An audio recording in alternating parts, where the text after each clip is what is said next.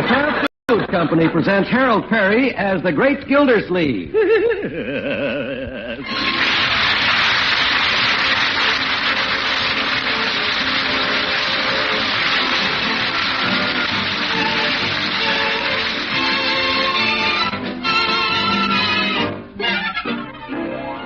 All over the country, the folks who've tried Kraft's wonderful natural cheese are saying, this is the cheese we've been waiting for. Yes, Kraft's newest cheese, called K-Brand Natural, is a very special cheese. It's a cheddar with a mellow flavor, a melt-in-your-mouth texture, and made of pasteurized milk. Remember the name, K-Brand Natural Cheddar. Listen for more about Kraft's latest triumph in cheese-making later in the program.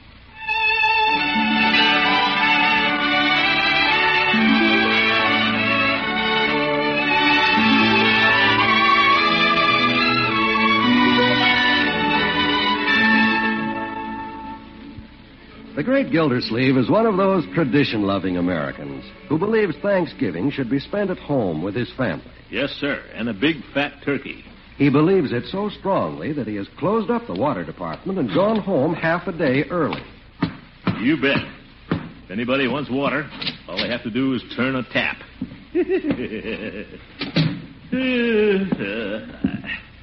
Well, hello, Marjorie. Lovely day, isn't it?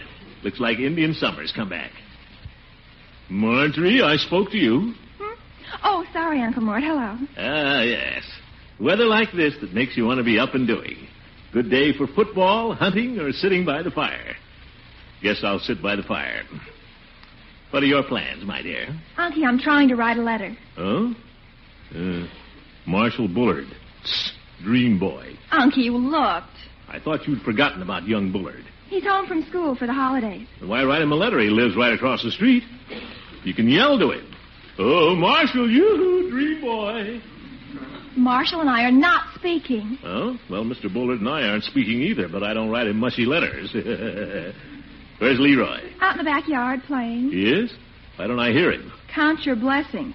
He's been tearing through the house all day with Craig. Another Bullard. We're surrounded. I wonder what they're up to. Awfully quiet around here. Oh! Spoke too soon. What's going on out there? Oh, Bertie, nearly ran over you. That's all right, Mr. Gilsey. Don't mind me. I'm used to being run over around here. Huh? What's this? Especially when there ain't no school. Kids all over the place. Cans all over the place, too, Bertie. What happened? I just made it to the door on a dead run before everything slipped. Now just look at all them groceries. Have the boys been up to something, Bertie? I ain't saying nothing. I ain't no stool pigeon. I ain't no convoy truck either. Convoy truck? Just because I'm carrying a load of groceries, I ain't no convoy truck. Bomb, Bertie, I ain't no convoy truck. I'll attend to them, Bertie. Have they been up on that roof again? I ain't saying nothing. Except someday one of these bombs is going to go off like Vic and Nene, and you won't have no more Bertie. Darn kid. Sorry, Bertie. I'll go right out there. I ain't saying nothing, but I ain't no convoy truck. No boys know how to play anymore. Wonder what they're up to. Hiding back of the garage. Come on, Craig. Grab hold of it. Okay. We got to point it right over the garage where the moon comes up. Huh? Oh, hi, Unc. You want something, Unc? Leroy, what's this I hear about you and Craig bombing Bertie? Only playing, Unc. Yeah, only playing. Well, that's no way to play. She had the Thanksgiving turkey in those groceries. What are you doing now? Isn't that an old coal chute? Yeah, for launching rockets. Rockets? We're just playing, Unc. Like in a comic book. Shut up, Craig. Craig, why do you have that exhaust pipe tied around you? Leroy's going to send me to the moon. What? Does your mother know about this, Craig? Nah, she wouldn't let me go. Yeah. We're just playing, Unc. We fill the exhaust pipe with carbide, pour some water down the top. Leroy, you boys are playing with fire. No, we're not. Carbide just bubbles and smells. Now, see here. There'll be no playing with carbide and exhaust pipes.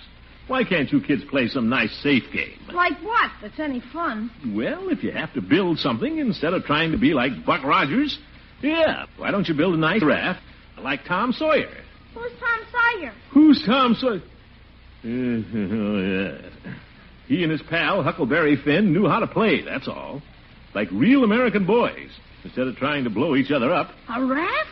Hey, not bad, Unc. Will you help us build this were these planks? Build it? Well, Tom Sawyer and Huck Finn did those things themselves, Leroy. That was the real fun of it. I get it. But we can't drag those big planks down to the creek. We're just kids. Crick? Why don't you just pretend the driveway is the crick? The driveways? Sure, why not? I'll buy you the book, my boy. It'll tell you how to build the raft and to have fun doing it. I want to be a rocket. You'll have more fun building a raft, Craig. Leroy said I could be a rocket. I'll go home, you little crybaby. I'll get piggy. No, Leroy. I was a rocket until you came. I hate you.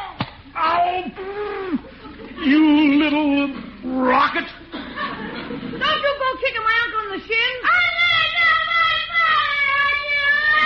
Go home, crybaby. Now, Leroy. I hate you, you big white rocket. Oh, yes, go home, crybaby. Just whom are you calling a crybaby, Gildersleeve? Did I call some? Hello, Mr. Bullard. Didn't see you. What are you up to, Gildersleeve? What's this all about? Craig started the fight. He kicked Unc on the shins. He did? Let's see. Never mind. And then he called Unc a big waterlogged Budinsky. Craig did that? Well, maybe I should speak to him, Gildersleeve. Well, it might not be a bad idea. If I've told him once, I've told him 100 times never to repeat things he hears around the house. What? Now, Gildersleeve, what was Craig crying about? Well, Bullard, I was only trying to teach the boys to play safe and sane games. Forget bombs and rockets and get back to the good old days of Tom Sawyer. Tom Sawyer. Now, there was a real boy. Tom Sawyer. A great inspiration for boys. Yes, indeed. As a matter of fact, I was just about to take the boys down and buy them the book. You were? Well, that's great, Gildersleeve. Darn decent of you to take an interest in my boy. Nothing at all. I'm afraid I misunderstood you, Gildersleeve. I apologize. Well, that's all right, Mr. Bullard. And believe me, from now on, I'll never worry about Craig when he's playing with Leroy and you. With me? Well, I was just going to get him the book. But you don't have to worry, Mr. Bullard. I'll keep an eye on the boys.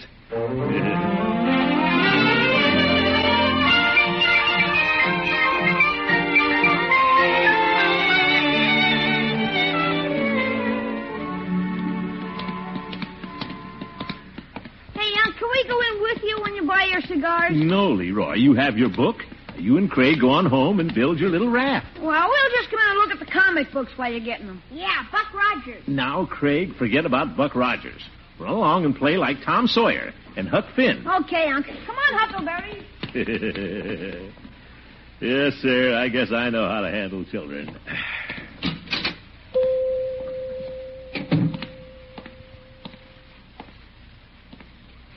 Hello, Peavy. Customer. Oh, well, hello, Mr. Gildersleeve. Yes, I got engrossed in what I was reading and didn't hear you come in. That's all right, Peavy. I know how it is to get interested in a book. I just bought one. Tom Sawyer. Oh, excellent book, Tom Sawyer. I think you'll enjoy it. It's for Leroy, Peavy. Well, it's an excellent book for Leroy, then. Yes, yes. I didn't think you'd have it, so I picked it up at the bookstore. Well, I have it at home. I was just reading about whitewashing the fence again the other evening. Young Sawyer was quite a boy. But nowadays our big call is for these pocket mysteries. Pocket mysteries? What good are they, Peavy? Well, they fit the pocket. Just look at your shelves, Peavy. Nothing but mysteries and comic books. I'll bet this is where Leroy gets all of his wild ideas. Well, no, I wouldn't say that. Well, it is. There ought to be a law against them. Well, I don't know, Mr. Gildersleeve. These comic books are quite progressive at times. Had the atomic bomb before the Russians. And their rockets and spaceships are way ahead of ours. Bombs, rockets, and spaceships. Peavy, hereafter I forbid you to sell any of those books to Leroy. Well, just as you say, Mr. Gildersleeve. Although he hasn't been buying any. But if you don't want him to come in, sprawl on the... Better have about 6 cigars. Enough to tide me over tomorrow. Oh, I meant to tell you, Mr. Gildersleeve, we'll be open tomorrow afternoon if you should care for something. Open on Thanksgiving Day, Peavy? Well, along toward evening, we usually have quite a brisk run on bicarbonate. Oh, too bad you can't spend the day at home with Mrs. Peavy. Well, every business has its drawbacks and compensations, I guess. 6 cigars, that'll be 42 cents. 42. Yes, there you are. Now you can get back to your book. What are you reading, Peavy? Me? Let me see. Peavy, not amazing comics. Not you. Well, things have been a little slow today. Look at this. A knot with Esther Williams in a leopard skin boiling a missionary. That's no stuff for kids to read. Well, I'm no kid. Conditions are worse than I thought. Goodbye, Superman.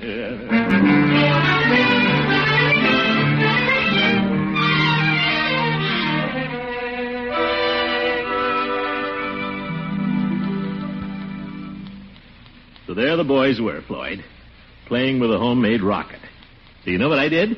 You blew up? No, I didn't. I marched Leroy right downtown and bought him a book. No kidding? I bought one for Lovey once. Hold still now, I'm going around your ear.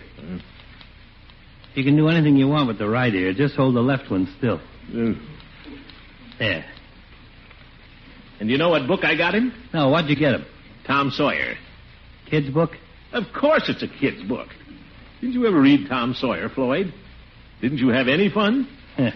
Don't worry. Little Floydie Munson had fun. Well, every boy should read Tom Sawyer. I guess it was never assigned to me. Some of my teachers was pretty dumb. Tom Sawyer could have fun right in his own yard, whitewashing a fence or building a raft. That's the way I want Leroy to play. Like Tom Sawyer. Hello, Floyd. Greetings of the festive season. Hiya, Judge. Have a chair. How soon will you be ready to work on a real head of hair? Oh, hello, Gildy. Hello, Judge, and don't go gobbling like a Thanksgiving turkey. You're just sticking your neck out. Take off your collar and tie, Judge. I'm just about through. Thank you, Floyd. Where you been all day, Gildy? I tried to call you at the office twice, and nobody answered. Take the afternoon off? It so happens, Judge, that there are more important things in a man's life than work, such as spending some time with his children when they're out of school. He bought Leroy a book, Tom Sawyer. Well, that's nice. Fine book, Gildy. I just hope a boy with Leroy's imagination doesn't try to put any of the stunts into practice. I nearly killed myself 3 times trying to do what Tom Sawyer did. What's this, Hooker? Painting a fence don't sound so dangerous to me. He got others to paint the fences, Floyd, while he went out and stole rafts. What do you mean, stole rafts, Hooker? He built the raft. He stole it, Gildy. Look it up. He and Huck Finn and Joe Harper stole it at night. Well, they knew how to have fun anyway, like real American boys. Yeah, you call running away from home fun. Who ran away from home? They did, when they became pirates. You remember? Pirates? You didn't tell me about them, Commish. Hey, Leroy'd make a good one. The Black Avenger, the Red Hander, and the Terror of the Seas pushed right out into the Mississippi on a raft at midnight, right into the raging current, swept downstream for miles. No fooling, just kids? Well, Leroy was just going to play with the raft on the driveway. Fat chance of Leroy staying very long in the driveway with the raft. Well, then what happened, Judge? Storm came up, and they all got soaked to their skins. Wonder they didn't catch pneumonia. Pneumonia, little Leroy. A mighty dangerous escapade. I bet they got a lacing when they got home, Judge. I would have. Well, no, they didn't. Everybody thought that they were dead. Oh, you tell a jolly story. Forget the shave. Let me out of here.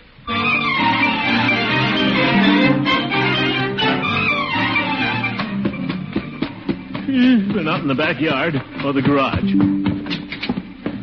Bertie! Bertie, have you seen Leroy and Craig? Leroy and Craig, aren't they out in the backyard? No, Bertie, I just looked. When did you see him last? I haven't seen them, Mr. Gilsleeve, since they barged through here and jerked the tail feathers out of my turkey. Said they're going to be pirates. Needed them for their hat. Pirates? Yes, sir. I guess they're going to be Turkish pirates. Bertie, this is no laughing matter. Marjorie! What's all the excitement? Marjorie, your little brother. Have you seen him? Oh, he and Craig went upstairs with a book and some dirty old turkey feathers 2 hours ago. Oh, my goodness. Are you sure they're still up there? Monkey, what's the matter? Leroy's never stayed in his room 2 hours in his life. Not even when he's sick. Leroy! Leroy! The window's open. They've gone out the window and down the tree. Little Leroy. What's this? A note on his little bed. Dear Aunt Polly. Aunt Polly? We've gone down to the Builder Raft. By the time you read this, there's no telling where we'll be. Signed, The Terror of the Seas and the Black Avenger. P.S. written in blood.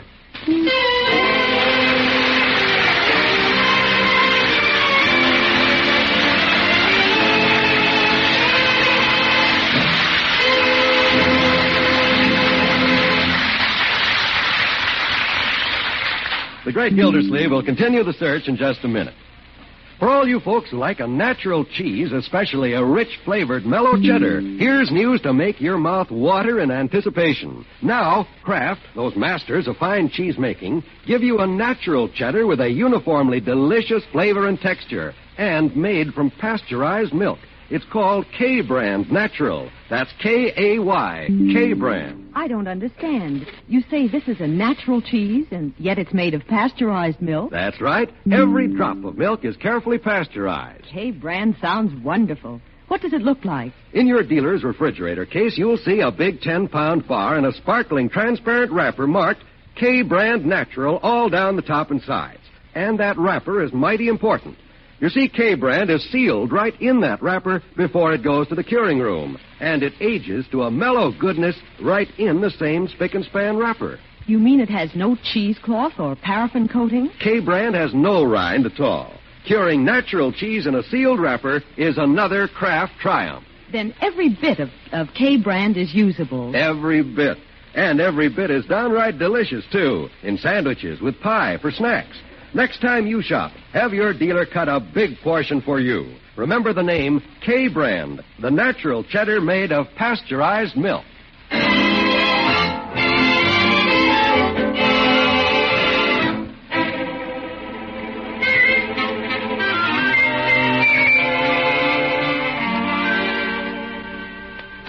Well, let's get back to the Great Gildersleeve. In the manner of Tom Sawyer, Leroy and his little friend Craig Bullard have disappeared in the direction of the raging creek with planks to build a raft. A hasty reconnoiter has revealed no trace of them. And now, rising to the emergency, the worried man has summoned his friends to the search. I've got to find Leroy. And poor little Craig. Oh, what'll his father say? Where's that Floyd? He should have been here 20 minutes ago. And Hooker. Can't even get in touch with the old goat. Marjorie! Here are your hip boots, Uncle Mort. Why do you have holes cut in the toes? Well, they're always getting filled with water. The creek isn't hip deep, is it? Pretty high this time of the year, my dear. No telling what's happened to the boys. Marjorie, do you think I should call the police? Well, I'd wait a little while, Unky. Leroy always shows up in time for dinner. Marjorie, when Leroy disappears and leaves a note addressed to Aunt Polly, and it's written in blood, we've got to be prepared for the worst. But Aunt Polly was Tom Sawyer's aunt in the book, and they were always writing notes in blood. They were? Ye gods, Marjorie, what have I done to the boy? Any news yet, Miss Gildersleeve? He's bleeding, Bertie. Who's bleeding? Little Leroy. Well, he must have cut his finger going in my jam jar then. The strawberry jam smeared all over the house. What's that? Let me taste that note. It is strawberry. You see, Unky? Well, he's missing anyway, and I'll find him if I have to call out the whole town. When are you going to tell Mr. Bullard? Well, Marjorie, Mr. Bullard's quite an excitable man, and I'll get it. Hi, Commish. Hello, Marjorie. Come on in, Floyd. We're ready to go. I closed up shop the minute you called, Commissioner. Left Dr. Needham in the chair with half a haircut. He'll have to preach his sermon sideways tomorrow. This is an emergency, Floyd. Yeah, I stopped by for my gun. May get the sights between me and a duck. Got my dog out on the running board, too. Floyd, this is not a duck hunt. 2 little boys are lost. Well, he's good at picking up a scent. Rat terrier. Well, bring him along, then. Sure, he's got a good nose. Every year when the mother-in-law comes to visit, he starts whining a week before she gets here. Let's go without a hooker, Floyd. Let's get down to the creek. I still think Leroy will come home. I refuse to worry. Maybe that's him on the porch now. Leroy? Leroy? Oh, hello, Judge. Well, Gildy, I have great news for you. You have? Come in. Yes, after I heard you say that Leroy had become engrossed in the adventures of Tom Sawyer, Oh, good afternoon, Marjorie. Hello, Judge. Go on, Hooker. Where is he? Where's who? Oh, hello, Floyd. Hi, Judge. Ye gods, Judge, where is Leroy? Leroy, how should I know? But you just said you had great news. I do. as I started to say, when I learned that Leroy was so interested in Tom Sawyer, I went out and found him another great Mark Twain book. Life on the Mississippi. But, Judge, he's lost on the creek now. What? All afternoon, Judge. He and little Craig Bullard. Well, I doubt if they're in any real trouble, but it'll soon be dark. We're going right down to look for him. Good. Where's Mr. Bullard? You've told him, haven't you? Mr. Bullard? Well, I thought we'd find the boys first, Judge, and then tell him. Well, let's do something before my dog loses interest and goes home. Obviously, the first thing to do is to tell the boy's father. He'll be as concerned about Craig as you are about Leroy. Gildy? How about you telling him, Horace? Floyd and I'll wait in the car with the dog. You're my lawyer. Now, Gildy, don't be a baby. Floyd and I'll go along with you, if you like. But you have to tell him. All right. I'll tell him. Sure, Commish. And I'll keep the motor running, too.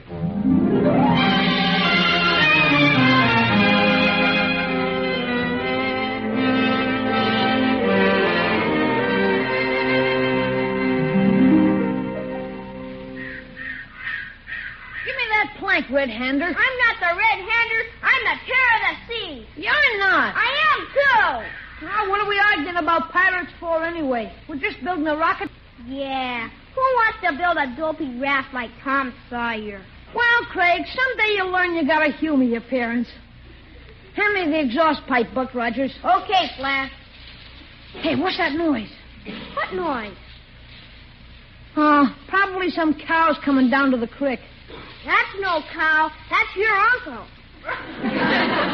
Yeah, and your father. Hey, what are they doing down here? If they're looking for us, let's call them. Lay down behind the bushes and be quiet. If they ever find us building a rocket again, we'll really catch heck. But I want to go home. Didn't see any trace on me, Mr. Bullard. Well, nothing from the farmhouse to the bridge, Gildersleeve.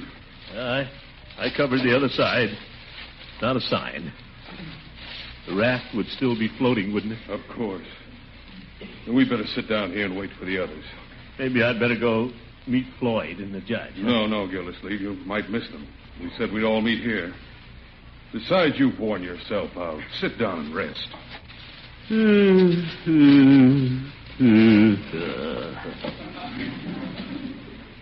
Mr. Bullard, I must say you've been mighty decent about this.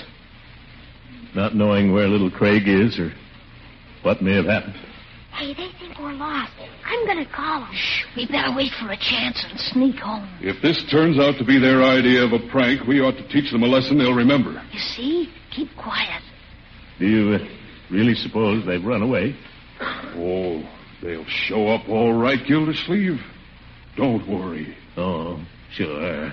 Yeah, they'll show up. You really think so? Sure they will. Don't worry. Well, I'm not worrying. Don't you worry. No, I'm not worrying. By George, Mr. Bullard, you're all right. I've always liked you. Get him. You're not a bad sort yourself, Gildersleeve. A regular guy. Mr. Bullard, why don't you come over for Thanksgiving dinner? Well, why don't you come over to my house? Larger house. No, you come over to my house. Bigger turkey. Well, if you insist, Gildersleeve. You bet. You'll have roast turkey, cranberries, and pumpkin pie, and all the trimmings. What's the matter, Gildersleeve? I couldn't eat a bite. Not unless little Leroy's there. Oh, for corn's sake, why don't they go home so we can go home? It's getting dark, Gildersleeve. Yeah. Awfully chilly, too. Leroy'll need his little Mackinaw. Well, Bullard. Yes? Well, we better wait for Floyd and the judge. I'm getting cold, Leroy. Let's surrender. Just can't understand why Leroy'd do this thing. He wasn't a bad boy. Best-hearted kid in the whole world. Well, Craig never went looking for trouble. Sweetest little fella you ever saw. Leroy was sweet, too. Oh, brother. Looks like a sad holiday season, boy. Yes. I had such great plans for Craig's Christmas. I had quite a Christmas plan for Leroy, too. Come on, Leroy. Shut up. They're talking about Christmas. I was going down to Hogan Brothers tomorrow and buy Craig a power saw outfit. Oh, boy, a power saw. I was going to buy Leroy a saw. Can I use your powered one, Craig? And I already ordered a chemistry set. I was going to order one, too. Jeepers, you hear that, Craig? I'm going to get a chemistry set, too. Yes, it was going to be quite a Christmas. I was getting Craig a new bicycle. So was I, for Leroy. I was even thinking of buying little Craig a Shetland pony. I was definitely going to get Leroy a pony. Palomino. What a Christmas. Only Leroy could be here to enjoy it. Huh, is he kidding? Hey, I'll be there. Here I am. Leroy! Craig, come here, my boy. Leroy, where have you been? We've been here all the time, Unc. We're safe. You're safe. Wonderful. That's wonderful. That little Leroy. Gosh, don't squeeze me so hard. Just so glad to see you, my boy. Sure sounds like we're going to have a big Christmas, huh? Leroy, how much did you hear?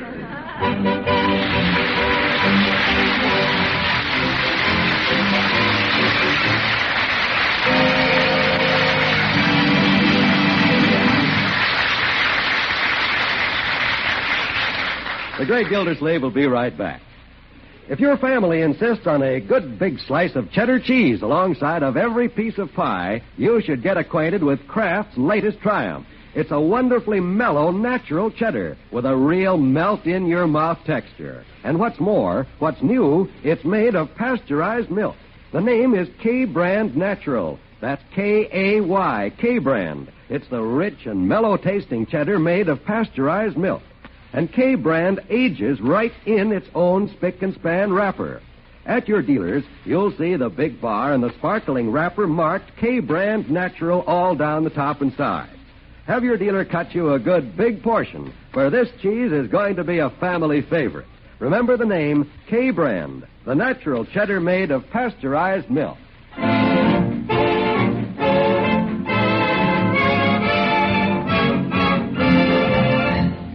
I guess you're pretty sore, Honk. Maybe I won't get all of those things for Christmas. Well, we'll see, Leroy. You may get all of them at that. You mean it? A saw, a chemistry set, bicycle, and a pony? That's pretty expensive. Well, expense may not be an object this year, my boy. I've been checking up on how much money this fellow Mark Twain made. Yeah? And I think I'll write a book about you. It'll sell twice as many copies as that piker Tom Sawyer. Good night, my boy. Good night, folks.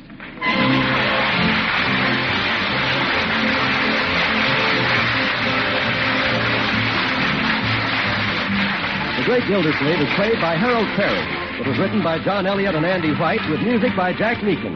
Included in the cast are Walter Tetley, Louise Erickson, Lillian Randolph, Earl Ross, and Richard LeGrand. This is John Wald saying goodnight for the Kraft Foods Company, makers of the famous line of Kraft quality food products. Tomorrow night, Dorothy Lamour will be Al Jolson's guest on the Kraft Music Hall, heard over most of these NBC stations. Don't miss it. I won't. Remember, tomorrow night, for exact time, see your local paper. And be sure to listen in next Wednesday and every Wednesday for the further Adventures of the Great Gildersleeve. Good night.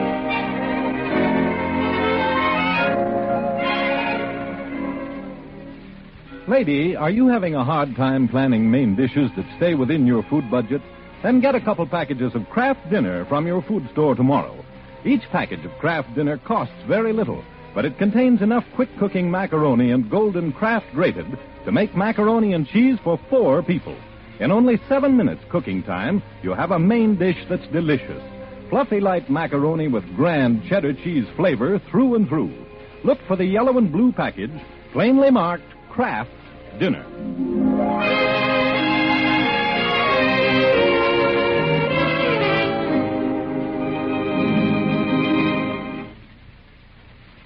This is NBC, the national broadcasting company.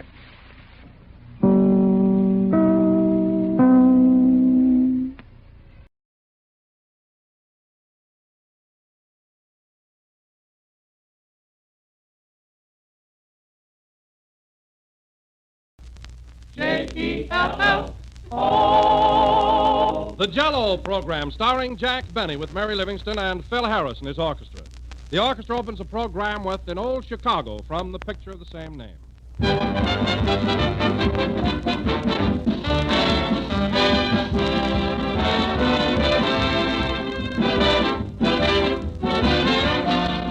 Probably every woman listening to this program has heard her family say, "Can't we have something different for dinner tonight?" Well, you can always have something different when you keep a supply of Jell-O on your pantry shelf. For Jell-O is the one dessert that families don't get tired of because there are so many flavors to choose from and so many tempting ways to serve them. One look at Jell-O, one taste of that delicious extra-rich fruit flavor tells you that here's a swell treat. It has a fresh, real fruit goodness that makes every Jell-O dessert a triumph. And now that summer's almost here, you'll be using it a lot for salads, too, combined with fruits or crisp, fresh vegetables. There are recipe suggestions on every package, but be sure to get genuine Jell-O and don't accept any substitutes for the real thing. Ask your grocer tomorrow for the one and only Jell-O.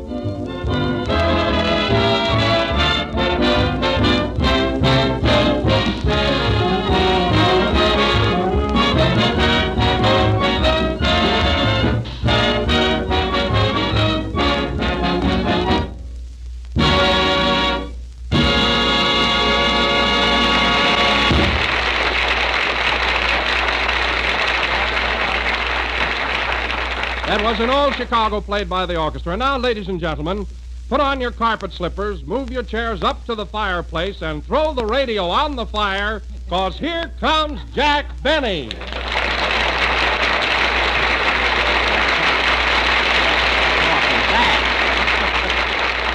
Hello again. This is Jack Benny coming to you through a lot of smoke. And, Don, I must admit that was a very funny introduction, but I guess I'm just not in the mood for it. And incidentally, if I happen to be a little bit irritable and nervous tonight, you'll have to excuse me. Why? What's the matter with you, Jack? Well, Don, I've been on a very strict diet for about a week now, and it's kind of getting on my nerves. Oh, a diet? Well, now, that's something new for you, isn't it? Yes, since I've been doing well. Yes. But, you see, Don, I'm starting my new picture next week, and Paramount insists that I take off some weight. Oh, I see. Well, just what are you allowed to eat, Jack? Well, for breakfast, I have orange juice, and for lunch and dinner, I have nothing but green salads. I've eaten so much lettuce lately, rabbits follow me down the street. And all because I have to make a movie.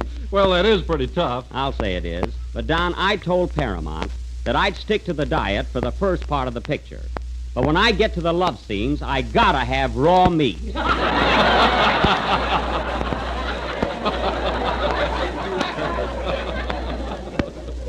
You know, Don, I'll never go through this again. Believe me. Say, Jack. What is it, Mary? I had an uncle that was on a diet of nothing but soup, and he lost 23 pounds in 1 week. Nothing but soup? Say, he must have had a lot of willpower, huh? Yeah, and besides that, my aunt hit his teeth. Oh, hit his teeth. Well, no wonder, huh? But you know, Jack, she never should have hit him in the Frigidaire. Why not? After he got him back, they chattered for a month. Well, never mind your uncle. My diet is really doing me some good. Can't you notice any difference in me, Mary? Well, your hair is much thinner. That's not what I meant. Anyway, my hair isn't thin. It's just the way I got it parted. You should have a part that big in your new picture.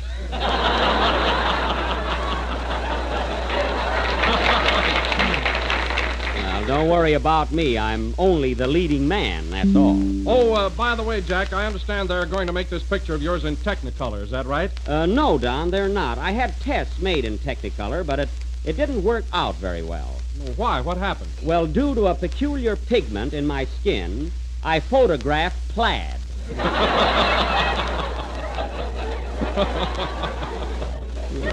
With a face like that, I'd have to get Annie Laurie for my leading lady. Well, who is going to be your leading lady, Jack? Has anyone been selected yet? Yes, Don, it's Joan Bennett. We had our first rehearsal yesterday, and I want to tell you she is beautiful. Gee, I was so excited working with her. Oh, you were? Yeah, Mary was there. I couldn't remember a line, could I, Mary? No, and she couldn't remember your name. She could, too. She only called me Hey You once. Now, believe me, as soon as I saw Joan Bennett, I didn't mind going on this diet. She's worth it. Oh, hello, Phil. Hello, plaid face. All right, Phil. Now, don't you start in. I got other troubles. I know, Jack. I heard you talking about your diet. And I wouldn't go through that for all the pictures in the world. No, you wouldn't, eh? No, sir. A production? Well, Yes, sir. She had raspberry jello on the bottom, and then a layer of sliced bananas, and on top of that, a combination of cherry, lemon, and lime that was the most beautiful sight you ever saw. Well, I must admit that was a marvelous meal, but the way you guys eat is disgraceful. Even when I could eat all I wanted, I never made a pig of myself. Not much. Well, I didn't. Go on, I saw you in a cafeteria one day with a caddy.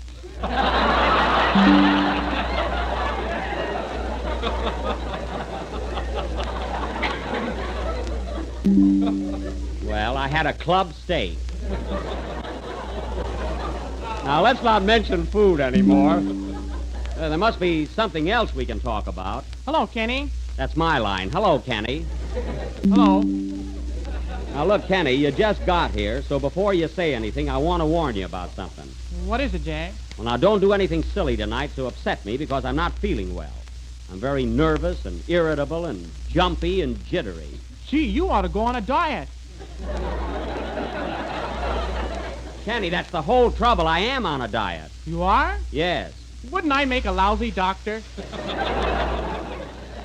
Kenny, I wish that next Sunday you'd just come in singing. Now, if you want to make me feel good and forget my diet, go ahead and sing your song. Okay. Here, hold my chocolate bar. Oh, all right. What's the use? I'm not going to hold out any longer. Yum, yum. Sing, Kenny. Oh, boy, this is good.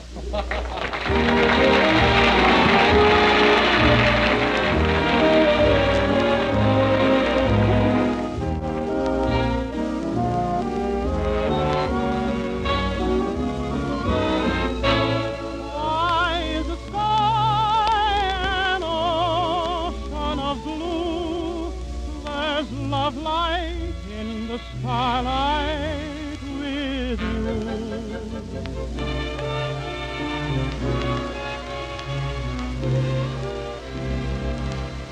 Silver stars are glowing in the jungle night. Golden waves are breaking on the shore. This is like so many other jungle nights. Yet I have never felt this way before. Why is the sky an ocean of blue? There's love light in the starlight with you. Why is your a thrill that is new? There's love light in the starlight with you. How many moons have passed with never a dream to guide me? At last I have my love beside me. I fell in love. What else could I do? There's love light in the starlight with you.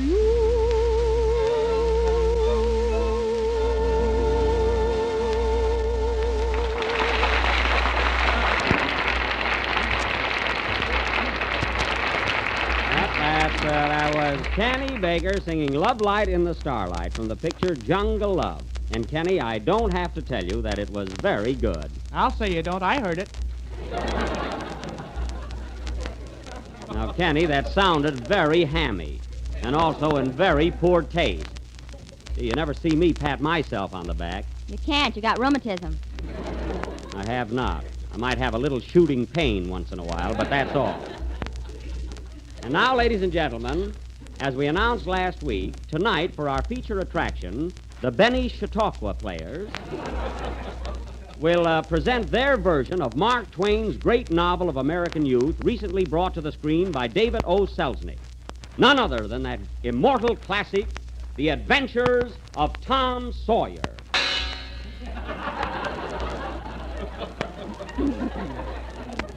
Thank you, and go away. Now, in our production, I will, of course, enact the title role. That is, I will be Tom Sawyer. Tom Sawyer? Of course, that lovable, freckle-faced, barefoot little boy. No kidding, Mary. Can't you just picture me as Tom Sawyer? Yes, if George Arliss is Huckleberry Finn. Now, that's silly. Imagine George Arliss running around in his bare feet. Gee, that would be some scandal. No doubt. But no kidding, fellas, I love to play this part because, well, when I was a kid, I was just like Tom Sawyer. I used to play hooky from school and go swimming in the old swimming hole. Ah, those were the days. Of course, the nights were kind of dull. You know. Well, I'll bet none of you fellas have the real childhood memories that I have. I don't know about that, Jack. I had a lot of fun when I was a kid. Oh, go on, Phil. You weren't a real outdoor country boy like I was. I bet you were teacher's pet. I would if she would.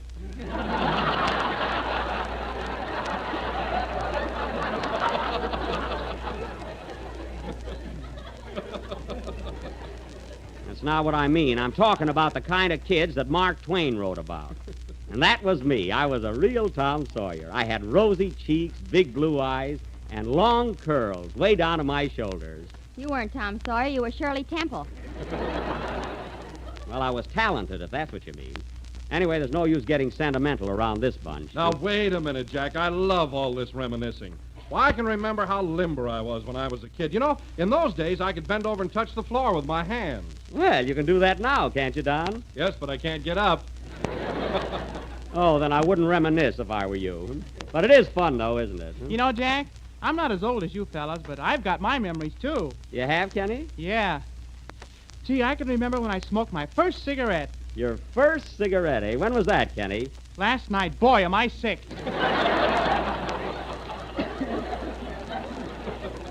Oh, well, it serves you right. So a cigarette made you sick, eh? Yeah. I guess I shouldn't have swallowed it when my mother came in the room. No, that was the wrong move. But you know, fellas, in all this talk, we've overlooked the biggest thrill of all, and it came to every one of us. What's that, Jack? Will you ever forget the day when we got our first pair of long pants? Yeah. Yeah. Yeah. I pass.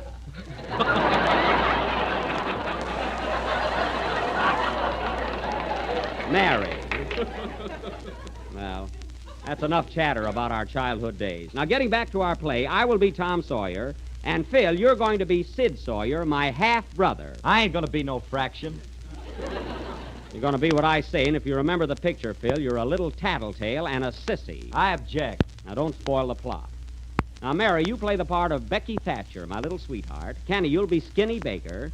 And Don, let's see, what do we call you? What did they call you when you were a kid, Don? Pudd'nhead. That's it. Pudd'nhead Wilson. Well, we're all set now, except for one of the most important characters in our play. Who can we get to be Huckleberry Finn? Hiya, Buck! Why, Andy Devine, you couldn't have come in at a better time. No fooling. You're just the type we need for Huckleberry Finn. Now, wait a minute, Buck. Is that a dignified part? Why? Well, I got to be careful now. You see, I was just elected mayor of Van Nuys. Oh, that's right. You are the mayor. I read about it in the papers. Congratulations, Andy. Yes, sir. Congratulations, Andy. How do you feel being the That's mayor? on the level, folks. He really is mayor of Van Nuys. And you know, Andy, that's quite an honor. Huh? Yeah, Ma says it's just a question of time now till I'm in the White House. I wouldn't be a bit surprised. My friends... Now, wait a minute, Andy.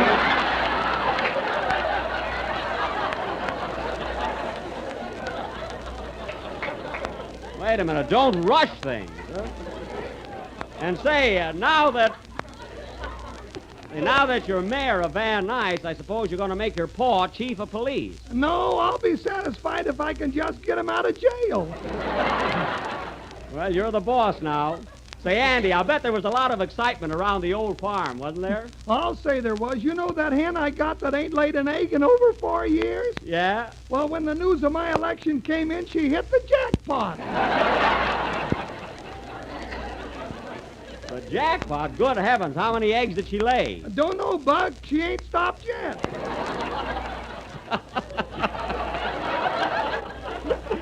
Still all right, Annie. We'll settle down now and get ready for our play. We're going to do it right after Phil's number. Okay, Buck. And while you're at it, wipe that lipstick off your face. Where'd you get it? Well, you know us politicians, Buck, we got to kiss a few babies. That's right. That's right. Yes, sir. Play, Phil. We sure got a high-class program today.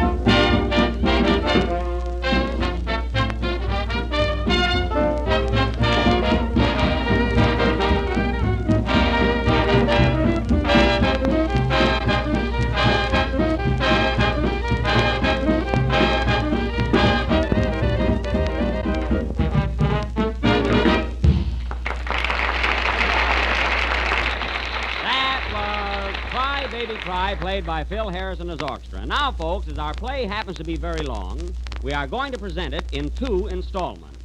Tonight, we will offer Chapter 1 in The Adventures of Tom Sawyer.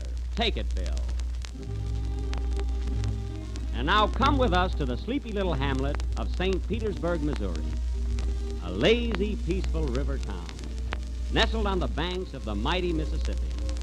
It is a bright spring morning many years ago. The sun is up. Aunt Polly is up. Everybody's up. And even eggs are 80 cents a dozen. As the curtain rises, we are in the home of Aunt Polly just before breakfast. Curtain. Music.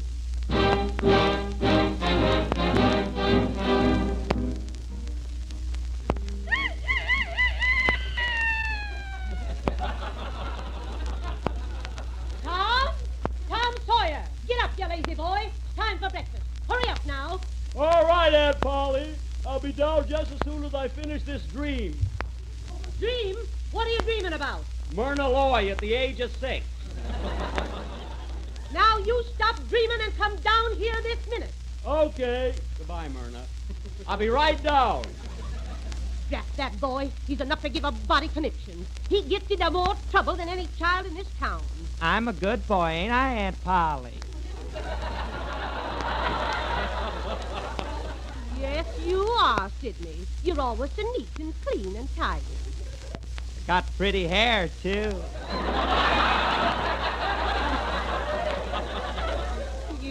You sure have. Now, Tom Sawyer, you come down here this minute or you won't get me breakfast. Oh, boy, I'm starved. Here I come, Aunt Polly. Oh, I always fall down these steps. But I don't care. I can take it. Good morning, Aunt Polly. You certainly got dressed fast enough. Well, I was hungry. Good morning, Brother Tom. Good morning, Brother Rat. You put lard on those steps, and I ought to slug you. You let me alone now, Aunt Polly, Aunt Polly. Aunt Polly, Aunt Polly. You big baby. Now stop this quarreling, children, and let's have our breakfast. Tom, did you wash your hands? Yes, ma'am, I washed them. Then take off your gloves and sit down. Some gloves, they got fingernails on them. Oh, shut up, you little squealer. I'll take a poke at you. You're lucky Aunt Polly is here. And you're lucky this is a play. That's so. Gee, I'm hungry. What do we got for breakfast, Aunt Polly? I mean, what do we got for breakfast, Aunt Polly? Here's yours, Sidney. Here's some hot cakes with sausages, coffee, and cinnamon buns. Thanks, Aunt Polly. And, Tom, here's some orange juice for you. Darn my diet. I'm starved, too. Now eat quickly, children, or you'll be late for school. Eat quickly. I'm going to steal a hot cake from you, Sidney. You do, and I'll tell Paramount. Why, you little... Now, children, stop fighting. Sidney, please pass me the crackers. What was that, Aunt Polly? Pass me the crackers. What? Polly wants a cracker. Ha, ha, ha! Ouch. I thought it was funny. There's the first bell. Hurry, children, or you'll be late for school. I don't care if I am. Ouch again. Gee whiz. Now get along to school. Tom, where are your books? In my pants. I thought you were going to hit me there. Well, I'm going. Goodbye. Goodbye. Goodbye, Sidney, dear. Goodbye, Aunt Polly. Goodbye, Aunt Polly. Goodbye, Aunt Polly. Gee, but you're cute. I ought to sock you. Now, don't you hit me, Tom Sawyer. I'll scream. Children, you'll be late.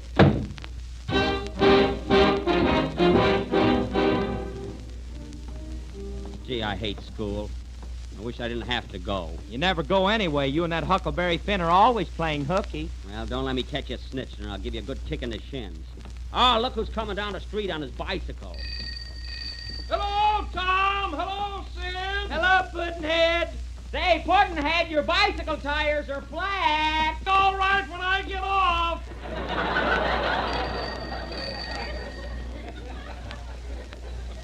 Yeah, I wished I had a bicycle. Me too. Oh, you always want what I want. I ought to give you a good punch in the nose, you little copycat. I'm getting sick of this. Take off your coat. Quiet. Gee whiz. Oh, hello, Mrs. Newton. Oh, good morning, my little men. Little men yet, huh? Good morning, Mrs. Newton. Well, Thomas, I can see by the look on your face that you're on your way to school. Could have been a toothache, you know, you old battle axe. Well... Oh, Tom, you ought to be ashamed of yourself talking that way to Mrs. Newton. She'll be awfully mad. Wait till she finds out I set fire to her bustle. Hiya, Skinny. Hiya, fellows. You coming along to school? I don't have to go to school. I got the measles. The measles? Oh, yeah. Look at those red spots all over your face. Can I touch them? You can eat them, too. They're ketchup.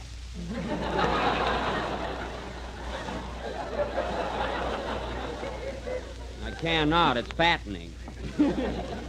Doggone, I wish I had the measles. I never have any luck. Hey, Tom! Tom! Oh, that's that bad boy, Huckleberry Finn. Hiya, Huck. Where you going? Down to the swimming hole. You want to come along? I haven't got a bathing suit.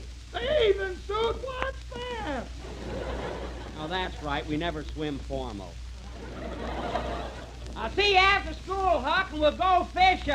All right, drop by the city hall and pick me up. Okay, so long, Your Honor.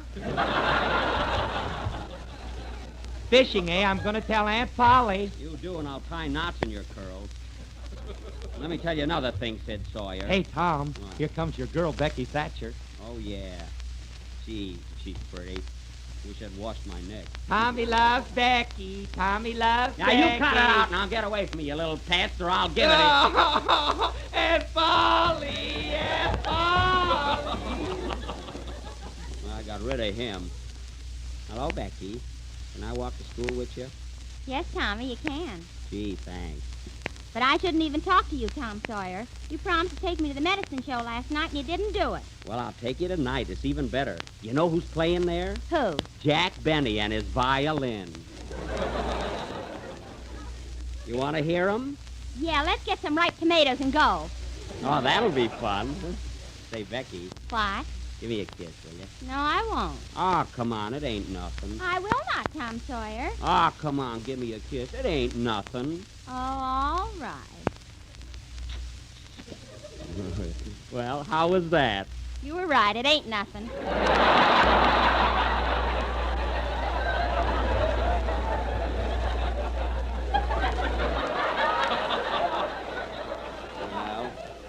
Gee, I'm only 9 years old. And now we're engaged. Isn't it great, Becky? Gee, I'm all excited. Yeah, look at your toupee jumping up and down. Oh, yes, I've been looking for that frog all day. Be quiet, Sherman. Well, anyway, Becky, you kissed me, so we're engaged to be married. But, Tommy, I can't marry you. You're so poor. Don't worry, I'm going to get a job in the movies, and I'll have a lot of money when I grow up. Oh, yeah? I know another kid who thought that. Yeah. It won't happen to me. Say, who's that boy coming down the street? I never saw him before. Oh, I know him. He just moved into town. Who is he? His name is Freddie Allen. Freddie Allen, eh? I don't like him even now. Oh, I think he's awfully cute. Isn't he handsome? Handsome. He got a face like a mud turtle. I'm going over there and talk to him. Now, don't you start anything, Tom Sawyer. Just leave him to me. Hey, you. Is your name Freddie Allen? Well, sir, if my ears were at my christening, and I think they were, that's my name. Oh, trying to be smart, eh? And look at you standing there with that big wad of gum in your mouth. I ought to take a poke at you. You'd better not. This gum happens to be chewing tobacco. I don't care if it is. You want to fight? No, it's not nice to fight. Oh, it's not, eh? Come on, knock this chip off my shoulder. Now, I told you I don't want any trouble. Well, if you don't do it, I'll give you a sock in the nose anyway. You leave me alone now, or I'll tell your Aunt Polly. Oh, so you're a squealer as well as a coward, eh? Tommy, leave him alone. Take off your coat, you little fraidy cat. I'm going to let you have it. You leave me alone now. I didn't do anything to you. Oh, no. I heard what you said last Wednesday night. Take that. Ow! And that. Oh! And that. You leave me alone now, you big bully. Aunt Polly. Aunt Polly. Aunt Polly. Look at him run down the street. That was Alan as a kid, folks, and he hasn't changed a bit. This will be continued next Sunday night. Will Tom Sawyer marry Becky? Will Freddie Allen stop crying? Will Mark Twain ever forgive us? Tune in next Sunday night and find out. Play, Phil. If you want to taste the grandest chocolate ice cream you ever dipped a spoon into, ice cream with a wonderful homemade richness, here's the way to do it. Make it with Jell-O freezing mix, and believe me, you have something to smack your lips over. For Jell-O freezing mix gives you chocolate ice cream that's smooth, rich, and real chocolatey. Well, that chocolate flavor is made by Walter Baker and Company, and they've been making fine chocolate for 150 years. And it's not only swell ice cream, but it's so easy to make that anybody can make it. Just open a can of Jell-O freezing mix, add milk and some whipped cream, and pour into the freezing tray of your refrigerator. Stir only once while it's freezing and take out 6 servings of delicious homemade ice cream. Chocolate will be one of your favorites, but you'll like all 6 luscious flavors. Maple walnut, real vanilla, and fruit flavors that are real fruits in their own sweetened juices. Strawberry, orange, pineapple, and tutti frutti. So smooth, so rich, you'll always want more. So easy to make, you can always have more.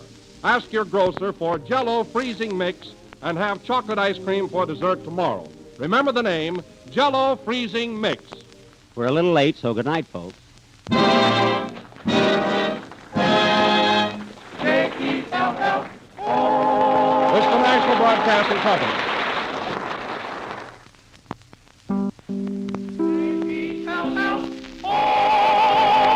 The Jell-O program starring Jack Benny with Mary Livingston and Phil Harris and his orchestra. The orchestra opens the program with Everything's in Rhythm with My Heart.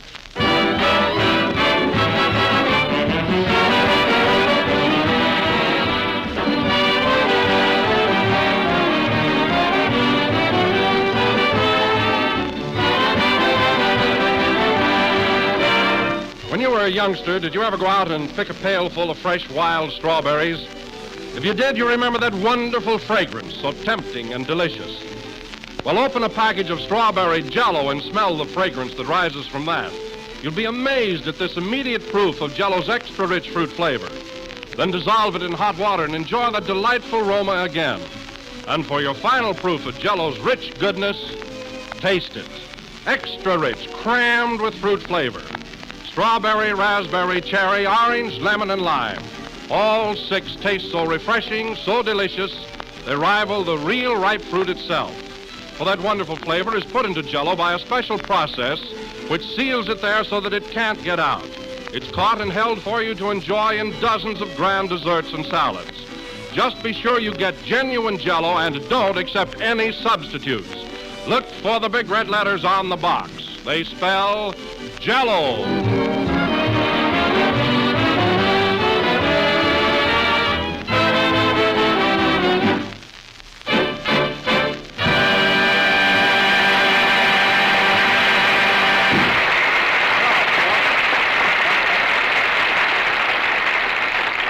That was Everything's in Rhythm with My Heart, played by the orchestra. Now, ladies and gentlemen, as is customary every Sunday at this time, we bring you a man who, oh, say, Phil, where's Jack? I don't know. I didn't see him. He came in with Rochester a few minutes ago. I think they're in a little studio next door. Yes, he's in there rehearsing a scene for his new picture, and he's got Rochester reading Joan Bennett's part.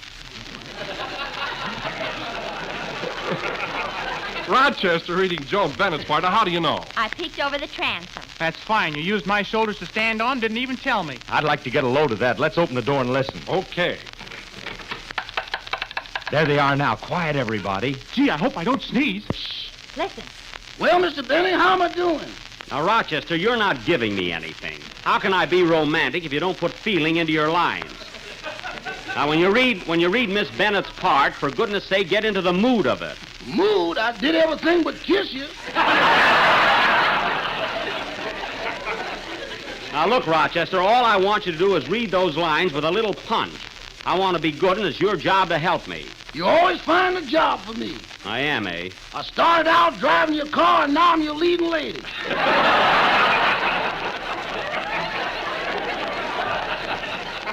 You're not my leading lady. You're just helping me out so when I go to rehearsal, I won't make a chump out of myself. Now, let's continue. Okay, is this the scene where we're on a honeymoon? No. No, we're not even married yet. You mean we're still in the platonic stage?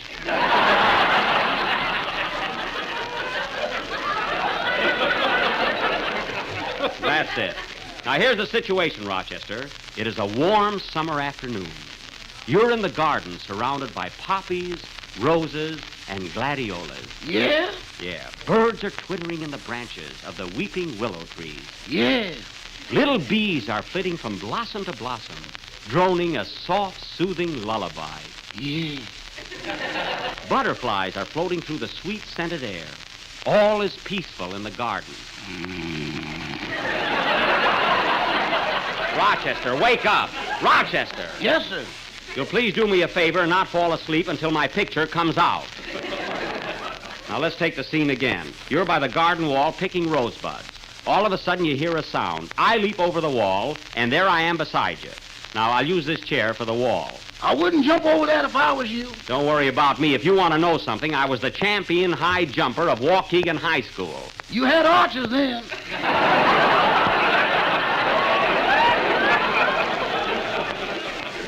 Never mind that. Now, this chair is still the wall. All right, let's go. Now, start picking flowers. Okay, I'm picking them. And you're singing. See, that's how I know you're in the garden. Now, here's the song right here. Go ahead. Well, go on. Love, your magic spell is everywhere. Oh, I feel silly doing this. Now, Rochester, it's only to help me out. Now, take it again. Okay. Good. Love, your magic spell is everywhere.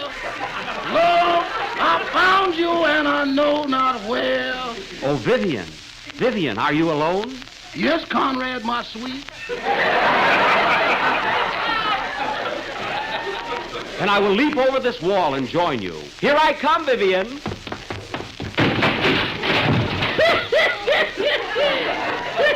I knew you couldn't make it. Just pick me up and no comments. I would have to have my fountain pen in my hip pocket. Now, let's go on from there. Quiet, Mary. This ought to be good. Good. It'll be better than the picture. Oh, boy. Shh. Quiet, Kenny. Now, come on, Rochester. Let's get this. Vivian, my darling, I knew you'd be waiting. I'd be waiting forever, Conrad. You're the answer to a madman's prayer. That's a maiden's prayer.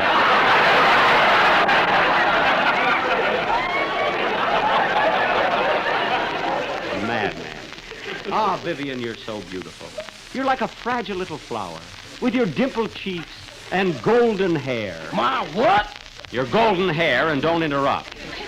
Hark, I hear someone talking. It must be your father. Who's that behind yon magnolia tree? It's us, you big dope. Who? Yes, it's us.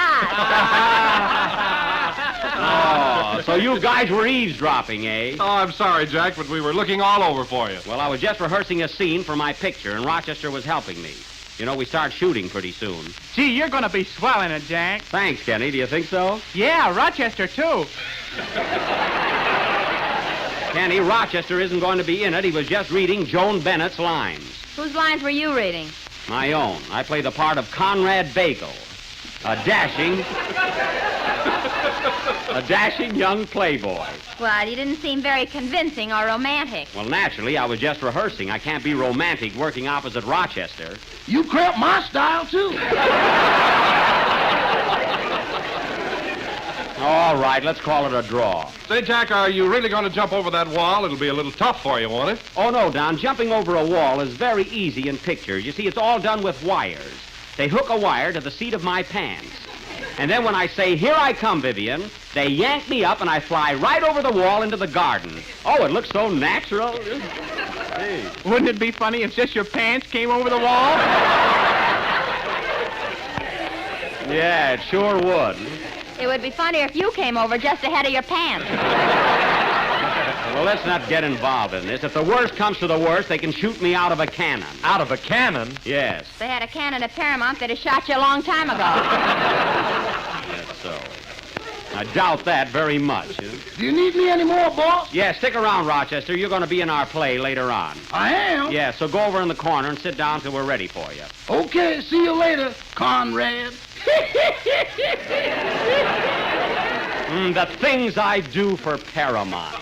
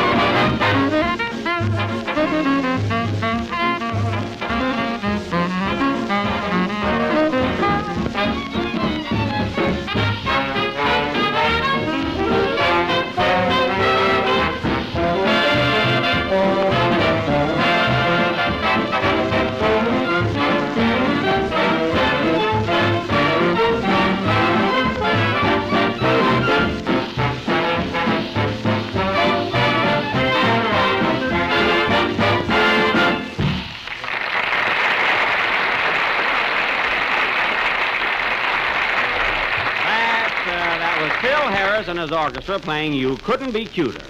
And now, ladies and gentlemen, tonight, the Benny Greek Theater Players will present the second episode of Mark Twain and David O. Selznick's story and production, The Adventures of Tom Sawyer. Once again, I will play the part of Tom Sawyer, that symbol of American youth. And Mary, again this week, you're going to be little Becky Thatcher, my sweetheart. Remember that kiss I gave you last Sunday? No. You don't remember? Why, Mary, I kissed you right smack on your lips. Well, they've been around a lot since then. Oh, stop bragging. Now, Phil Harris will be my half-brother, Sid Sawyer, a sissy if there ever was one. Why don't we change parts tonight, Jack, and let me be Tom Sawyer? Definitely not. See, Phil, I was talking to Norman Toro, the big director. You know, he's the man who directed the picture. Well, he listened in last Sunday night, and I wish you could have heard what he said about my performance. Tell him what he said, Jack. Oh, what does he know? He's in pictures. This is radio. Those directors think they know everything. No kidding, Barry. What did he say? Well, it wasn't so much what he said. It was the way he kicked Jack. Kick me? I could hardly feel it. Say, Jack. What, Kenny? When a big director kicks you, does he say action first? No, Kenny. It comes as a pleasant surprise. Now, let's go on with the casting. The part of the principal of the school, Mrs. Newton, will be played by that well-known actress, Miss Marlene DeTruck. Are you here, Miss DeTruck? Here I am, Mr. Benny. Now, you had quite a bit of experience in pictures, haven't you? Yes, I have. Well, tell me, what was your last starring role? I was awful in The Awful Truth. Oh, you were? That's funny. Jack had the same part in Artists and Models. Mary. By the way, Miss DeTruck, didn't I see you in old Chicago? Yeah, I used to live near the stockyard. I thought so. Huh? Well, you'll do. Now, let's see. There's Huckleberry Finn. Where's Andy? Say, is the mayor of Van Nuys here yet? Here I am, Buck.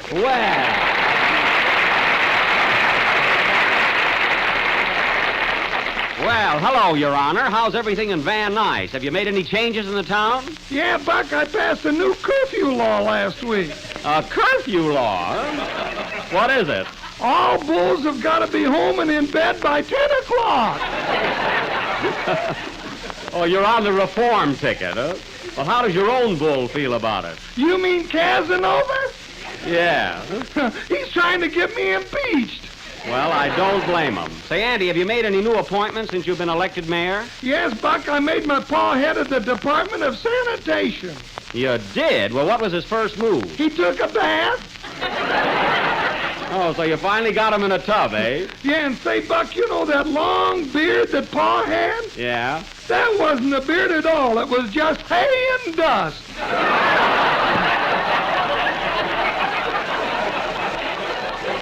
Well, I'll be doggone.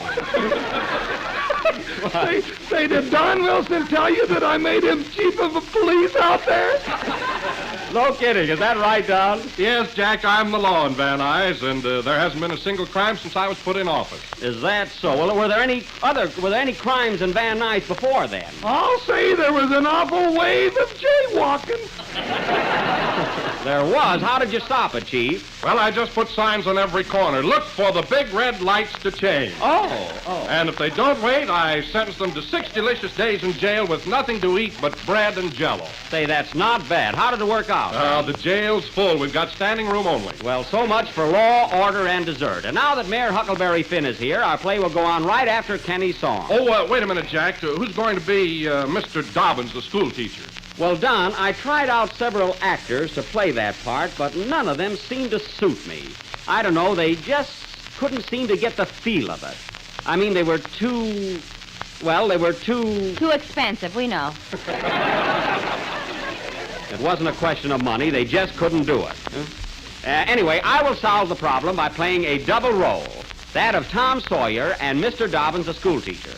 So go into your song, Kenny, while I get into the mood for my double part. Okay.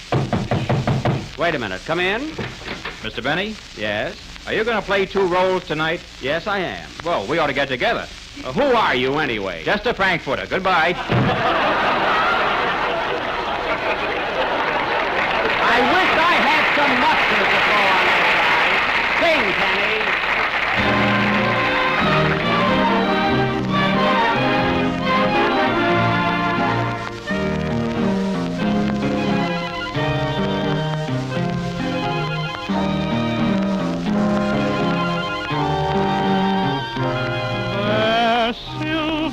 So lie down, doggies, and let me dream of the one I love.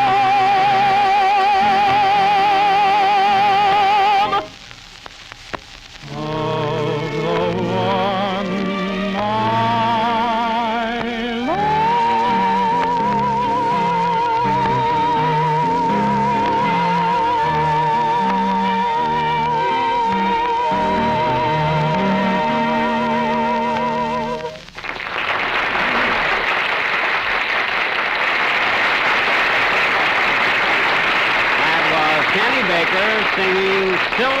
on the stage from the picture The Texan. Say, Kenny, that number was written by Robin and Ranger, the two boys who wrote Love and Bloom and Thanks for the Memory, wasn't it? Yes, but they told me not to tell you. Oh, okay. Well, I'll play it anyway. And now, folks, for Chapter 2 in The Adventures of Tom Sawyer. As you may remember, last Sunday, we finished Episode 1 with Tom Sawyer on his way to school. Now, does he get there? Let us see.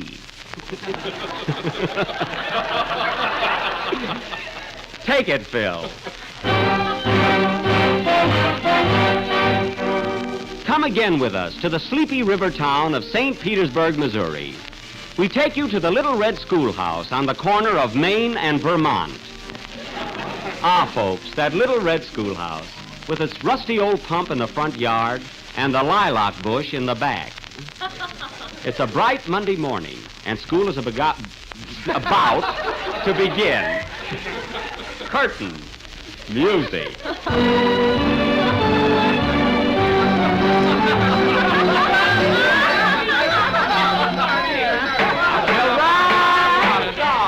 Children, come to order now. We will start the day with our usual morning greeting. 1, 2, 3. Good morning to you. Good morning to you. Good morning, dear teacher, and phooey on you. Quiet, children, please. I will now call the roll. Pudd'nhead Wilson. Here, teacher. Becky Thatcher. Here I am, Mr. Dobbins. Sydney Baker. Here, teacher. Skinny Baker, rather. Here, teacher, and here's a big red apple for you. Thanks, Skinny. That's very nice of you. It is not. There's a worm in it. Oh, yes. Sylvester Worm. Present, teacher. Huckleberry Finn. Mr. Chairman, fellow citizens, and taxpayers, I am here. Quiet! And sit down, Mayor, before I give you a recount with this ruler. Scarlett O'Hara. I'm here. Scarlett No'Hara. Right here, teacher.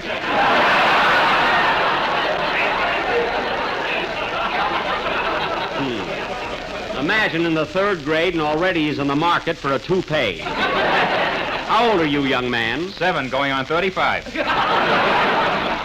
Well, the least you can do is plant some geraniums on that head. Rochester Van Jones. Rochester, why don't you answer me? I thought I was Vivian. Not in school. Sidney Sawyer. Here I am, teacher, and I know all my lessons like anything. I'm sure you do, Sidney, and you have the highest marks of anyone in the class. That's 'cause he won't bend over. Quiet, Becky, or you will. Tom Sawyer. Tom Sawyer.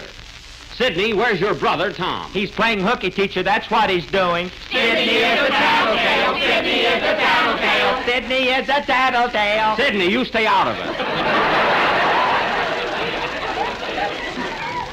And now for our morning exercises. Stand up, kiddies. Now, everybody close your eyes and hold your hands up over your heads. Oh, no, you'll pick our pockets. I will not. Now, hands over heads. Now, lean back a little further. Back, back, back.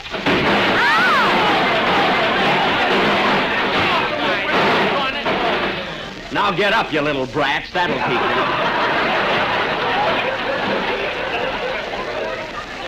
Now, first, we will take up our history lesson. Pudd'nhead Wilson. Yes, teacher. Who was the first president of the United States? George Washington. That's correct, George Washington. Now, Skinny Baker, tell me, what was the name of his wife?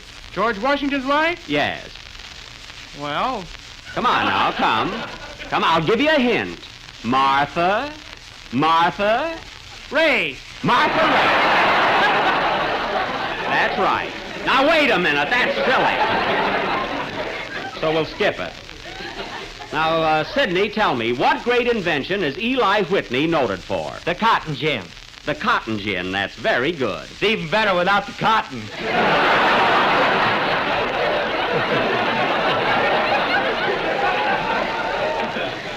I think so, yes.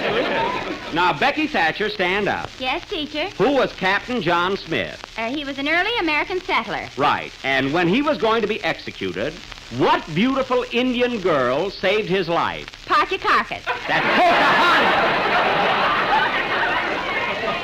Pocahontas. But you were close. Now, Skinny Baker. Skinny Baker. Yes, teacher. Tell me, who discovered America? Wouldn't you be surprised if I said Columbus? Oh, so you know it, huh? I know more than that, you old goat face.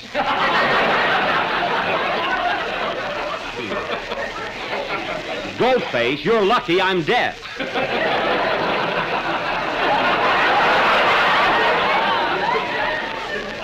Now, Becky Thatcher. Yes? Columbus discovered America. Now, what are the names of the 3 ships he sailed with? The Pinta, Yes, the Nina, yes. and the Albany Night Boat. The Albany Night Boat. Columbus never traveled on the Albany Night Boat. Sure missed something. You said it. And now, children, we will take up physiology. Physiology? What's that? I don't know. Let's make it arithmetic. Now, children. I don't know my arithmetic. Let's make it spelling. No, I got a good idea. Let's make it geography. Oh, I got a better idea. Let's burn down the schoolhouse. No, first we must have our geography. Sylvester Worm. Yes, teacher. Can you tell me how many countries there are in Europe?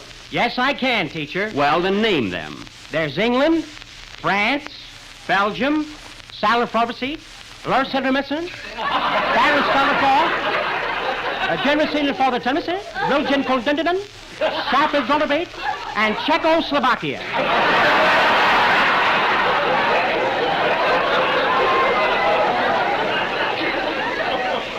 That's very good.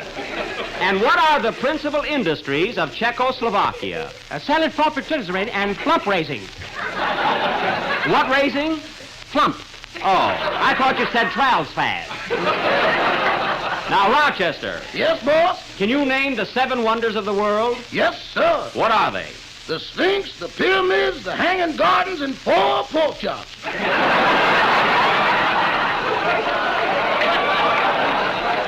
Now, Rochester, pork chops are not included among the 7 wonders of the world. I guess you ain't never seen a Harlem geography. I guess not. Now, Huckleberry Finn. Huckleberry Finn, stand up. Yes, teacher. Tell me, what is the capital of California? Van Nuys. It is not. Stop plugging your hometown. Sidney Sawyer, what is the capital of the United States? Waukegan. Right. Wait a minute, teacher. Shut up. We'll now take up zoology. Huckleberry Finn, what animal is it that crawls around like a lizard, has red eyes, a long pointed nose, and a yellow streak down its back? Fred Allen. Right!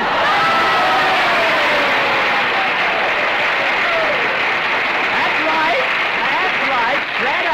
Fred Allen. Now, what is an outstanding characteristic of this peculiar animal? It hangs by its tail and chews tobacco. Correct. Now, Becky Thatcher, tell me, what does this odd beast do for exercise? It always walks up 3 flights of stairs when it buys a suit. I see. And will this queer specimen rack its brains out so it'll drool a feeble retort next Wednesday night? Yeah! Bravo, children! And now, kiddies, since you've all studied your lesson so carefully, I have a little surprise. Our principal, Mrs. Newton, has an important announcement to make to you. Oh, Mrs. Newton, will you come in, please? I'm right here, Mr. Dobbins.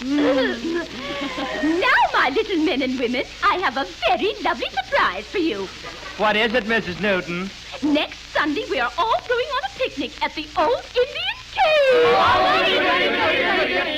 There'll be ice cream and cake and sandwiches for all. Hooray! Now, don't forget, will you?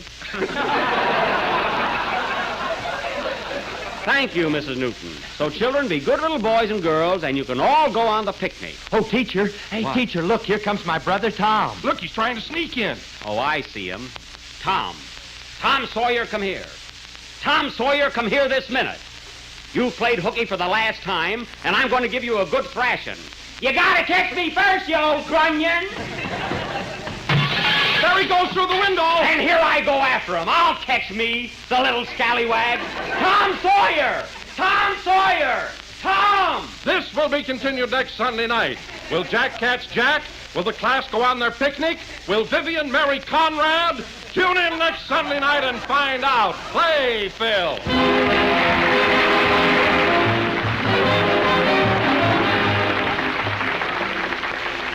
Here's a picture for you. Bright yellow saucers heaped up with generous mounds of rich, smooth, delicious vanilla ice cream. Ice cream with that marvelous homemade goodness. And here's the way to make it. Use Jell-O freezing mix and you'll turn out the grandest vanilla ice cream that any family ever cheered for. A smooth, lovely texture, a luscious, rich vanilla flavor. For Jell-O freezing mix uses real vanilla, no artificial flavoring, and that's why your vanilla ice cream tastes so good. But flavor's only part of the story. Jell-O freezing mix is amazingly quick and easy to prepare. And all you do is open the can, add milk and some whipped cream, and pour right into your freezing tray. You get 6 servings from 1 can of Jell-O freezing mix, and what ice cream! Creamy, mellow, and beautifully smooth. When you've tried that rich vanilla, try the other flavors, too. Maple walnut, chocolate, and fruit flavors that are real fruits in their own sweetened juices. Tutti Frutti, strawberry, and orange pineapple. 6 luscious flavors in all. So for a swell dessert tomorrow night, serve homemade ice cream and make it with Jell-O freezing mix.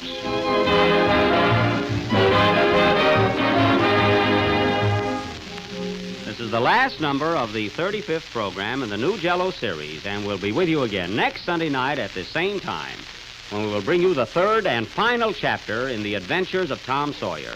So be sure to listen in and hear the exciting episode in the cave.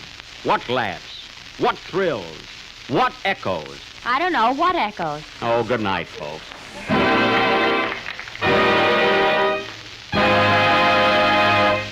Jakey, help, help.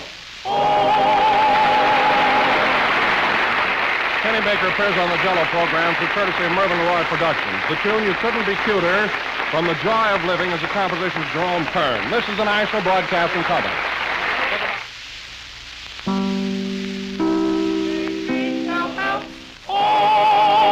The Jell-O program starring Jack Benny with Mary Livingston and Phil Harris and his orchestra.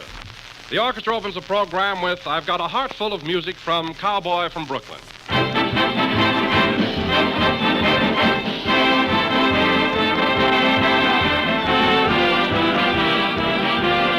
The dinner table back in the early 1900s. She was probably dressed in a stiff starched shirtwaist and a skirt with 100 tucks. But when she brought on the dessert course, more than likely it was the same dessert that you and your family enjoy so much today, Jell-O. For some styles don't change, and Jell-O is still, as it always has been, America's favorite gelatin dessert. That name is a trademark, and it tells you what it told your mother, that here's one of the most delicious desserts anybody ever tasted. But you must be sure to ask for genuine Jell-O when you buy. For that name is your guarantee that here's the real thing, the one and only Jell-O. If you hear any other gelatin dessert called Jell-O, you'll know that is incorrect, for the name is the property of General Foods. So if you want to enjoy Jell-O's extra-rich fruit flavor, Jell-O's fresh, tempting goodness and gay, glowing colors, don't accept any substitutes for Jell-O.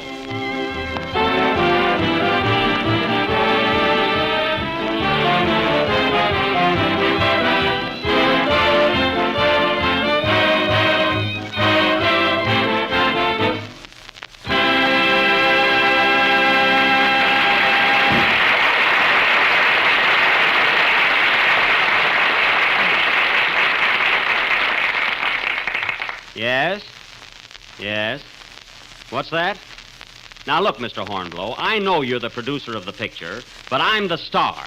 And after all, I have some rights. All right, I'm stubborn, but I will not do that scene where I'm hanging out of a window upside down by my heels. Imagine me hanging out of a window. I'm supposed to be a lover, not Monday's wash.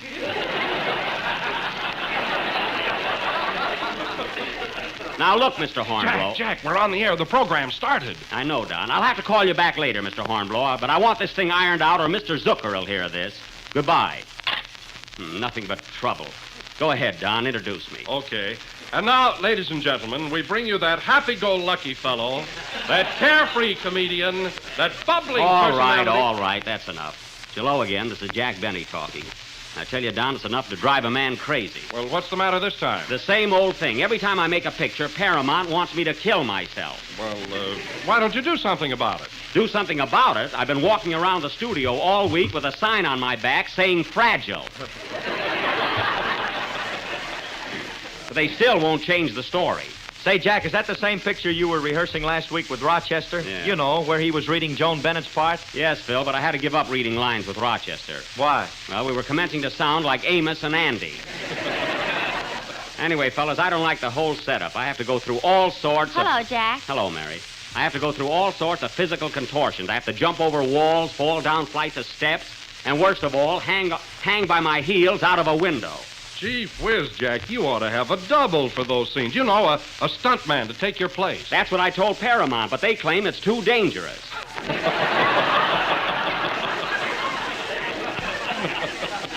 I rehearsed that scene yesterday with Joan Bennett. You were there, Mary. I'll say. Now get this, Don, for a silly idea. Joan Bennett is passing by on the street, and I want to propose to her. So Paramount has me hanging out of a window upside down to do it. Fine picture. But you know, Jack, you look much taller when you're hanging by your heels out of a window. Well, no wonder my knees fly out of joint. Well, anyway, Don, I rehearsed that scene 4 hours yesterday, and believe me, I was all in. Tell him what happened, Jack. Oh, it wasn't that important. What was it, Mary? Well, Jack was hanging by his heels upside down talking to Joan Bennett. Well, sure I was. That's what I was supposed to be. Was your toupee supposed to fall off, too? Well, that was just an accident. No kidding, Mary. Did that really happen? Yes, Jack's toupee fell off and landed right on Joan Bennett's head. It did? Yeah. She thought I was a spider and fainted. And not only that, the guy that was holding my feet went out for lunch in the middle of the scene. I fell right on my head. On your head? Did you hurt yourself? No, Don. I've always had a short neck. Did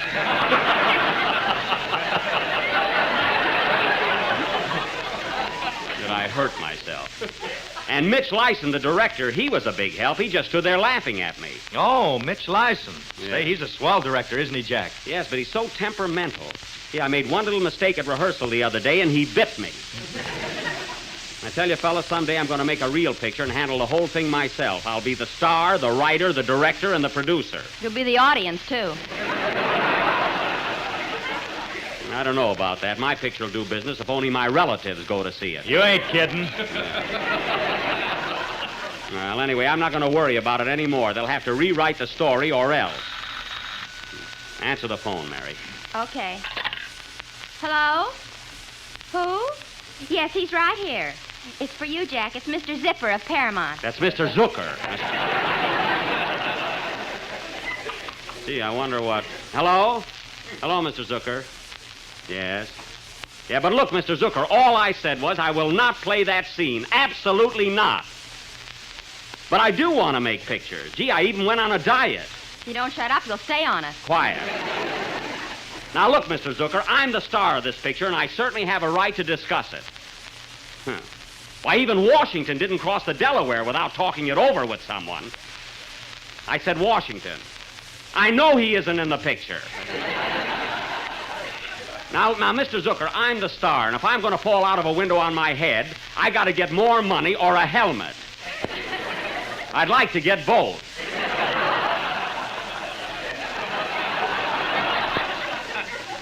Well, how about my having lunch with you tomorrow, and we'll talk about it? Oh, right after lunch? Okay. Goodbye. What I have to go through to make a picture. I wish vaudeville would come back. Play, Phil. The way I'm treated, no rights, no respect, no nothing.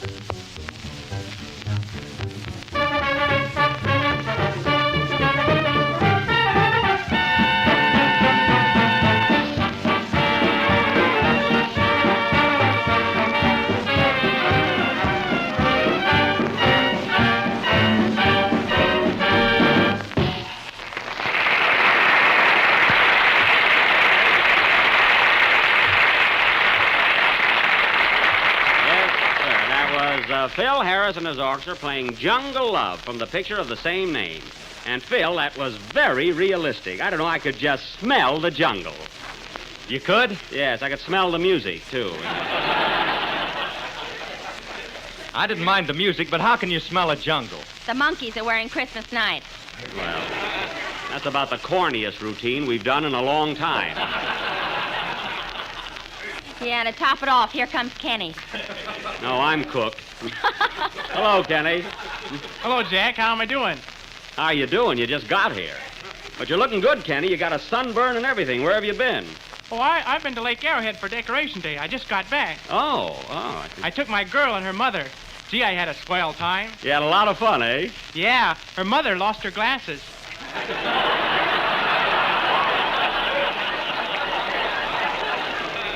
Oh, I get it. Did she find them yet? I don't think so. I dropped them in the lake. Why, you little devil, you. Say, Ken, did you do any fishing while you were up there? Yeah, and a funny thing, Jack, everybody around me was catching trout and bass, but all I got was a barracuda.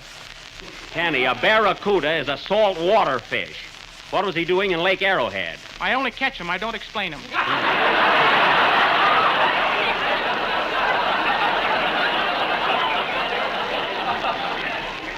Some fisherman. You couldn't catch a herring in a delicatessen if you used schlepperman for bait. Oh, I could, too. Yeah. Say, Jack, did you go anyplace over the holiday? No, I had to stay here and worry about my picture. I wish I had it easy like you fellas, nothing to think about but have a good time. Well, if you'd relax a little more, you'd be better off. Every time you make a picture, you try to run the whole works. Well, Mary, I have to protect myself. After all, I'm the star. Star, that's all I've heard. Well... You're no more star than a $3 sapphire. Is that so? Well, let me ask you something. When my picture comes out, what do you see on the marquee in front of the theater? Jack Benny and free dishes. Well, if you can see me and pick up a soup tureen for the same price, I suppose that's bad. Anyway... Don laughed at that. Anyway, I'm the star. So let's forget artists and models and get on with Tom Sawyer. And now, ladies and gentlemen, if you will overlook our silly arguments, we will present the third and final episode in the Adventures of Tom Sawyer. Now, as you may remember, our play last week ended with... Oh, darn it. See who that is, Mary. Okay. Hello? Who? Yes, he's here. Who is it this time? It's Mr. Winkler. He says he's Joan Bennett's manager. Oh, I wonder what he wants. Hello? Yes, this is Jack Benny. What? Well, yes, Mr. Winkler, but I didn't mean that I was the only star in the picture. I know Miss Bennett is, too. What? Now, wait a minute. You've got the wrong slant on this, and I'm not a termite. I don't care how I photograph. But, Mr. Winkler, but... Shut up, Jack. You sound like a motorboat. Well, all right, I apologize. Goodbye. It's a fine time to call me up and argue about billing. And now, folks, getting back to our dramatic offering, I will be the star of Tom Sawyer. There'll be no arguments about that. And Phil Harris will be... Well, say, Jack, I don't mean to keep harping on your picture, but are you really going to make them change the story? Yes, I am, Don. Why? Well, I was just wondering, isn't there some place in the script where you can talk about Jell-O? Well, I don't know, Don. I would if I could find the proper place for it, if you... Well, I just thought that while you're proposing to Joan Bennett, you could say something like this. I love you, Joan, because you're beautiful. And I love Jell-O because it has 6 delicious flavors. Well, Don, I could, but that doesn't seem to be quite the right spot for it. Well, then, Jack, take that scene where you're hanging out of the window upside down. Well, what about it? Well, couldn't you just have a couple of boxes of Jell-O fall out of your pocket? Look, Don, that scene is not going to be in the picture. That's what I've been fighting about. I'm not going to hang out of a window. Is that what they want you to do, Jack? Yes, and I'm not a chimpanzee. That I know. Does Paramount know?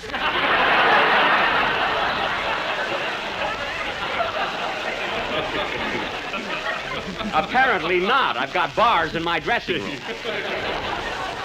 Anyway, I'm not going to do it. But, Jack, I'd be a little careful if I were you. You're not so big that you can go around telling Paramount what to do. I'm not telling him what to do, Phil, but I'll be darned if I'll play a love scene upside down. The blood will rush to my head, and I'll forget my lines. If you haven't got any more lines and you have blood, don't worry.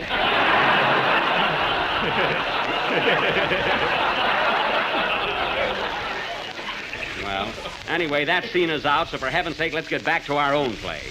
Now, Mary, you'll be Becky Thatcher again. And Phil, for the third consecutive week, you'll be my half-brother, Sid, a big sissy. Gee, I wish that part would last one more week. Why? I'm making a doily, and it's nearly finished. Well, you'll have to finish it on your own time. Now, let's see. The part of Aunt Polly will be... Oh, heavens to Betsy.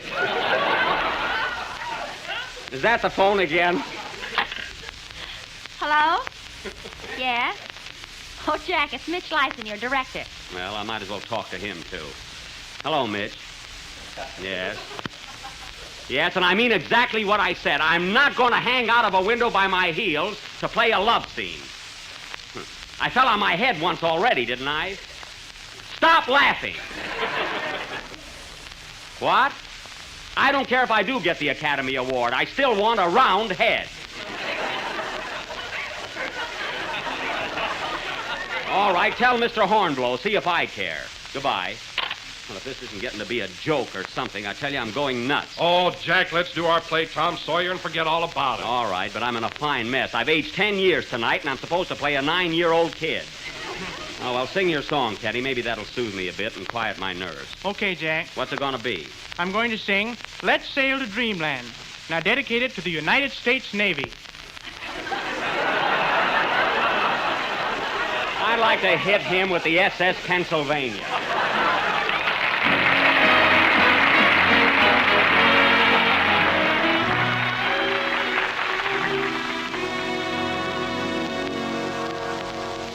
I close my eyes and dream you are near me.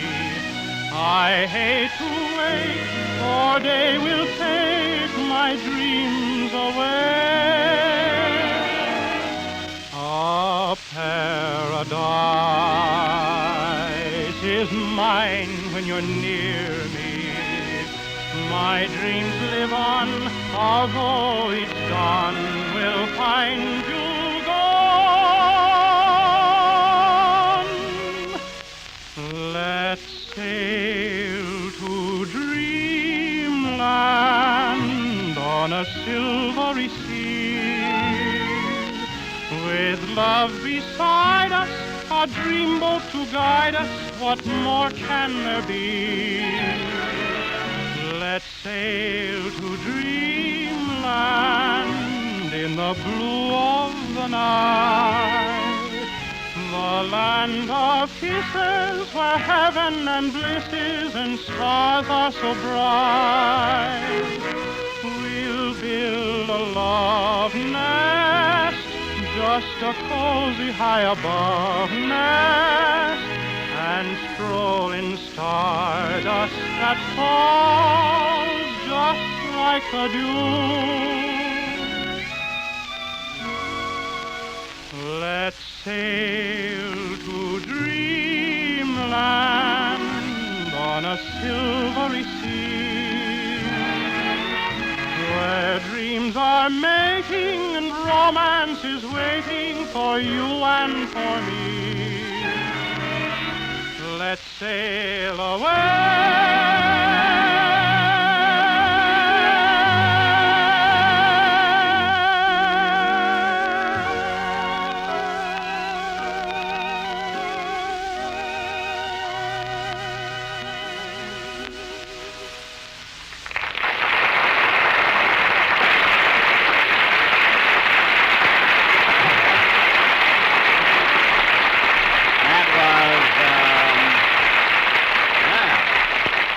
Was Let's Sail to Dreamland, sung by Kenny Baker. And now for our play, The Adventures of Tom Sawyer. As you may remember, in our last episode, Mrs. Newton, the school principal, had promised the children a picnic at the old Indian cave. And this is the big day. The scene is the home of Aunt Polly, where we find her getting Tom and Sidney ready for the picnic. Curtain. may use it.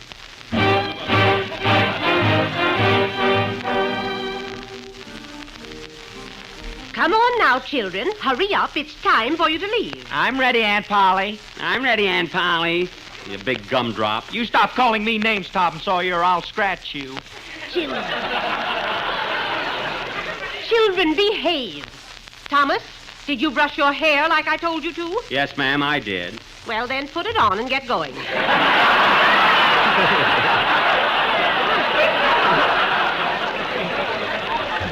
Now, I want you to be good little boys when you get to the picnic.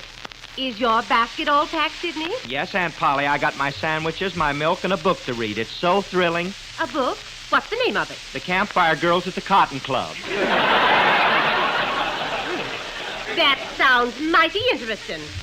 Thomas, is your basket packed? Yeah, I got my peanut butter sandwiches, my jelly roll, my lady fingers, and a can of beer. Let's see that. Why, you bad boy, you forgot your can opener.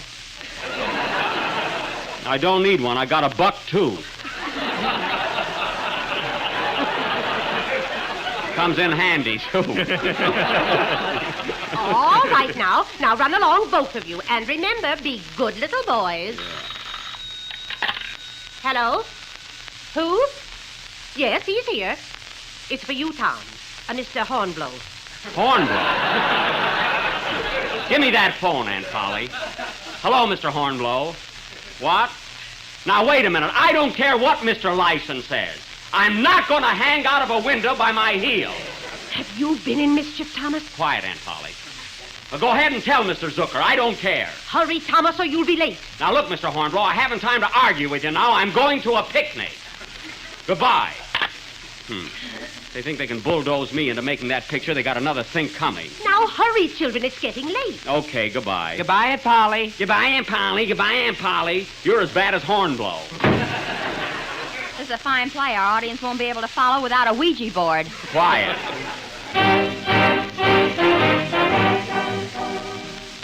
So Tom and Sidney go on their way, and a little while later we find them at the picnic grounds by the old Indian cave.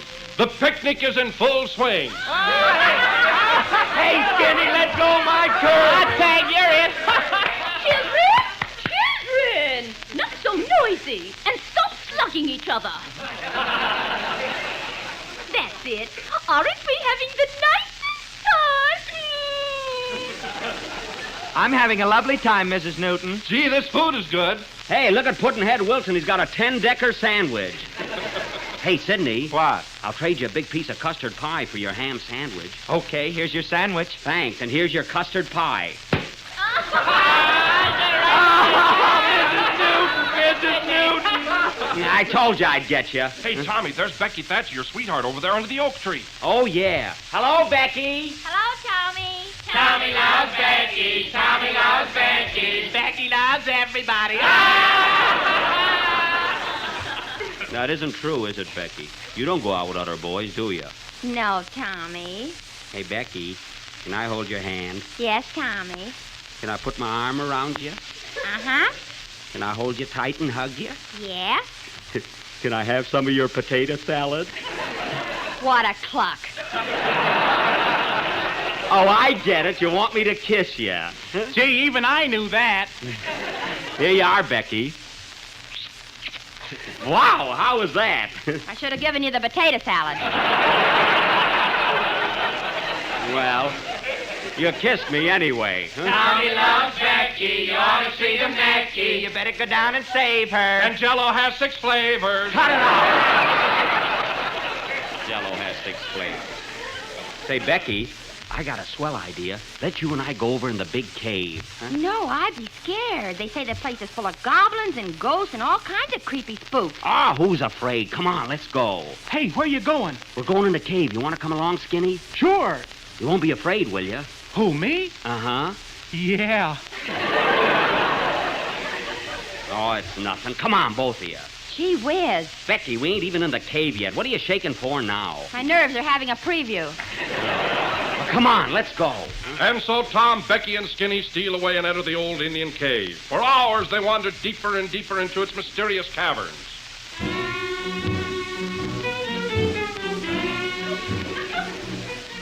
And now we've picked them up. They're trying to find their way out, but they are lost. Gosh, this is awful. Hang on to me, Becky, so we won't stumble over this ledge. Huh? All right, Tommy, but be careful. Yeah.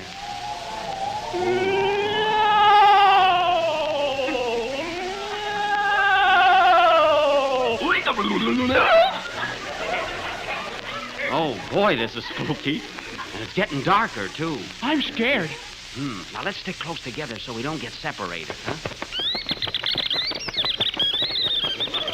Wait, what's that? There's something hitting me in the face. Ouch! Don't be scared, Becky. It's just bats. Gosh, there are a lot of them. Yeah, get away from here, you old bat. Watch your language, young man.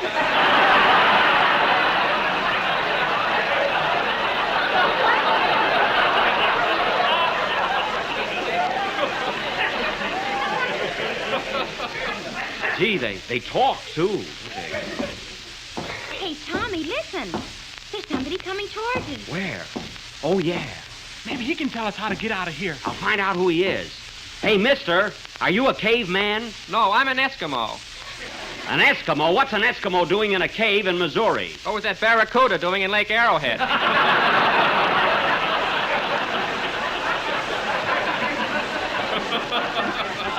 I don't know. Say, mister, how do you... She's gone. Gone? Say, we gotta get out of here. What do we do, Tommy? Let's crawl on our hands and knees through the tunnel. It may lead somewhere. Come on, follow me. Gee, that's scary. What's that noise? Just my bubble gum. Now, don't chew so loud. Look, Tommy, we're coming in a great big cavern. Yeah, gee, look at the size of this place. Oh, boy. Oh, boy. Hey, there's an echo in here. Listen. Hello there. Hello there. Gee, there's an echo, all right. Gee, there's an echo, all right. Can you hear me? Yes, can you hear me?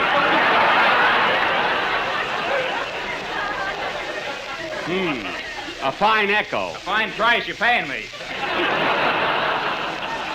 Echoes, bats, Eskimos. We gotta get out of here. Hey, Tommy, look. Look down there. Where? Right underneath this ledge. There's a big hole with daylight coming through. Gee, that means we can get out. Yeah, but how are we going to get down there? That's easy. Skinny, you hold on to my ankles, and I'll hang down by my feet over the ledge and let Becky down first. Come on, Skinny, grab my ankles. Okay, Tommy, I got him. Now, come on, Becky, give me your hand. Gosh, I'm afraid. Oh, don't be scared. I can hold you. All right. Now, hold my ankles tight, Skinny, while I bend over the ledge. Now, here we go down over the ledge. How did that door get in this cave? Come in. Telegram for Jack Benny. That's fine, in the middle of a play. Reach up and take it, Mary. Okay. This burns me up. Oh, Jack, this telegram's from Paramount. What is it? Paramount? What does it say? It says if you can hang by your heels on your program, you can do it in your picture. Oh, there's no use. We might as well give this up. No, this is fun. Shut up. Play it.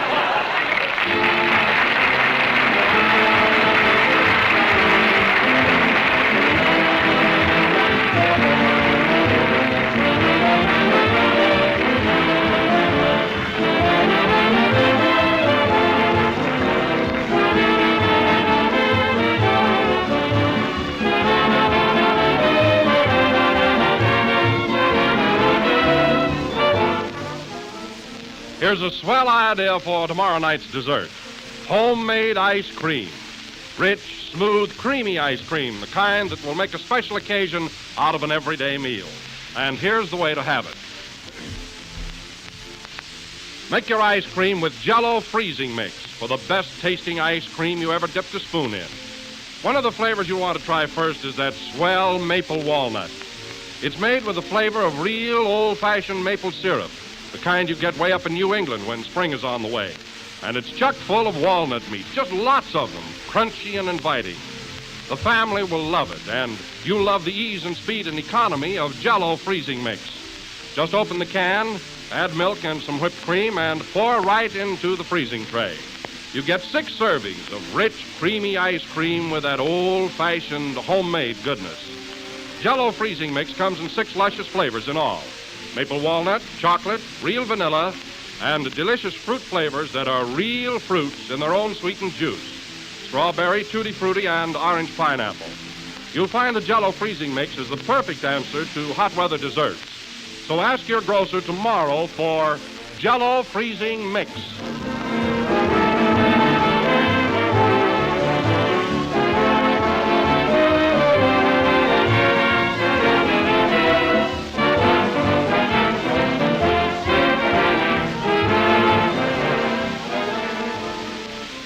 This is the last number of the 36th program in the new Jell-O series, and we'll be with you again next Sunday night at the same time.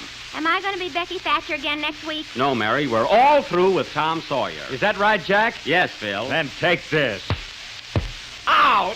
And Polly! And Polly! Good night, folks.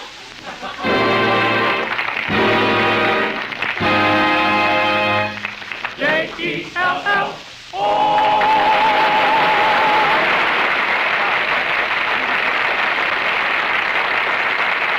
Kenny Baker appears on the Jell-O program through courtesy of Mervyn LeRoy Productions. This is the National Broadcasting Company.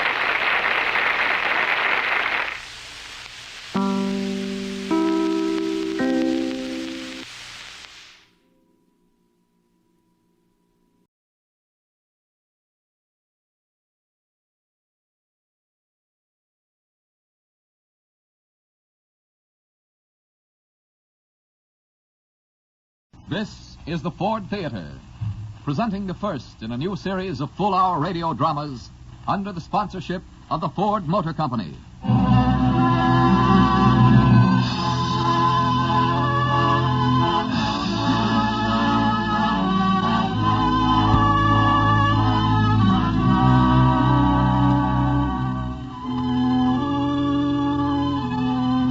May we introduce, as spokesman for the management of the Ford Theater, the distinguished playwright, actor, and producer, co-author of Life with Father and State of the Union, Mr. Howard Lindsay. Good afternoon, ladies and gentlemen. Welcome to the Ford Theater, a new and hopeful structure located at the corner of this wavelength and Main Street, USA and Canada. Your seats, of course, are in the front row, on the beam. And you'll notice that the Ford Theater, like many an older playhouse, has a motto carved on the keystone of the arch that spans the stage. It reads, "The play's the thing." This afternoon's play is based on a famous American novel which, as far as we can learn, has never before been presented on the air. We shall hear George Zachary's production of A Connecticut Yankee in King Arthur's Court by Mark Twain.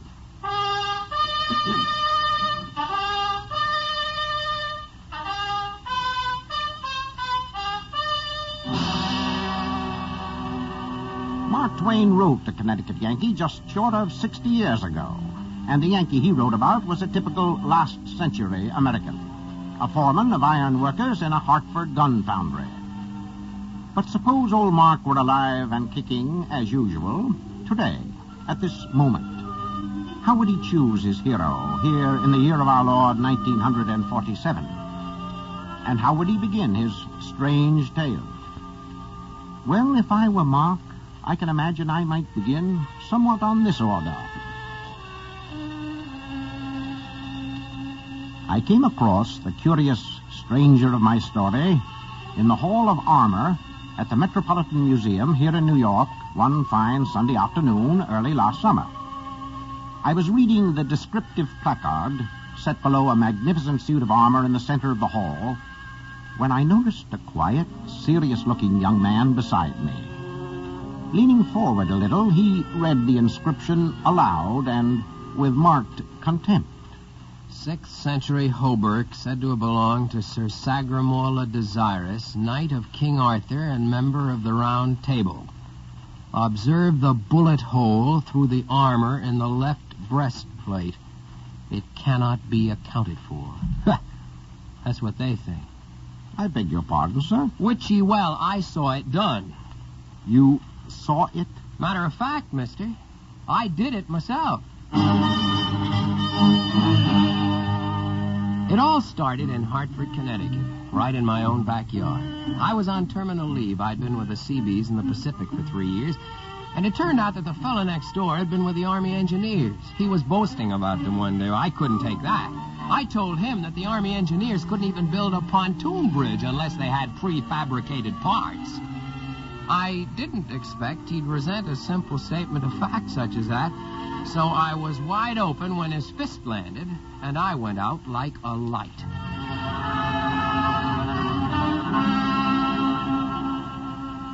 When I woke up, I was lying on a dirt floor.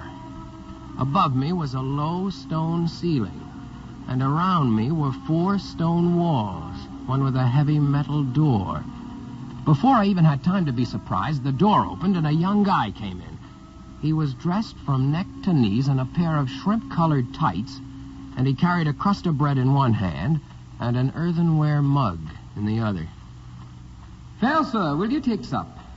Will I which? Will you taste of bread and sip of water therewith to fill thy paunch and slake thy thirst? What kind of talk is that? Where am I? Marry, sir, where wouldst thou be other than in King Arthur's court? Where? King Arthur's court, have you no ears? Say, what kind of joke is this? Wherefore dost thou think it a joke? Listen, I'm talking to a guy in my own backyard. He knocks me out. I wake up in jail. You come in decked out in some kind of costume, spouting some kind of queer language. What word would you use for it except joke? Ah. And dost consider it likewise a joke that thou art to be burned at the stake within the hour? Burned at the... What for? Thy strange dress doth proclaim thou art an evil magician. An evil magician? Look, kid, I want to see a lawyer. I know not what meaneth lawyer, and I hight not kid. And it please your worship, I hight Pierre de Beauchamp Belleville de Bouteler. Pierre de Bush... But... I'll call you, Clarence. Look, I'd better get the picture as you see it. You say this is King Arthur's court. Wit ye well, and so it be, the glorious Arthur, whose golden reign hath blessed us since the year 510. 510? And what year is it now? Why, 528. But what mattereth to thee what year it be, since it be thy last day on earth? Now, wilt thou come with me in orderly fashion, or must I needs summon the guard? I'll come quietly, officer. Anything to find out what this is all about. Thou hadst best shield thine eyes. The glare of the sun is fearsome. Say, what are all those people doing over there in that field? No, sweet your worship, they are come to see thee burned. Holy mackerel, you weren't kidding. Yonder is the stake. No, this can't be. This must be a nightmare. But I better not take any chances. Clarence, what time is this bonfire set for? When the sun doth reach its highest point. Noon, huh? Noon, sun. Clarence, what's the date today? The 21st of June. The 21st of June, the year 528. But that's wonderful. Wonderful? Hast taken leave of thy senses, my lord? Clarence, congratulate me. I will not be burned today.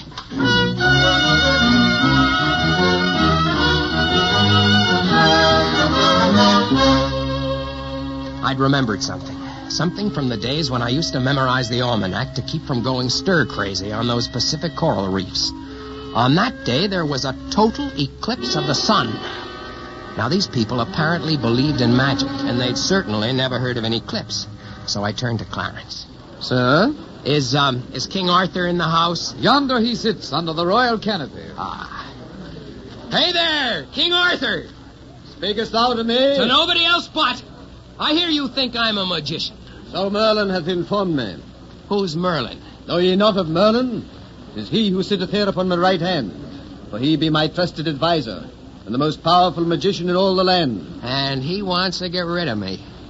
Afraid of the competition? Nay, he fears not thee nor any man. Is it not so, good Merlin? My gracious liege, I well know the limit of this man's power. He can do naught to harm us. Is that so? Is that so?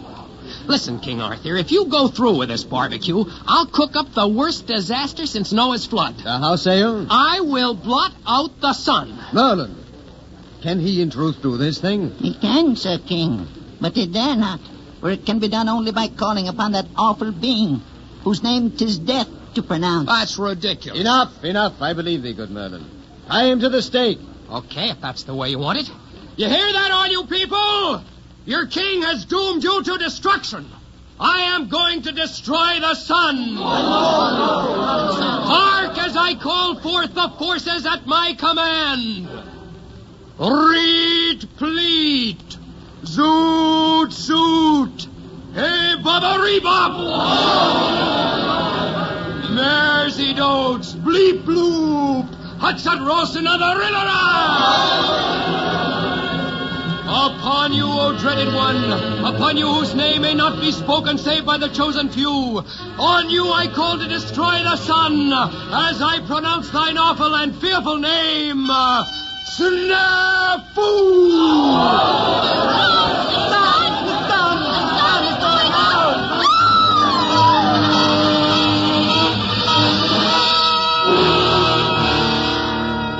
My timing was on the nose.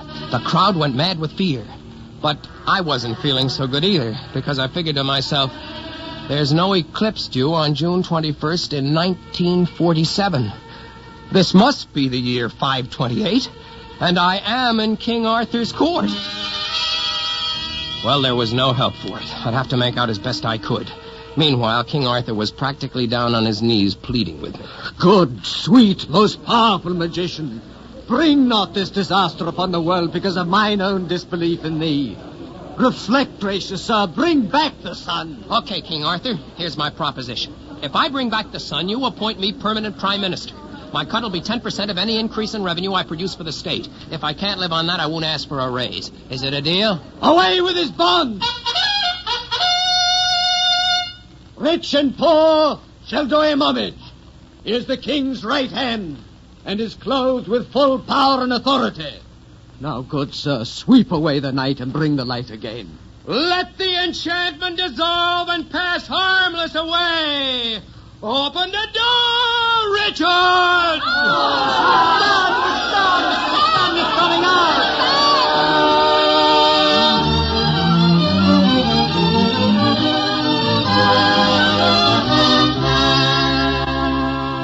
They thought I was the greatest magician in the world.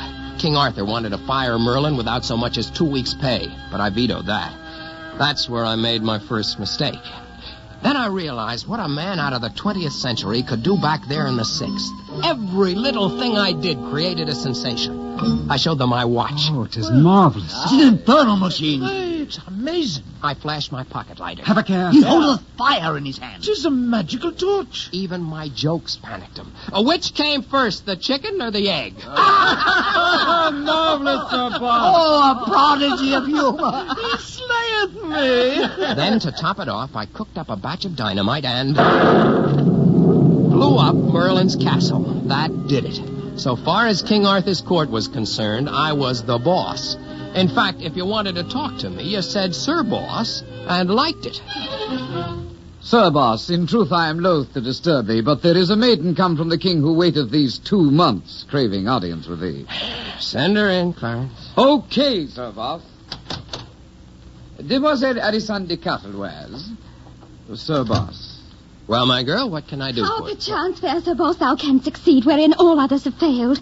The dragons are of such a size to fright the soul of even the most valorous of men as they do glare from their terrible eye, which does sit witchy well in the very center of their forehead. Wait a minute. Black a day, and you wot how many have essayed, and yet Wait they are a minute. ugly. Yet I hold them not blameless. Wait a minute! Clarence, what's she talking about? King Arthur hath appointed thee her protector. Thou must slay for her a fearsome dragon. Dragon? I, my mistress with 44 other maidens, are held captive in a castle surrounded by the most fearful monsters that... Hold it, sister. Clarence, you know I don't have time to play truth or consequences, even with a cutie like this. But, Sir Boss, she may not leave thy side until thou hast granted her boon. 'Tis the law of chivalry. Oh, rats. I tell you what, Clarence, give her my correspondence course on shorthand and typing. If she insists on hanging around, she might as well be useful. Come thou with me, Alison. Fare thee well, sweet your worship. See you later, Sandy. Clarence, the more I see of this chivalry business, the more convinced I get that it's just a phony racket. Don't these knights have anything better to do than go around bashing in each other's skulls in tournaments and chasing dragons that don't exist? Why, forsooth, Sir Boss, 'tis all they know. Why can't they do something more productive? Do something for their people? What meaneth thou by people? You know, folks other than knights. Oh, forsooth, there be none worth mentioning other than the knights. These others exist only in that they may serve the knights. What sort of wages do they get? Wages? What signifieth wages? Never mind, that answers the question. Are they at least treated kindly? Good Sir Boss, the knights know not the meaning of kindness. Marry, the life of these ye call the people, they do esteem as something less than the life of a good dog or a middling horse. Clarence, I think I'll have to make some changes in that direction. Would you like to help? That I would, for though I be high-born, yet I relish not the time when I am knighted and needs must go about breaking the bones of innocence so that I may be termed valorous. I would rather be as thou, Sir Boss, hep character. That's the spirit, Clarence. Now, I want you to find about 50 other boys your own age who feel the way you do. I'll put them through a grind that'll make the CB training course look like a vacation. But one thing, Clarence, Merlin is my sworn enemy. If he spills a word of this to Arthur and the knights before we're ready for him, our hash is cooked. The whole operation is top secret. You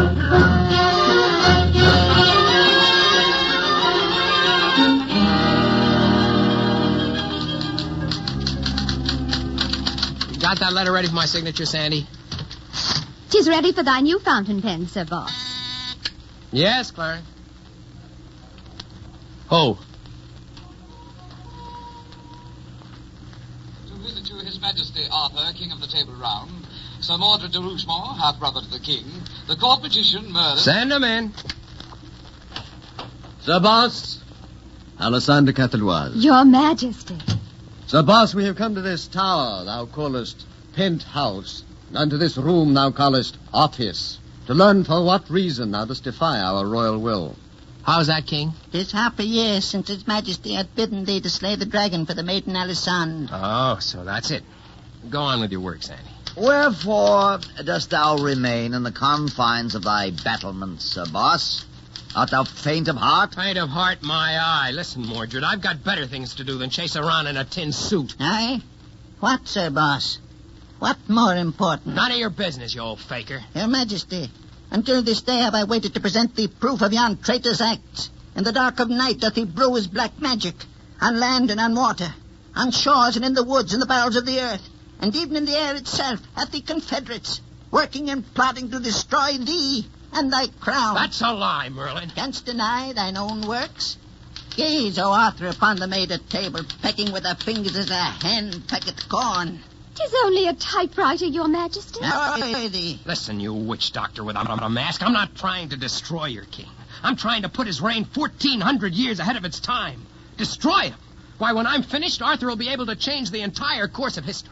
Thou speakest fair, Sir Boss. Beware a silken tongue, O my king. Listen, Arthur, I'll put my cards on the table right now. I like you. I'm doing everything I can to help you. But if helping you means that I have to destroy the rotten, unjust, antiquated structure of chivalry, then that's just what I'll do. He slandereth chivalry, my lord. What? Nay, he meaneth not, Mordred. The heck I don't. Wilt thou defame all knighthood? Thou goest too far, Sir Boss. Defend thee, varlet. Why, you dumb clock. Hold, Boss. Hold, Mordred. Nay, I am of two minds about this matter. In this manner shall we settle it. Upon the morrow do you, Sir Boss, appear upon the field of honor to do battle with Sir Mordred. If thou dost vanquish him, then so thy work shall continue. Yet, if thou art vanquished, then will all thy powers be forfeit, and thyself be banished from the land. Fine. Sir Boss, thou art not afraid? Afraid of this sardine can, Sandy? Listen, King Arthur, Mordred isn't enough. I'll take on your whole round table. Sir Boss! From Launcelot to Sagramore le Desirous. We'll settle this thing once and for all.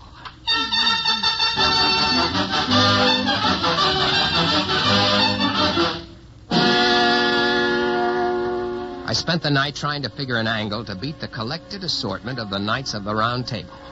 Everything I believed in depended on it. It was the final test of the 20th century against the 6th. I knew, of course, that Merlin was busy all night, too, saying incantations and weaving spells around his boys. That was the trouble with Merlin. He believed his own magic. Came the dawn, and I dressed up in the fanciest pair of tights I could find in Clarence's clothes closet, and off I went to the tournament grounds. To see that crowd, you'd think it was a World Series. There wasn't a vacant seat in the house, and everyone there was yelling for my blood. I walked to the middle of the field, bowed to the king and queen, and stood there waiting. All of a sudden, the trumpet started a racket. And a herald called out, "Sir Lancelot, into the fray for king and country!" Well, they were sending in their powerhouse right off. The gates at the end of the arena flew open, and a suit of armor perched on a horse bore down on me. I waited until he had worked up full steam, then I whipped out a lasso I had hidden under my cape, whirled it around a few times like I used to when I was a kid, and let go. It went round his shoulders, and I pulled tight for all I was worth. He bit the dust. He couldn't get to his feet, being encased in a ton of metal. "Sir Gareth, into the fray for king and country!" I yanked back my lasso, recoiled it, and by that time Sir Gareth was in position for my attack. I tossed the lasso. Sir Gareth bit the dust. That sort of thing went on for almost an hour. The ground was covered with wriggling suits of armor, and my right arm was getting ready to drop off when the herald called out, "Sir Sagramore the Desirous, into the fray for king and country!" Suddenly, I noticed Merlin beside me. He hissed in my ear, "Now, Sir Boss, have I spun around Sir Sagramore's spell, which protects him well from the... Says you. And now art thou helpless for all thy magic weapons." Look, go peddle your foolishness somewhere else. Scat, you rat. He scattered, and I reached down to pick up my lasso. It was gone. The old humbug had swiped it. Sir Sagramore charged at me, a ton of man and horse and steel, straight down upon me. The crowd went wild. It looked as if I was a goner. I had no choice. I reached into my pocket and brought out my last trick, the one I'd hoped I'd never have to use. I used it.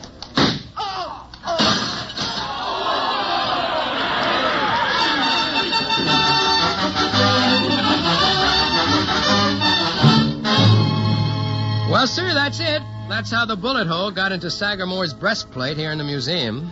Like I said, I put it there myself. And so you vanquished all the knights of the Round Table. Yep. But that was only the beginning. Would you like to hear the rest?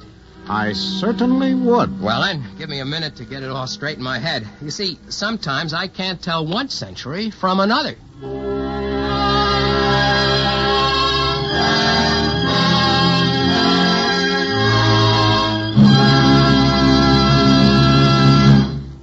While the Yankee pulls himself together, we'll remain right here in the 20th century. We have with us in the Ford Theater this afternoon a gentleman whose family name is recognized everywhere in the world as a symbol of 20th century progress. Progress in human relations as well as in mechanical techniques. We are honored to present the president of the Ford Motor Company, Mr. Henry Ford II. Mr. Ford. Good afternoon. On behalf of all of us at the Ford Motor Company, I want to welcome you as our guests on this, the first broadcast of a new Ford radio program. We are very happy indeed to have you in our listening audience. At this hour, every Sunday afternoon, we plan to bring you the finest radio plays, drawn from every field, stage, screen, books, and radio.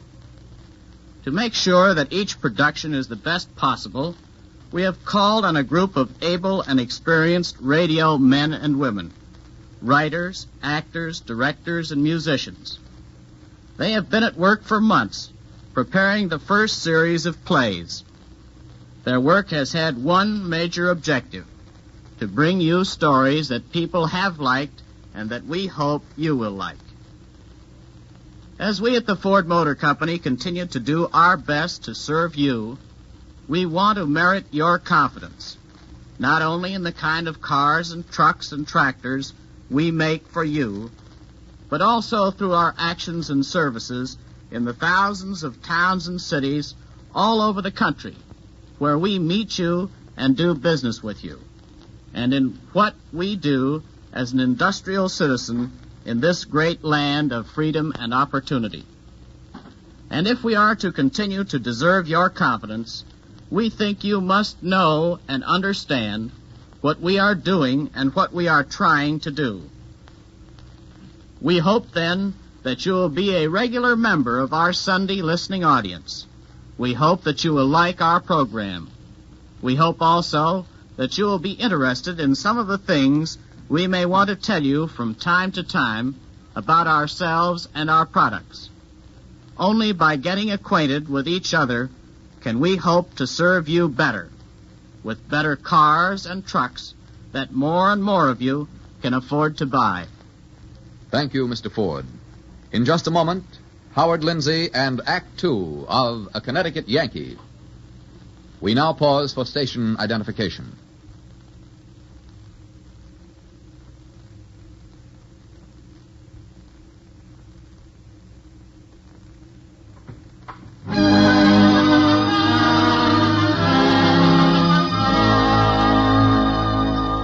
Ford Theater, A Connecticut Yankee, Act 2. Scene, the Hall of Armor at the Metropolitan Museum in New York. Our friend, the CB from Hartford, takes up his curious story once more. The tournament between the knights and me had more to it than met the eye. So far as Arthur was concerned, it was the final test of magical strength. But I knew it was also a struggle between the existing forces of tyranny and oppression, namely Merlin and the knights, and the struggling forces of freedom and equality, namely me. Merlin knew that as well as I did, and we both knew, too, that the battle wasn't over yet. For the next 5 years, I worked night and day with Clarence and our picked crew. We tapped for oil, we mined for coal and ore. We set up refineries and steel processing and manufacturing plants of all sorts. And we didn't neglect the ammunition. At last, I was ready. Wherefore bringest thou me into these cavernous buildings, Sir Boss? King Arthur, I've shown you folks a lot of magic since I've been here, but today you're going to see a form of magic that tops everything. Black magic? Or white magic, Sir Boss? Scientific magic, Merlin. See here. Sir Boss, what is this? This is an automobile assembly line. What signifieth automobile? That's one right there. 'Tis likened to the chariot of the Prince of Darkness. It's a chariot, all right. It moves at many times the speed of a horse. Faster than my horse? Much faster. Of course, this is only a Model T. In another 10 years, we'll be able to make a Lincoln.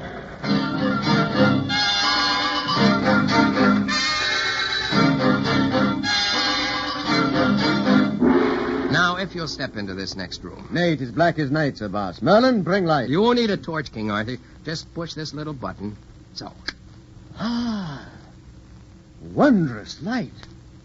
It is brighter than the sun. That is but one of the powers of electricity, King Arthur. 'Tis an old enchantment. Oh, it has other uses. Here, Merlin, pick up this wire. 'Tis some mischief, I trow. Falter not, Merlin, seize it. Sir Boss, thou hast slain him. Nah, he's just knocked out. Could have happened to anybody who was changing a fuse.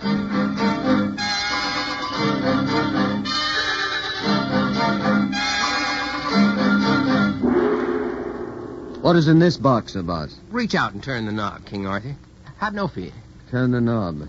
Yes. Camelot armor never gets hot. It's air-conditioned in every spot. It never rusts, it shines like new. Camelot is the armor for you. C-A-M-E-L-O-T. No. Recall the charm, Sir Boss. Nay, 'tis enough. You, don't care for the radio? Methinks 'tis a mixed blessing.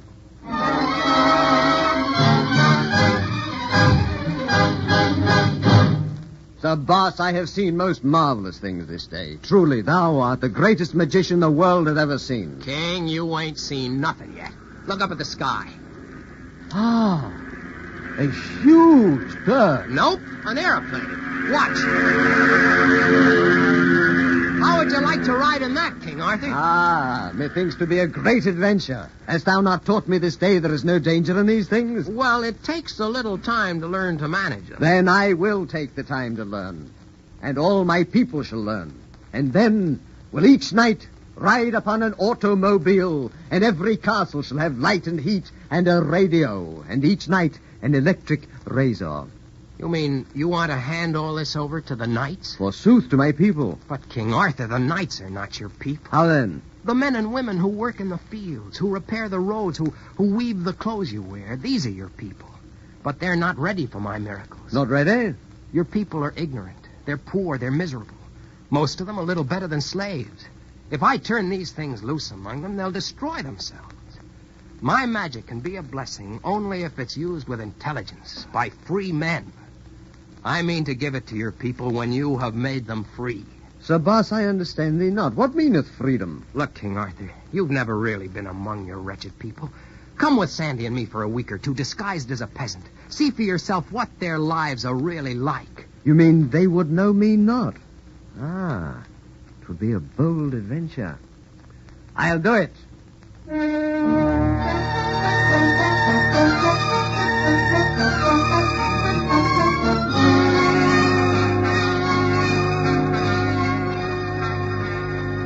King Arthur, Sandy, some noblemen are coming up the road. What matters it? Let them come. Get to the side of the road or they'll ride you down. Ride me down? You're a peasant now, my liege. Aye, I had forgot. Hasty fair, Sandy. Stand way aside. And put on a humble attitude. They'll be around the curve in a moment. Duck your head. Keep your eye on the ground. Oh, is this all right? It'll have to do. Here they come. Don't move an inch till they pass. Hold there, varlet. Ah? Meanest thou me? Verily I mean thee. How many leagues toward lies the next village? Upon my soul, I know not. You know not? Wherefore know you not what I ask thee? Thou art insolent. Mayhap this was served to teach. Oh, no! Sandy, stay where you are. Forward! Sandy, are you all right? 'Tis nothing, fair Sir Boss. Good Sandy. It grieves me sore that thou shouldst bear the last stroke meant for me. 'Twas not meet that thou shouldst suffer. Thou art the king. Yet am I a man, too, and would not have a woman My liege, bear the trouble is that while you look like a peasant, you don't act like one. And wherein am I lacking? In the first place, you stand too straight. Slouch over. Thus? More. When a man is poverty-stricken, when he's miserable and oppressed, the manhood in him is sapped out. He's left with shoulders that droop, a slouching body, a shuffling walk, and a head that hangs low. There's no spirit left in him. He has doubt in his heart and fear in his soul. Can you understand that? I can, as well as any man. Then concentrate on it until terror and despair have become as much a part of you as the beating of your heart. Learn what it feels like to be a man without a birthright.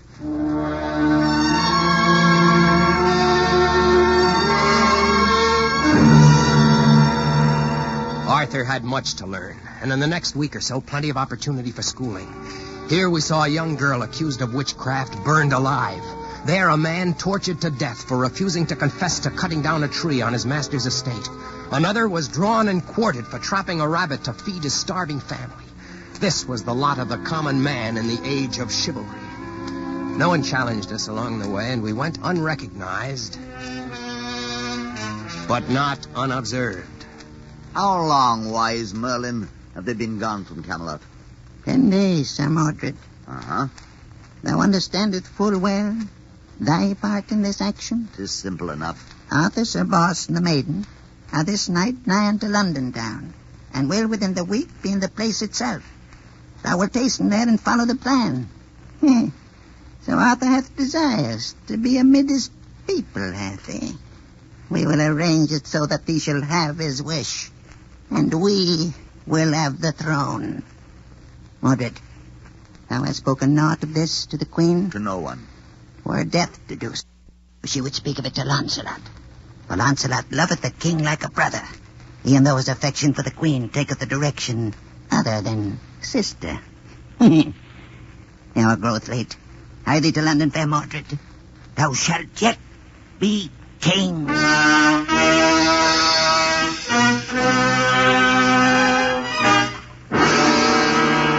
Well, I wasn't a magician, so I didn't know what was in store. But I was just as worried about that Launcelot-Guinevere team as Merlin was, only for a different reason. I couldn't figure it. So one day, when Arthur had gone to forage for food, I asked Sandy about it. Faith, Sir Boss, this is not difficult to explain. Arthur hath a great soul and mind which doth try to understand the world about him. Therefore can Guinevere not possess him entirely. And it is this she doth resent, even though she be not aware of it. So she turns to Launcelot, who's nothing but a big, good-natured clown. Oh, thou must not censure her for it. All women are likewise. You too? Mayhap I will be too, if e'er I marry. Sandy, you're not the silly girl I took you for at first. You said a mouthful, Sir Boss. What was that? Oh, 'tis a phrase Clarence taught me. A fair-sounding phrase, is it not? I'm quick to learn. Uh-huh. But do you think Arthur's learning anything from this self-conducted poll? He hath seen enough of misery, my lord, to make him wonder that men can bear their burdens. He hath learned to love his people, Not from kingly heights, but from his heart. That's what I'm trying to get at, Sandy. If we can make him forget about the divine right of kings and convince him of the inherent rights of men, nothing will stop us. Sir Boss, thou art truly noble in thyself. And handsome, too. Nick, Sandy, come on, let's find Arthur. I want to get to London before dark.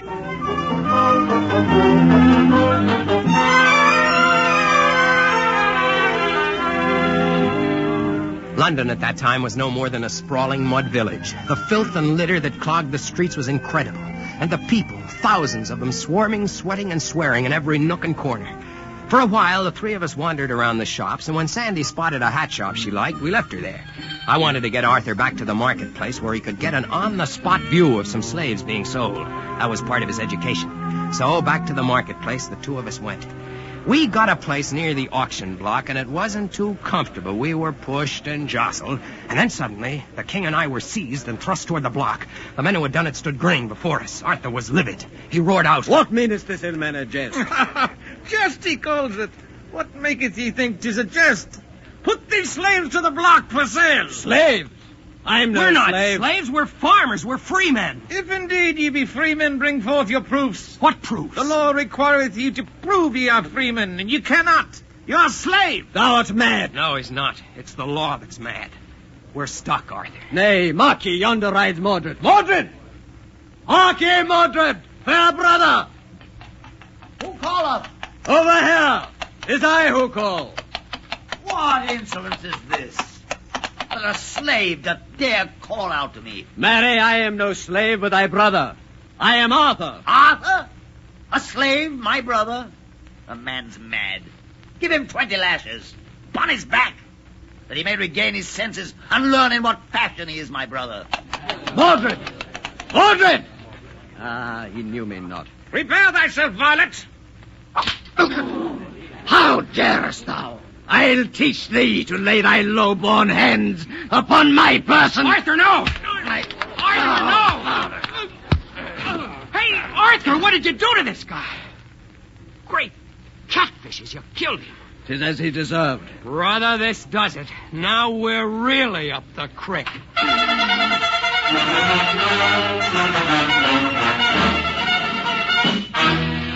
I, Arthur, in a dungeon, a slave.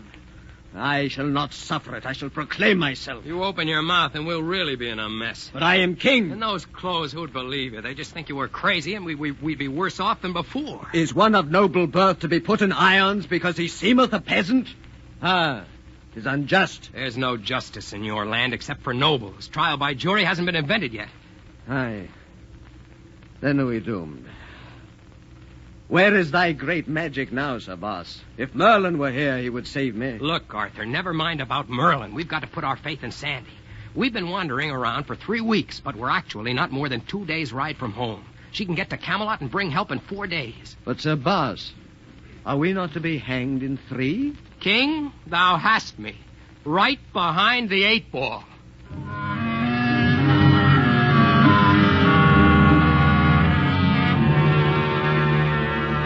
Came the dawn, and we were hauled out to the field where the gallows were ready and waiting. Public hangings were another source of amusement to these gentlefolk, and there was quite a multitude turned out to see the fun. Arthur gave them an extra show by planting himself in front of the grandstand and proclaiming, "Know ye that I am Arthur, King of the Britons, and that upon ye one and all shall the awful penalties of treason fall, and so much as one hair of my sacred head be touched with harm." Behold His Majesty, His serene and sacred reggedness. Tremble and fall upon the earth. 'Tis the King of the Slaves who speaks, and his word is law. Do you not believe me? I am Arthur, Arthur thy king, Arthur of the Table Round. Bring him forth up to the scaffold. Come, my son. Take my crown, half my kingdom. I have a crown for thee, and a necklace of rope, too, varlet. Kneel, my son. Ego vos et salvo et omnibus peccatus. Art ready. No! 1. No, wait! 2. Wait, you must wait! You can't hang him!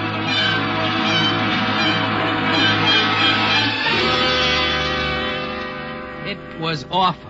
The worst moment in my life. I wonder, sir, if you'd excuse me. Certainly. Are you quite sure you're all right? Well, I am a little upset. I'd like to step out and have a smoke before I tell you the rest. I understand. Take your time. I'll be here when you get back.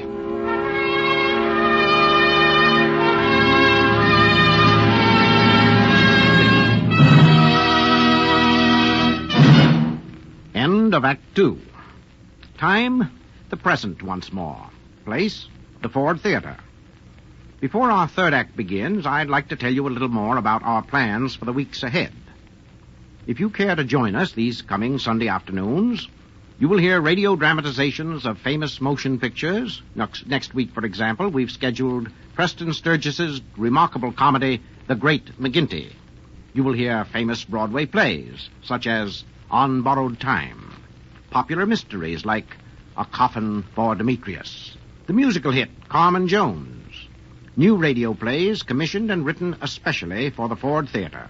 In short, excellent entertainment in great variety. Now, A Connecticut Yankee, Act 3.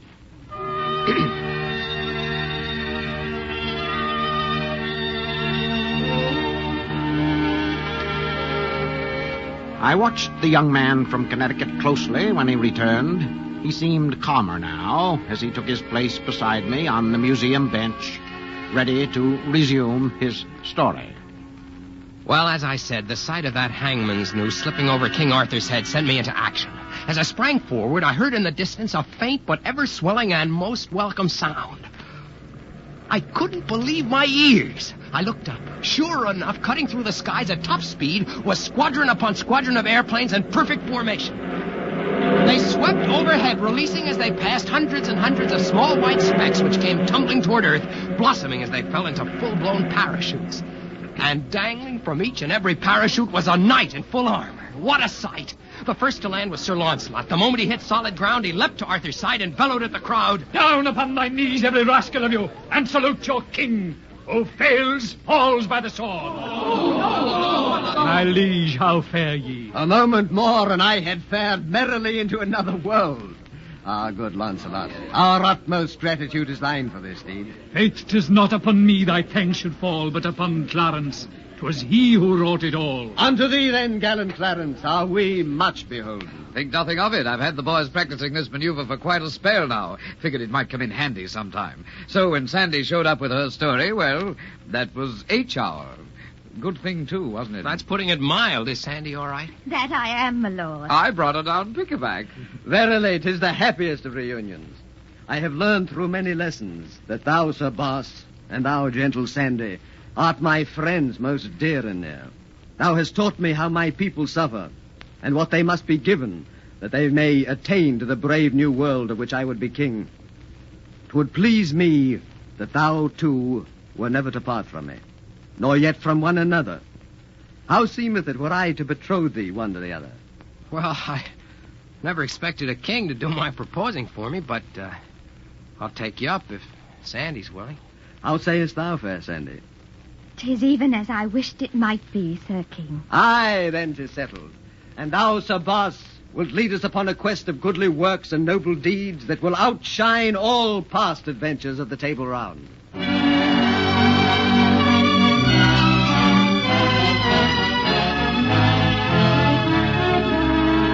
So Sandy and I were married. Don't get the idea that the king put anything over on me. I had the same idea myself, but he beat me to it. Well, if ever there was a happy man on earth, I was that man. I had a wonderful wife, I had the full confidence of the king, and I was fast distributing the blessings of freedom and progress among the people. Release thou the prisoner from this dungeon. That I will not. He hath languished here these 13 years, and here he will remain. Of what crime is he accused? 'Tis forgotten, mattereth not. I have here an order for his release. 'Tis from the newly fashioned court and hath a wondrous sound. And what may that be? A writ of habeas corpus. Strike! Thou liest, knave of an umpire! 'Twas a ball if ever I did see one. Beware! Launcelot stealeth hound! Slide, Launcelot! Slide! Fire out! Ever with the blind, Sir Umpire! Didst thou not see? Cease thy mutterings ere I send thee to the showers. Play ye ball! Hast ever seen the like? 5 rooms and modern bath and Camelot Heights. Sir Boss himself will bought a house in this exclusive place. Aye, but 'tis expensive. What sayest thou? Hath not King Arthur decreed that all may own their homes? Think no longer as a serf, but as one who earneth wages. And where else wilt thou find so fair a house? 'Tis but a block from schools and buses. 3 whole years passed like a single day.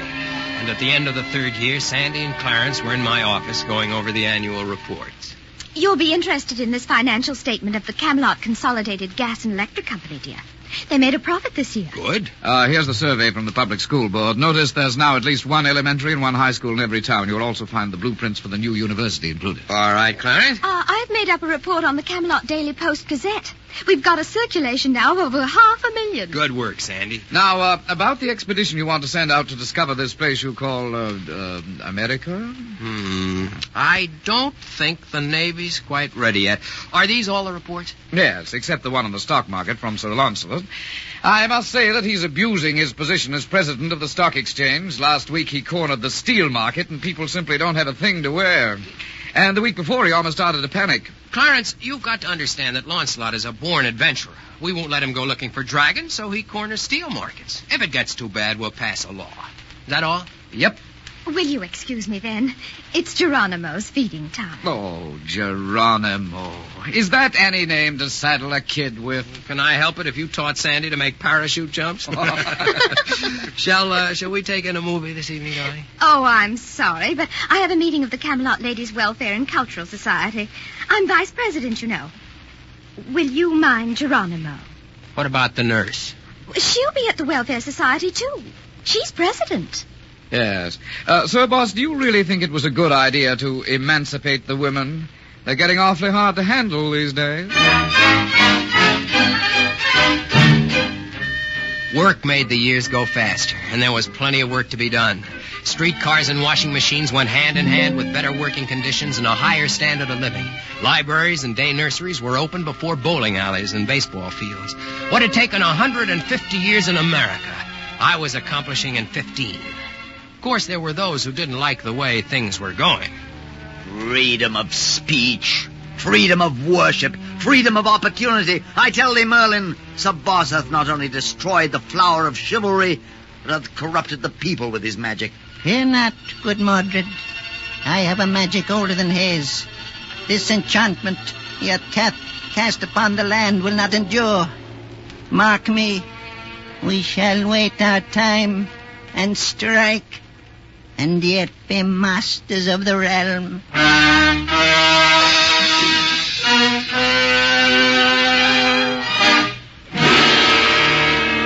Merlin was always doing his best to stir up trouble among the knights, but we were making real progress despite them. At the beginning of the 16th year, Arthur came around and told me it was high time I had a vacation. Didn't know but what I agreed with him. So I packed Sandy and Geronimo off to a spot where I'd invested pretty heavily in resort property, and we had ourselves a time. The French Riviera isn't what it used to be. Then it was wonderful, and I had the best time of my life. Until one day when Sandy came tearing down to the beach. Come on up to the house. Clarence is on the radio phone. No phone calls for me, Sandy. I'm on vacation. But you've got to come. This is serious. Okay. Stop dragging me. What happened? Merlin. He got you out of the way and then moved in. Merlin got me out of the way? Yes. He talked Arthur into getting you to take this vacation. Why didn't Clarence get in touch with me? Because the first thing they did was to take over all communications. He's risking his life to sneak through this call. But didn't the king and Sir Lancelot do anything? Talk to Clarence. He'll tell you about it. All right. Hello, Clarence. Spill it. Listen, boss. The day after you left, Merlin and Mordred up and told the king all the gossip about Launcelot and Guinevere. Oh, no. The boys chose up sides, and there was a terrible battle between Launcelot's army and Arthur's army, which saved Merlin the trouble of wasting his own men. Divide and conquer. And I thought that was a 20th century invention. Where is Arthur now? Dead. Killed in battle. Arthur dead? Impossible. So Mordred is king and Merlin is running the show. I'm just waiting for you to get back to ring down the final curtain. I haven't got a chance. Why, with our stores of ammunition and our thousands of trained troops... Save your breath. We have just 50 loyal men left. The rest went over to Merlin. But why? Why? Because they were scared, that's why. They were scared of Merlin without you on the spot to protect them. Did you really think you'd educated the superstition out of these people? I did think so, yes. Well, now you know better. So the game's up, is it? Not necessarily. You remember that big cave just north of the river? Yes. Well, I took our faithful 50 and turned it into a fortress in case you might want to make a real fight of it. In case? Of course I want to make a real fight of it. I'm coming back to England. As someone is going to say someday, I have not yet begun to fight.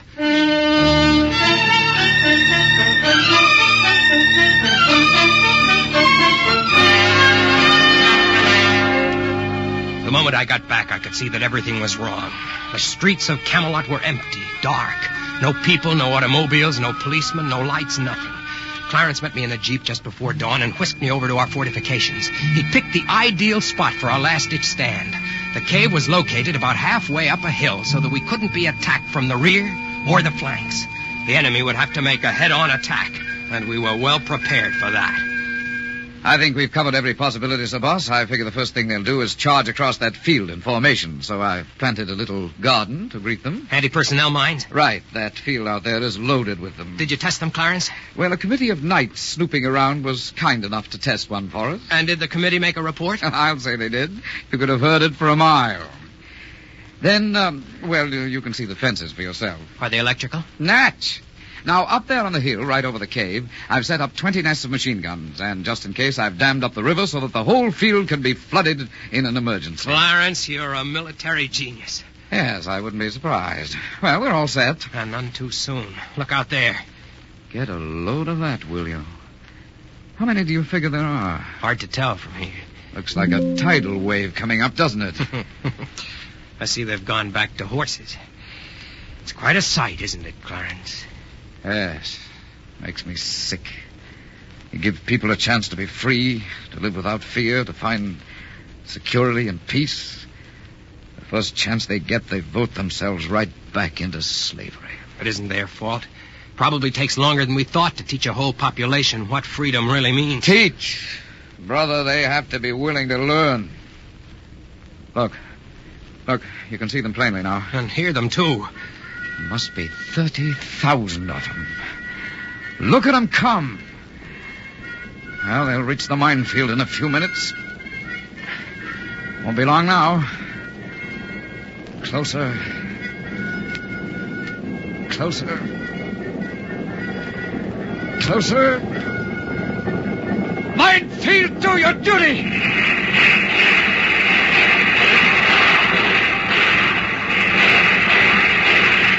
Ready for the electric fences! Full power!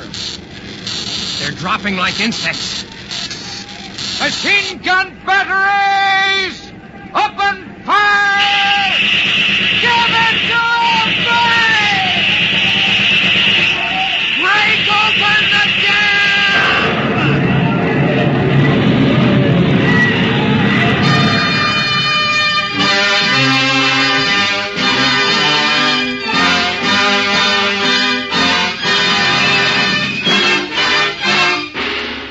It was quite a victory.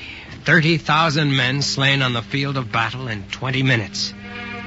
But through victory came our defeat by 3 lines of rotting corpses all around our cave. It was impossible to get out. The disease I dreaded began to take its toll among my handful of boys. One by one, they were struck down. Finally, I got it myself. So, boss, isn't there anything I can do for you? Yes. Listen, Clarence. Listen carefully. Yes, sir? Pull the switch. The master switch? That's right. So, boss, things aren't that bad. We're licked, Clarence. We've conquered in one way and we've been conquered in another. Pull that switch. All those beautiful factories and mills and workshops, all to be blown to bits. We knew it might have to be done someday, Clarence. Isn't that why we loaded them with dynamite and ran the wires here? I didn't think we'd ever really use it. Thanks for the faith in me, Clarence.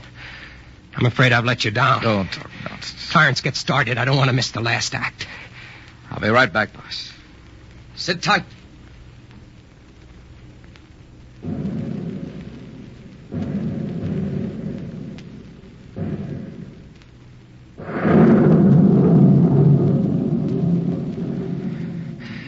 That must have been the munitions dump.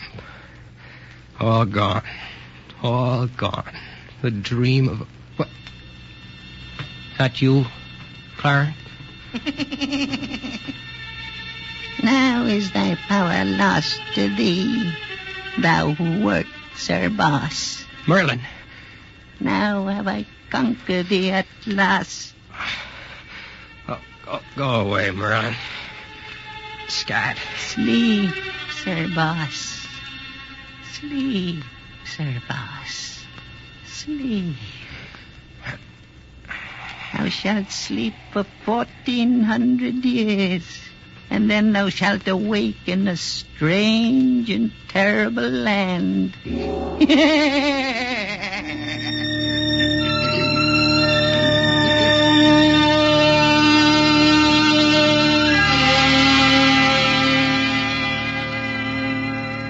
That's the last sound I heard back there. I woke up in my own yard in Hartford with that army guy tossing water in my face and laughing like a fool. And that's all there is to it. Well, sir, you've been kind to listen to me. I've got to get back to the place I call home now, back to Hartford. Bye. It's been nice talking to you. Goodbye, young man. He walked slowly over to Sir Sagramore's armor, ran his hand ever so gently over the breastplate with the bullet hole in it, turned, stalked down the aisle between the helmets, swords, hauberks, spears, and morions, and disappeared through the door. That was the last I saw of him, the man who might or might not have been a Connecticut Yankee in King Arthur's court.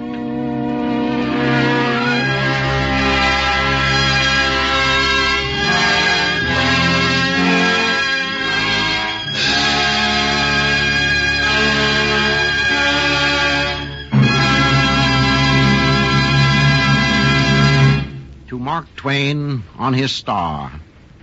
We hope we've followed you in spirit, if not always in letter. And we beg leave to add a 20th century moral to your 19th century tale. Namely, freedom, which is greater than gadgets, must be learned and guarded still. The placards outside the Ford Theater read, next week, The Great McGinty, a notably hilarious comedy based on the movie classic by Preston Sturges. Come one, come all. A Connecticut Yankee in King Arthur's Court was adapted by Lillian Shane, edited by Howard Teichman, with continuity by George Faulkner. The musical score was written and conducted by Lynn Murray, and the entire production was under the direction of George Zachary. The Yankee was played by Mason Adams, King Arthur by Carl Swenson, Sandy by Charita Bauer, and Clarence by Ian Martin. The other players were Santos Ortega, Horace Braham, Neil Fitzgerald, Reese Taylor, and John Moore.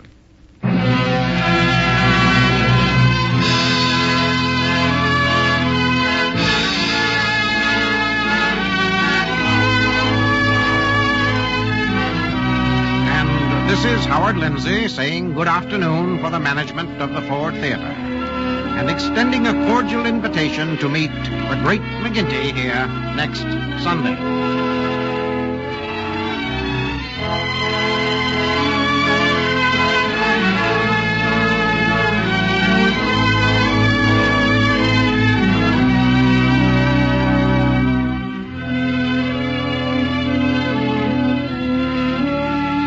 The Ford Theater is presented by the Ford Motor Company, makers of Ford, Mercury, and Lincoln cars, and Ford trucks, tractors, and buses. This is NBC, the National Broadcasting Company.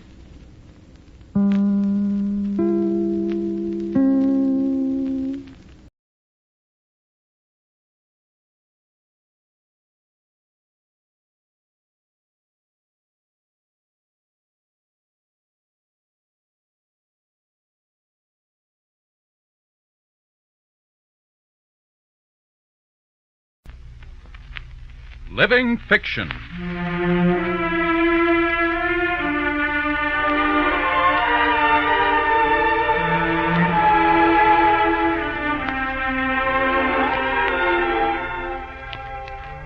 Northwestern University, in cooperation with the National Broadcasting Company, brings you a radio dramatization of another timeless story, Life on the Mississippi by Mark Twain, another in a series of Living Fiction.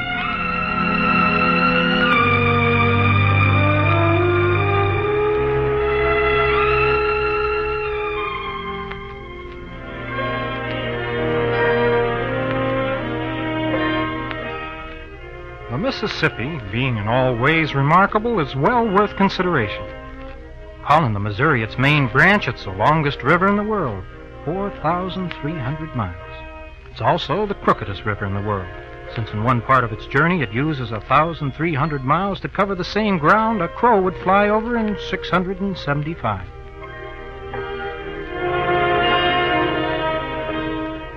In 1542, Ferdinand de Soto stood on the banks of a new river, the first white man ever to see the Mississippi. But it was 230 years before the first keel boats and barges floated from the upper rivers down to New Orleans to be tediously poled back by hand. You see, they did things slowly in those days. But by and by the steamboats arrived, and the rough and reckless men of the keel boats became deckhands or mates or pilots. The steamboats absorbed all commerce and swept everything before them. The river was booming. It was the life of the land, and in that land, the steamboat was king. Hannibal, Missouri, a white town drowsing in the sunshine of a summer's morning. The streets empty, a sow and a litter of pigs loafing along the sidewalk. 2 or 3 wood flats at the head of the wharf, and the Mississippi, rolling its mile-wide tide along around the point of the town, and then, around the point, a film of dark smoke. Steamboat a-comin'!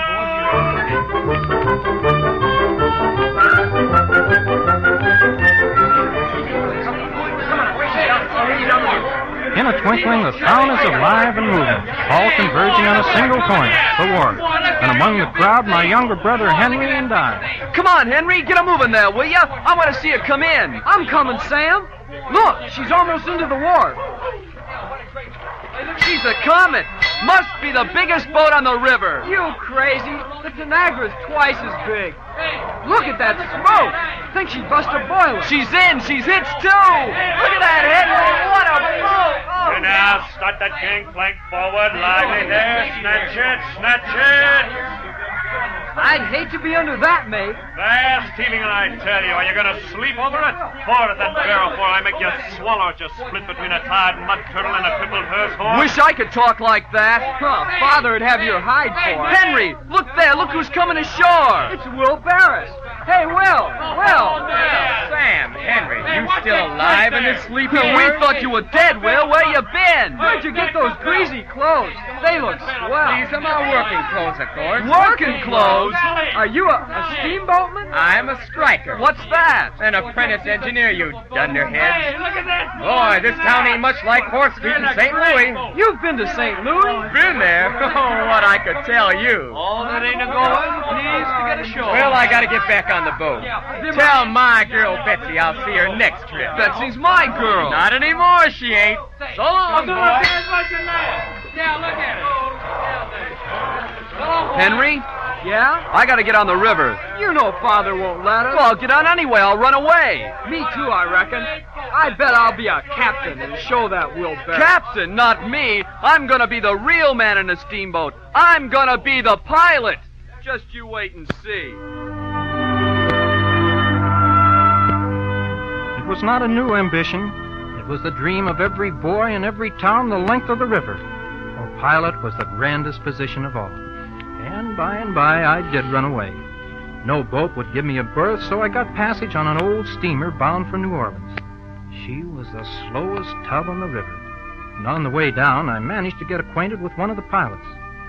He took me on as his cub and agreed to teach me the Mississippi from New Orleans to St. Louis for $500, payable out of my first wages after graduating. And with the easy confidence of my time of life, I embarked on the small enterprise of learning 1,300 miles of river. Oh, if I'd known what I was about, I should never have had the courage to even begin. It was the custom to set out for New Orleans between 4 or 5 in the afternoon.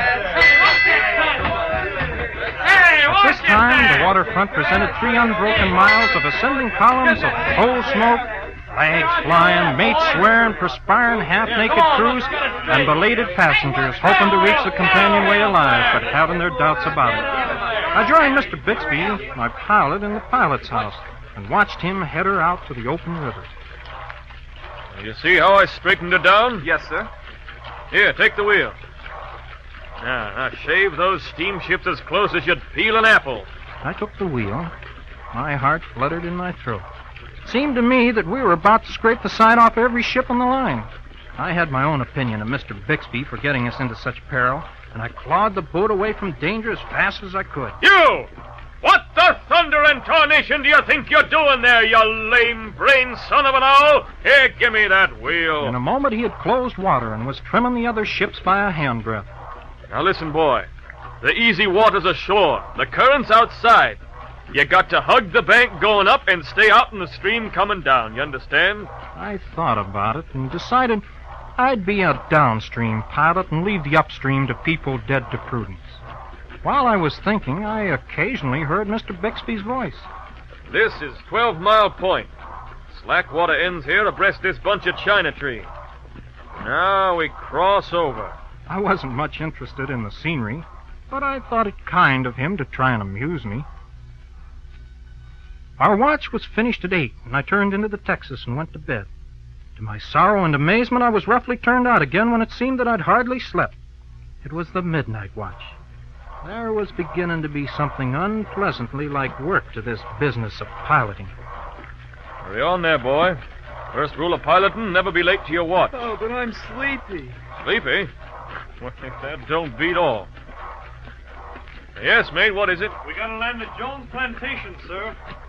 Jones want to get off at the upper end of the plantation or the lower? The upper. You can't do it. Stumps are out of the water. You have to get along with the lower. My exultation began to cool and my wonder to come up. But Mr. Bixby put in for the shore. Presently, he turned on me. What's the name of the first point above New Orleans? I don't know. You don't know? Why, no, sir. You're a smart one. What's the name of the next point? I don't know. Well, this beats all. Well, you tell me the name of any place or point that I told you. Well, I'd... Look here. What do you start out from above 12 Mile Point to cross over? I don't know. Well, what do you know, then? Well, nothing for certain. By the great Caesar's ghost, I'd believe you. Why, you're the stupidest dunderhead I ever saw or heard of. You a pilot? Why, you couldn't pilot a cow down a lane. Why do you suppose I told you the name of those points? Well, to be entertained. Entertain it? Why, you ignorant son of a two-toed donkey. You stupid. This was the red rag to the bull, and I was given a good tongue lashing. But by and by, Mr. Bixby became quiet, and even gentle. My boy, you must write down everything I tell you. There's only one way to be a pilot, and that's to get this whole river by heart. I made allowances. I was sure he was stretching it. By now, the night was as black as ink. What's this, Mr. Bixby? Jones Plantation. I wished I might venture to offer a small bet that it wasn't, but I held my tongue. Still, I couldn't imagine how he could know for certain in the dark. All right there. Close her off on both. Now, here we are, Mr. Jones. Is that you, Clem? Yes, sir, Mr. Jones. Give me the carpet bag. Set her back on both.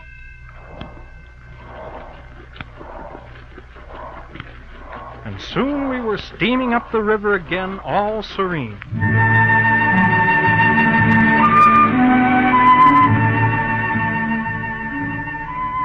I learned to be a tolerable steersman by daylight, and before we reached St. Louis, I'd made a trifle of progress in night work. I had a notebook bristling with the names of towns and points, bars and bends, but it was only in the book. And when we set down from St. Louis again, I was totally lost. You see, the river was turned around. My heart broke. It was plain that I had all this to learn from both ways. This time we were on a much finer boat, and the pilot house was full of pilots out of work, going down to have a look at the river, as they always did when their boats were to lay in port a week. These were fine fellows, and I was a cipher among them. I sat there hopelessly in the corner, and what I heard took all the hope out of me. Jim, how did you run Plum Point coming up? Well, it was in the night. I ran it the way one of the boys on the Diana told me. I started out about 50 yards above the wood pile on the false point and held on the cabin till I raised the reef, quarter less twain. I straightened for the middle bar till I got abreast of one-limbed cottonwood in the bend. And I got ahead on the low place above the point and came through a booming 9.5. Pretty square crossing. Yeah, but the upper bar's working down fast.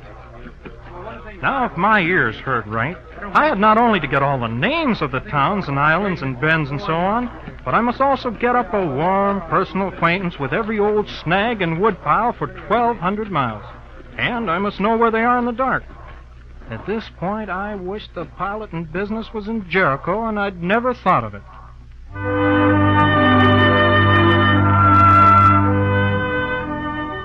I rose the next day in low spirits, but before that evening, I was to have proof of the man who was teaching me. We were anxious to get to Cairo before nightfall, but presently the other pilot grounded the boat, and it was plain that darkness would catch us a good way above the town. There was only one chance. If we could make the dangerous Hat Island crossing before dark, we could venture the rest. But it was sober talk and a good deal of looking at watches as sunset drew near. Finally... Well, yonder's Hat Island. He can't make it. Too bad. Just a half hour sooner. Come on, let's go down. Hey, wait a minute. Bixby's not ringing the lad. We bore steadily down the bend. The gloom was deepening. Inquiring looks passed from man to man. I knew about the Hat Island crossing. The great steamer must pick her way through snags and blind reefs, must then shave the head of the island so close as to brush the foliage, and pass within arm's reach of a sunken wreck that could tear the hull timbers from under her in a second. The sky darkened and the stars came out. The men drew together behind Mr. Bixby. Well, I'll be... He's going to try it. Larboard lead there! Larboard lead! Mark 3! Waterless 3! The speed slackened. The cries of the leadsmen went on. The eyes in the pilot house strained into the dimness. She's over the first reef, all right. Your stern's coming down just exactly right, by George. In her marks. Over she goes. Beautiful, beautiful. Fine work there. Well. The engines were off now. We drifted with the current. A blacker gloom closed in over us. It was the head of the island, the shoalest water. The pilot stood shoulder to shoulder at Mr. Bixby's back. She'll not make it. Quiet. 8.5, 8 feet, 8 feet, 7.5. Stand by now. 7.5, 7 feet, 6.5. We've touched bottom. That'll have it. All the steam you got. Partner, put her hard down. Snatch her! Snatch her! She's over! She's over! Man, Jim, I never saw the beat of it. By the shadow of death, but he's a lightning pilot.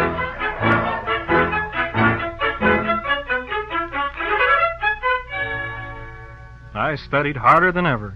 I packed my head full of islands, towns, and bends till I could reel off a string of their names without leaving out more than 10 miles of river in every 50. I would begin to get complacent, but Mr. Bixby would be waiting. What's the shape of Walnut Bend? Learn the shape of the river. Learn it by day and by night, coming up and going down. A shape that was changing every 24 hours. I set about it. I began to get the best of it, and then Mr. Bixby said, How much water did we have in the middle crossing at the hole in the wall a trip before last? Well, how do you reckon I can remember? The leadsmen are singing through that crossing for 3/4 of an hour. You got to remember. You got to get every shoal place between St. Louis and New Orleans. And remember, they change all the time. You can't get them mixed up. When I do that, I'll be able to raise the dead. I haven't got brains enough. Now drop that. When I say I'll learn a man the river, I mean it. I'll learn him or I'll kill him.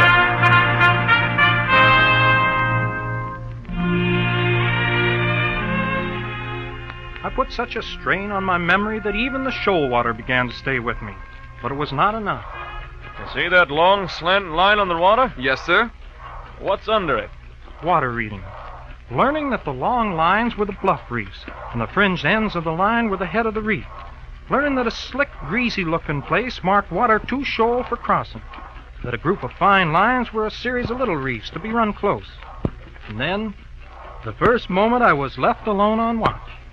My terrified sprint for the shore, trying to get away from what looked like an endless bluff reef. The boat was almost climbing a tree when Mr. Bixby stepped into the pilot house as calm as he could be. Stop the larboard! Stop the starboard! All right, set her back on both. Down the head on the larboard. Point her for the bar. I'm glad you came in, sir. When you have to hail, my boy, you should tap the bell so the engineers can get ready. I didn't have a hail. What in the world could you want over here in the bend? I was getting away from a bluff reef. Not a bluff reef within 3 miles of here. Oh, I saw it. It was a bluff reef. Is that one yonder? Run over it. But... Run over it. I held my breath, but we slid over the reef like oil. I don't understand. Nothing but a wind reef. Wind does that. But how can I tell? They look exactly alike, like the watermarks of a regular reef. You just tell. You just naturally know the one from the other. And in time, I just naturally did.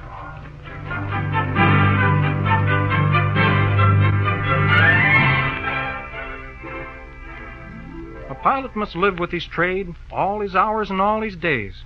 It's of little use to him to be perfect one trip and imperfect the next. It's a matter of continual concentration. Mr. Bixby told me once of a trip he'd made with an excellent pilot named Ford. It was said of Ford that if he had a bad piece of river on his mind, he couldn't forget it even in his sleep. One night near in Helena, Arkansas, Mr. Bixby had the watch. The weather was sullen and dark, and the water was low, the crossing badly tangled. Mr. Bixby had every light on the boat muffled, and was worrying his way through the gloom when... Who's there? I can't see you. It's me, Jim. Ford. Let me take her. I've seen this place since you have, and it's so crooked I can run it myself easier than tell you. Go ahead and take her. I've been spinning around here like a squirrel. That's mighty kind of you. Bixby sat down, and a marvel of steering began at the wheel.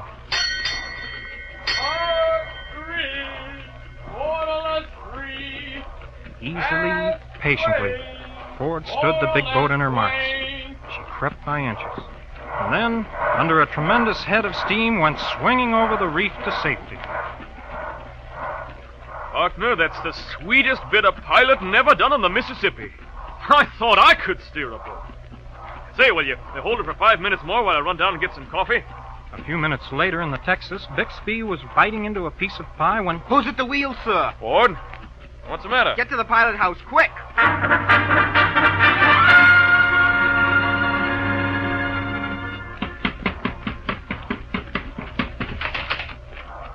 He's gone! You bet he's gone. Didn't you know that lunatic was asleep when he came up here? Asleep? No! Sure, I found him walking the railings and put him to bed. Must have got up again.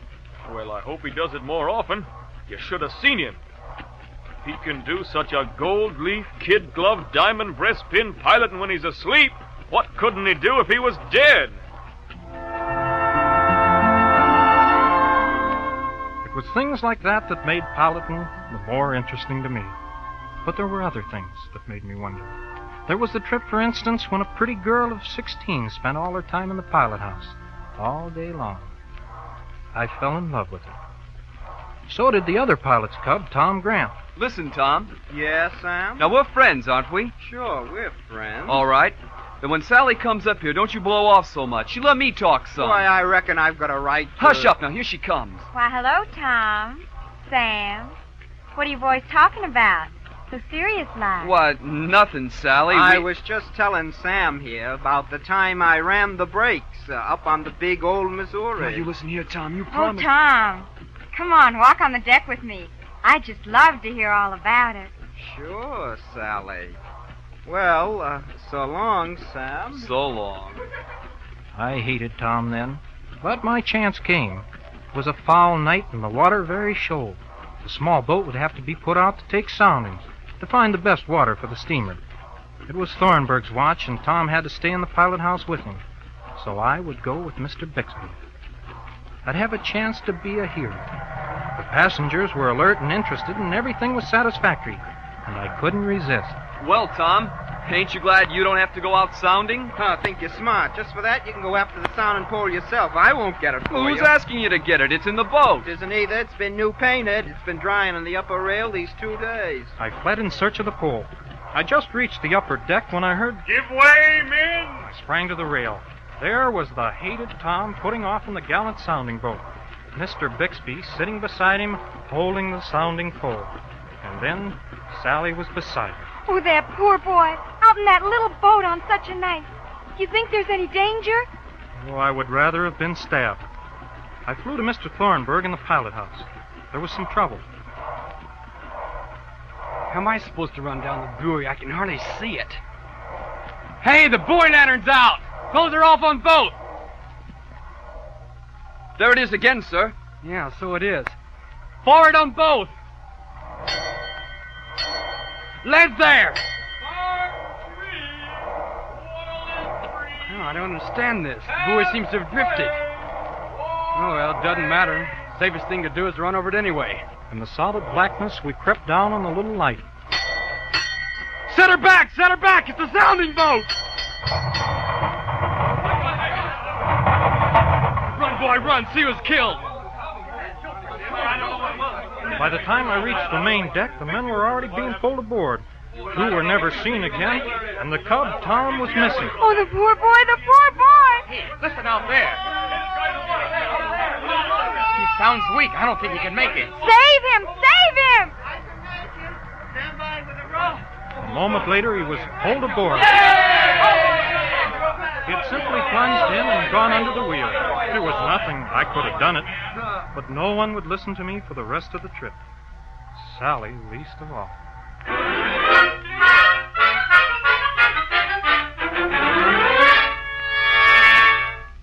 I've made it clear what a pilot's memory must be. Nothing short of perfection will do. But there were two higher qualities which he also needed. He needed good and quick judgment, and he needed courage. Give a man a trifle of pluck to start with, and by the time he's become a pilot, nothing can unman him. But the young cub, with his pilot at his side, often thinks his courage higher than it really is, until he's left alone. It's the pilot's duty to train his cub so that he may look danger calmly in the face. Mr. Bixby trained me. Island 66 coming up, Sam. Yes, sir. I'm going below. I suppose you know how to run this next crossing. Why, it's the simplest crossing in the river. There's no bottom to it. I can run it with my eyes shut. You think so, do you? Well, yes. Go ahead, then. I'll see you later. And he disappeared. But unknown to me, he had given certain orders.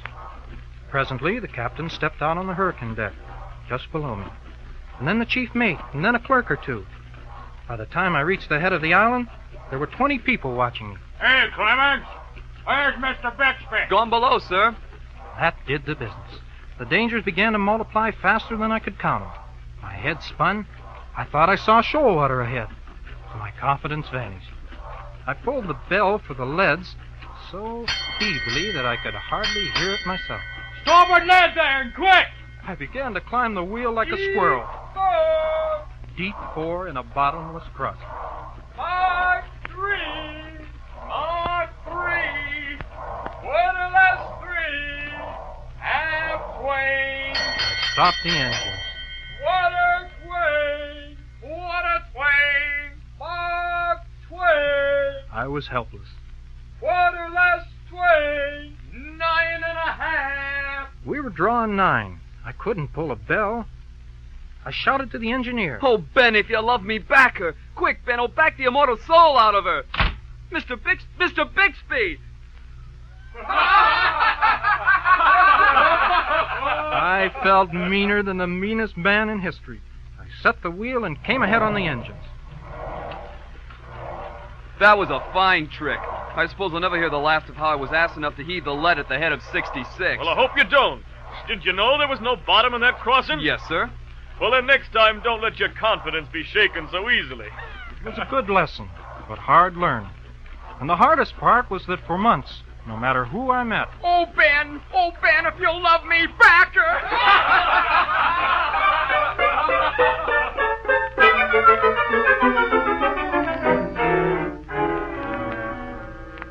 I've dwelt long on the science of piloting, since I loved the profession more than any I've followed since. The reason is plain. The pilot in those days was the only unfettered human being on Earth. Every man has a master, even kings. But the Mississippi pilot had none. If a captain ventured to make a suggestion, and few ever did, the pilot could tell him to go below and not meddle with his superiors. The pilot was a great personage. He was supreme. All his wishes came as orders, and he could play the gentleman on every hand. But because the steamboat trade held the place of honor, every steamboatman was looked up to in the landsman's eyes, the degree of prestige, of course, depending on the dignity and the fame of his boat. In the poor quarter of New Orleans, you could hear a woman shout through a window, very willing that the neighbors should hear. You, Mary Ann, you get you in the house this minute. Standing out there fooling with that low trash. And here's the barber off in the Grand Turk wanting to converse with you. You could see a big husky boy strutting through the New Orleans streets, eyeing the girls and giving himself airs, until he was indignantly approached. Say, listen here, you. You make yourself mighty fine, 'pears like. And what then? And then I'd just like to know just who you think you are. Who are you, anyway? Tell me that. Who am I? I'll let you know mighty quick who I am. I'll let you know counts to understand that I fires the middle door on to Alex Scott. The kings of the river, the crews of the River Queens.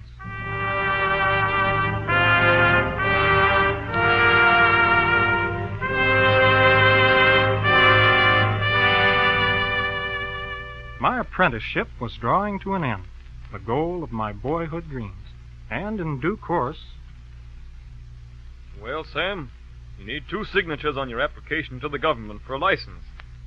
Here's mine. I was a pilot at last, and I prospered. But then came the war between the states. Commerce languished, and my occupation was gone. So I left the Mississippi, and 20 years passed before I saw her again.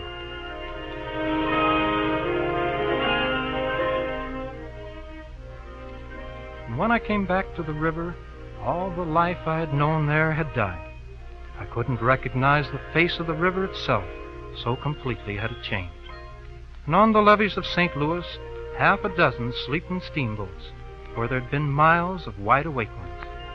The steamboatman was almost gone. The pilot, who ruled with such absolute sway, was absorbed into the common herd.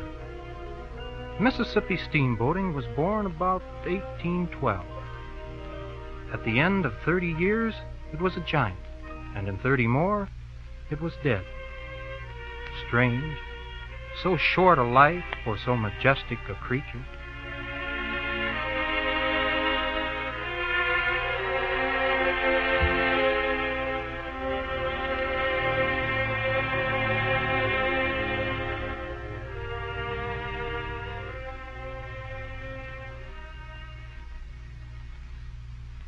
Life on the Mississippi by Mark Twain is another in a series of living fiction, presented each week by Northwestern University in cooperation with the National Broadcasting Company.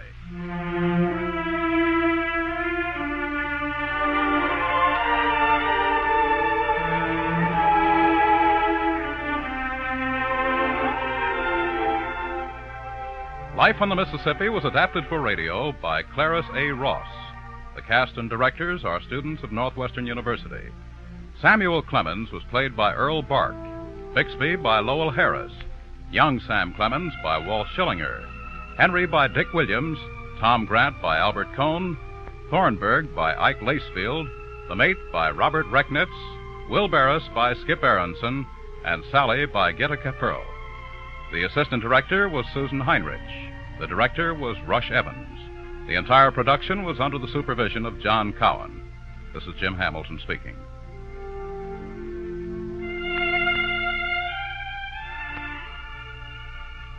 This is the NBC Radio Network.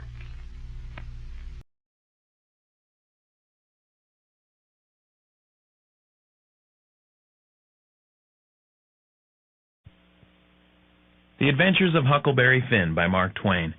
The type of work is a juvenile adventure novel set in the backwoods of Missouri and the banks of the Mississippi River in the mid-19th century. This story features a lively country boy by the name of Huckleberry Finn, Huck's friend Tom Sawyer, Pap Finn, Huck's drunkard father, Jim, a runaway Negro slave, and Huck's guardian, the widow Douglas. This story starts out sometime in the mid-1800s in the placid little Mississippi township of Hannibal, Missouri. Some months earlier, Tom Sawyer and his friend Huck had discovered an honest-to-God chest of gold. The two lucky, lively boys had split the $12,000 treasure, and trustworthy Judge Thatcher was safeguarding their money in trust. Meanwhile, the widow Douglas and her sister, Miss Watson, took the rough-hewn boy under their wings and into their home to try to civilize him. Although he managed to put up with school and even learn some religion, Huck didn't take too well to Miss Watson's determined efforts to squelch his swearing and smoking. Then one day, Huck saw some footprints in the snow, realized that his no-good drunken father was back in town, no doubt with an eye to Huck's money. Huck, in response, immediately rushed over to Judge Thatcher's to sign away his rights to the treasure. He left feeling unburdened and satisfied. Now he owned nothing at all to fret over. Late one night, not long afterward, Huck found his pap, pale and ragged, crouched in the corner of his room. "You put on considerable many frills since I've been away," Pat spat in contempt. "You drop that school, you hear? I'll learn people to bring up a boy to put on airs over his own father." Then Pap asked outright about the money. Huck gave him the $1 he had, and the old man left. But the next day, declaring himself Huck's legal guardian, Pap showed up on Judge Thatcher's doorstep, demanding more money. Naturally, the judge refused to turn over a single red cent. Well, Pap got to feeling more and more desperate, till finally one pleasant spring day the elder Finn kidnapped his son and took him to stay in a remote log hut on the Illinois side of the Mississippi. Huck reveled in the fishing and hunting, but he didn't like being kept under lock and key when Pap went into town. Nor was he fond of the beatings he received when Pap staggered home drunk. One night, after Pap almost killed him, Huck decided it was time to escape. The next night, while Pap was in town, Huck sawed a piece out of one of the logs in the cabin wall, crawled out the hole, and carefully replaced the chunk. Then he smashed in the cabin door with an axe, dribbled pig's blood on the ground, and stuck a few of his own hairs on the bloody axe for effect. He sure hoped Pap would think he had been killed. For 3 days the boy happily camped out on Jackson Island. Then out on a ramble one night he saw something that caused his heart to jump up amongst his lungs. Campfire. To his relief, though, he soon saw that the blaze was tended to by Jim, Miss Watson's Negro slave. Jim, meanwhile, stared wildly at what he presumed was Huck's ghost. "Don't hurt me, don't," he wailed. "I always liked dead people and done all I could for 'em." When Huck finally calmed Jim down enough to explain that his death had been fabricated, Jim confided that he'd run off from home after hearing that Miss Watson was planning to sell him downriver, and so the fugitives made camp together. Then one night, after a heavy storm had swollen the river, Jim and Huck found a frame house floating by on the current. Inside they found a dead man lying amongst a scattered deck of cards and empty whiskey bottles. Jim warned Huck not to look at the man's face. It was too ghastly. Together they searched the rooms for useful goods and sent the house on its way. As time passed, Huck found himself itching for news from home. Finally, one day, he dressed up in a girl's calico dress and bonnet and stepped daintily into Hannibal to gather some gossip. Lisping out questions in a high-pitched voice, he learned that some townsfolk thought poor dead Huck had been killed by his pap, who had up and disappeared himself just a few days earlier. Others thought Jim must have done the deed, since he and Huck had vanished on the same night. In fact, some men were talking about going to Jackson Island later that night to see if they could rouse Jim. Double fast, Huck hurried back to Jim's side. "There ain't a minute to lose," he warned. "They're after us." Within minutes, the fugitives had loaded up Jim's raft and started down the Mississippi. Their plan was to board a steamship north, where Jim could earn money to buy the freedom of his wife and children. But Huck couldn't help feeling guilty. After all, Jim was a runaway. He was Miss Watson's property. Huck finally decided that he would turn Jim in the next chance he got. But when a boatload of men appeared looking for runaways, Huck told them that he was sharing the raft with his sick father, who was lying inside the tent with a bad case of smallpox. That sent the men paddling away in a hurry. Huck felt a few pangs about helping a nigger on the lam, but he knew his conscience would kill him if he betrayed a good friend like Jim. So the travelers continued downstream, encountering one adventure after another. Then one night, after drifting into a bank of thick fog, they heard the unmistakable sound of a steamboat bearing down on them, leaped into the water to avoid being mashed. When Huck finally pulled himself up on shore and called out for Jim, there was no answer. Soon afterward, Huck was taken in by a rich family named Grangerford. The Grangerfords were good, generous people, and they treated Huck to all the comforts he could want. But they were somehow caught up in a bitter feud with another family named Shepherdson, for reasons no one could remember.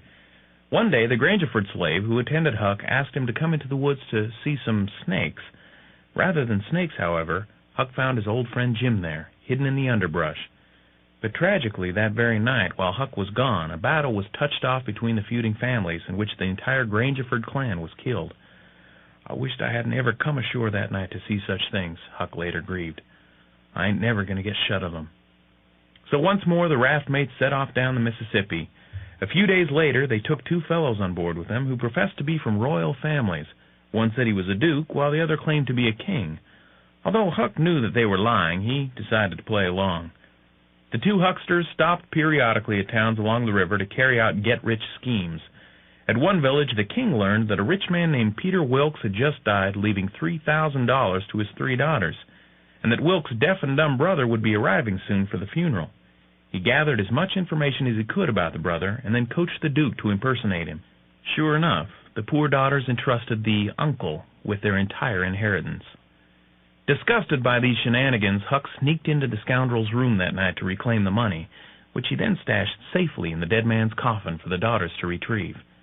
The next day, the real brother showed up, and the Duke and the King were hauled away to jail. But just as Huck and Jim were untying their raft to move on, the two escape artists came running down the bank to rejoin them. It was all Huck could do to keep from crying. The next day, the foursome stopped off at another town. After running some errands, Huck returned to the raft to find Jim gone. The Duke had sold the runaway, complained the King, and never divided with me, and the money's gone. Immediately, Huck set off to the rescue. But to his surprise, at the plantation where Jim had been imprisoned, he was greeted by a woman who gave him a loving squeeze and called him Tom Sawyer. She was Tom's own Aunt Sally, and obviously she had taken Huck for her nephew, who was due to arrive for a visit. So, in order to help out Jim, Huck gladly assumed Tom's identity. When Tom eventually showed up, the boys shared a grand reunion. They decided that Huck would pretend to be Tom's cousin Sid whenever they were around Aunt Sally. Then Huck told Tom about Jim's situation and revealed his plan to steal the key, unlock the door to the hut where the slave was being kept, and then head down the river. Tom, however, had been reading pirate books. He favored digging a tunnel into the hut. That plan sounded infinitely more complicated and dangerous, so naturally they immediately settled on it. When the tunnel was finally completed, Tom wrote an anonymous letter to Mr. Phelps, the plantation owner. "There's a desperate gang of cutthroats going to steal your runaway nigger tonight." Then the boys made their way through the tunnel into Jim's hut. Fleeing into the darkness, the three were chased by Phelps and a posse of gun-toting farmers. Alive and free for the moment, they reached the raft. But Tom had caught a real live bullet in the leg, and the group was soon recaptured. Back at the Phelps farm, there were cries to hang the double runaway, and Jim was again securely locked up. Suddenly, Tom sat upright in bed. "There ain't no right to shut Jim up. He's free as any creature that walks this earth. Old Miss Watson died 2 months ago, and she set him free in her will." "Then what on earth did you want to set him free for?" cried Aunt Polly. "Well, I wanted the adventure of it," Tom replied. Jim was immediately released. Phelps then fed him and gave him a suit of clothes, while Tom gave him $40 for being such a respectable prisoner. Although Tom was now ready to return home, Huck was reluctant to join him for fear of his pap. Hearing this, Jim made a sad confession. "He ain't a-comin' back no more, Huck. Don't you remember the house was floating down the river, and there was a man in there covered up? Well, that was him." And so Huck headed back on the double toward the Widow Douglas house before Aunt Sally made good on her threat to adopt him. According to Ernest Hemingway, modern American literature begins with Huckleberry Finn, Twain's sequel to Tom Sawyer. Mellowed by the introduction of real pathos, deepened by a new attention to Huck's developing consciousness and conscience, and broadened by its undercover exploration of social and political ambiguities, the book is obviously a richer and more sophisticated work. But what distinguishes it as proudly and quintessentially American is its unabashed use of the first-person Missouri vernacular narrative voice. Naturally, Twain's characteristic humor peppers Huck's pages. Indeed, Twain prefaces the story with a warning that persons attempting to find a motive in this narrative will be prosecuted. Persons attempting to find a moral will be banished. Persons attempting to find a plot in it will be shot. Nevertheless, the novel explores significant and very American issues. including the legitimacy of hierarchical social relationships.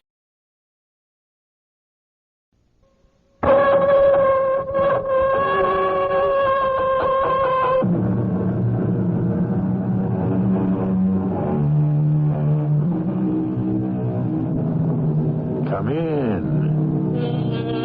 Welcome. I'm E.G. Marshall. No writer knew America, loved America, or could write about America better than Samuel Clemens. Even his nom de plume was distinctly American. It was the shout of the leadsman on the Mississippi River steamers, "By the Mark Twain." And it meant that the boat had just passed over a shallow and treacherous place and was now in water deep enough, clear enough, and safe enough. One of Mark Twain's best-known and most beloved characters was Tom Sawyer, whose schoolboy adventures are still part of the schooling of every American boy and girl. But did you know that Tom Sawyer grew older and had more adventures and was called upon to solve a murder and save an innocent man from the noose? Tom, listen. What's that? Look, through the window. All those men headed this way. What did they want? Tom, they say my father killed Jupiter Dunlap. Well, now, there's no proof. Well, sometimes people get so mad they don't need proof. You stay inside. Stay with your father. Hand me his musket. Yeah, but Tom, there's 15, maybe 20 of them. You'd be surprised what one man with one gun can do.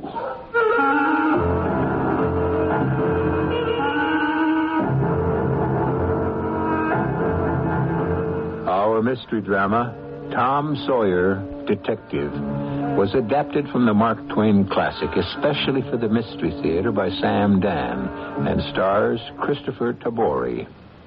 It is sponsored in part by Buick Motor Division.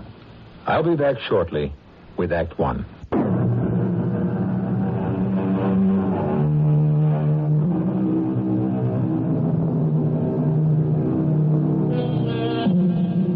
If you read Mark Twain's The Adventures of Huckleberry Finn, you will recall that Tom and Huck had some rattling first-rate adventures at old Uncle Silas's farm in Arkansas. Well, it is now some years later, and Tom is much older, but Tom is still Tom, and Aunt Polly is still Aunt Polly. And when Aunt Polly calls, Tom Sawyer still jumps. Tom? Yes, ma'am. Tom, I reckon you gotta pack up and go down to Arkansas. Your Uncle Silas needs you. Yes, ma'am. There's in considerable trouble down there. And they think you'll be a kind of diversion for 'em. Marry Anita. And she just said point blank she won't have 'em.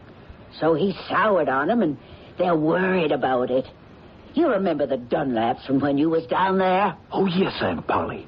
As I recall, Brace Dunlap's the richest man in the county. About 36, a widower, and proud of his money, too. That's right. Everyone's a bit afraid of him. Is he the one Benita said no to? And I guess it must have set him back some. Well, Silas is trying to soften the blow. I don't follow you, Aunt Polly.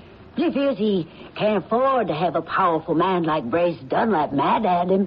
So he's trying to curry favor by hiring Brace's brother Jupiter to do some work around the farm.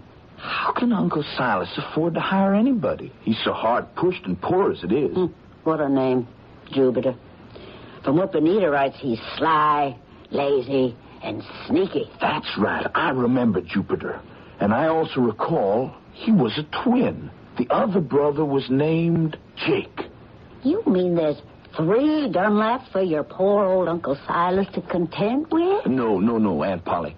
We don't have to worry about old Jake Dunlap. He got to robbing and killing, but he escaped from jail, went north somewhere, and nobody's heard from him in years.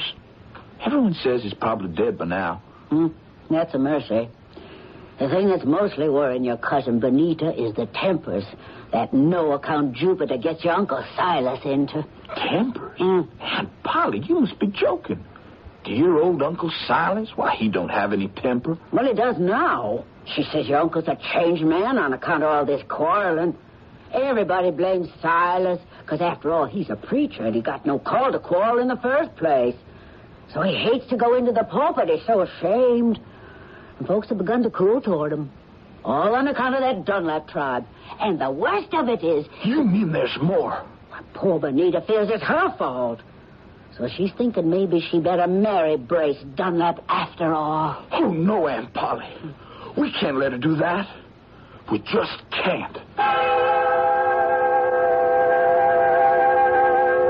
I remember my cousin Benita as so sweet and kind. And I remembered Brace Dunlap as so hard and sour. I was sure he'd be cruel to her. I had to put a stop to this.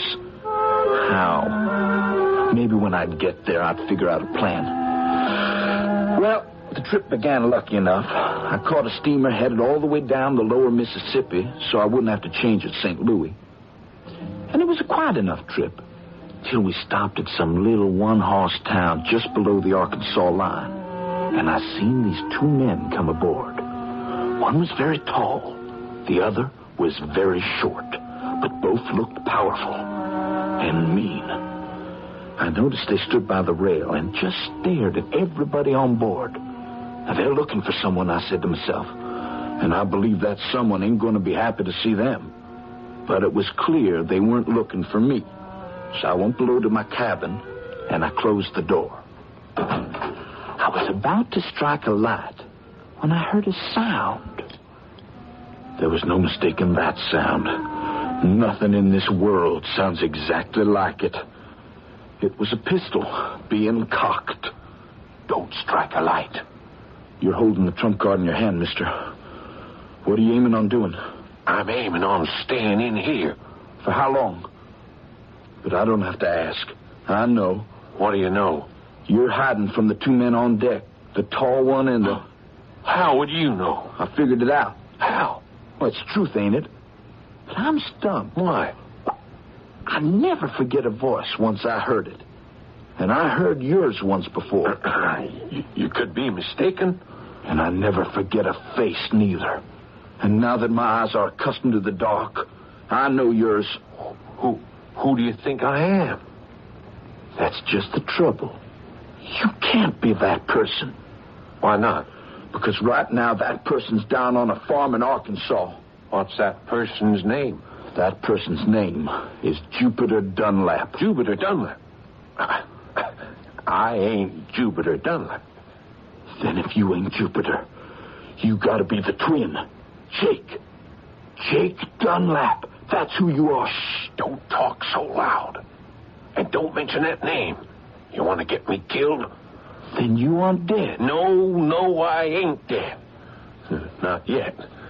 Though I'm coming powerful close. You gotta help me out. Why? 'Cause I'm in trouble. I know that. But why should I help you? Your brother Brace lording it all over everybody. Oh, that's Brace. That ain't me.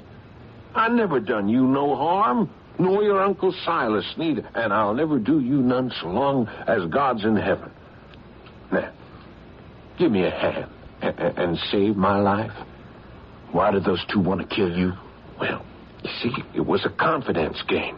The three of us played it on a jewelry shop in St. Louis. Jewel thieves? Now, wait, listen to what we done. We dressed up fine, and we ordered the diamonds sent around to the hotel for us to see if we wanted to buy. And while you were examining them, you had paste counterfeits all ready, and it was the counterfeits that went back to the shop when you said the diamonds weren't quite fine enough. Say, are you in the trade? What were they worth? $12,000. And you got away with them? Clean. Only trouble was, you see, we each had the same notion. What notion? To rob the others. What? If that isn't the orniest, most low-down... Well, maybe yes, maybe no. But the long and the short of it is that I was able to sneak off with the diamonds, and they've been hot on my trail. And now that trail comes to an end. No, it ain't. Now, you swore you'd help me get away. I swore no such thing. Oh, you gotta help me. Can't leave them two cutthroats to kill me. Oh, that's no way to talk about your pal. I'll do anything you say. Give back them diamonds. Give back the diamonds? Yes, to the jewelry store. I can't return the diamonds. Why not? Because I ain't got them. I lost them. You expect me to believe that? You gotta believe it. I lost them. Oh, sure. It's true. Look, if I still had them diamonds, would I be running for my life like this? Oh, look, if you don't believe I'm telling the truth, search me. Go ahead. Go through all my clothes. Look at my bag. All right. How can I help you? All right, now go ashore. Get me some other clothes. Okay. I'll get you one of those new stovepipe hats and a pair of plaid breeches, maybe green and black. That'll do it. A cotton velvet waistcoat, some goggles, some whiskers and goggles. Now, that should get me off the boat. Well, let's say it does. Where do you go then? Where could you hide? I'll go home. They all think I'm dead. My brother Brace will take me in. I'll be all disguised. No one will recognize me. Yeah, but there's one little thing. What's that? Won't people notice that you sound like Jupiter and want to make them think that the other twin that's supposed to be dead, but maybe he's not? Now, you are a sharp one. Yeah, me and Jupiter, we do have the exact same identical voices. I'll have to play deaf and dumb. That'll do it. Okay, you be calm. You stay hidden here, and I'll go for those clothes. Calm? I can never be calm again as long as I live. That's what a life of crime will do. Take my advice, son. Never get mixed up in it. But I was mixed up in it, somehow. The steamboat was tied up at the dock for repairs, so I had plenty of time to go into the town and buy the clothes Jake Dunlap needed. The goggles and the whiskers weren't easily come by, but finally I had everything, and I headed back for the boat. I took my bundle and went down to my cabin. Hey, these clothes will do me fine. And see how they fit. Yeah. Why, you look just like a lecture on spiritualism. I've done some of that in my time. I could even hold a seance when I was... Wait a minute. You're supposed to be deaf and dumb. You remember? Yeah. So I am. And I even got you these boots here. Oh, no, thanks. I'm going to keep these shoes. Oh, but everyone wears boots where you going. I got very tender feet, and the shoes I got suit me fine. Well, time I was leaving the boat. Where are my old pals? Standing at the rail. Would anyone recognize me? They might recognize your shoes. Oh, no danger of that. Everybody wears shoes like these in St. Louis. Son, you've been an angel of mercy to a poor old sinner like me. I'll see you in Arkansas. Oh, I won't let on. And I won't say a word, seeing as how I'm supposed to be deaf and dumb. Well, you just remember who helped you. Uncle Silas's nephew. I never forget a friend. And you might let your brother, Brace Dunlap, know. And are you sure you won't take these boots? No, thanks.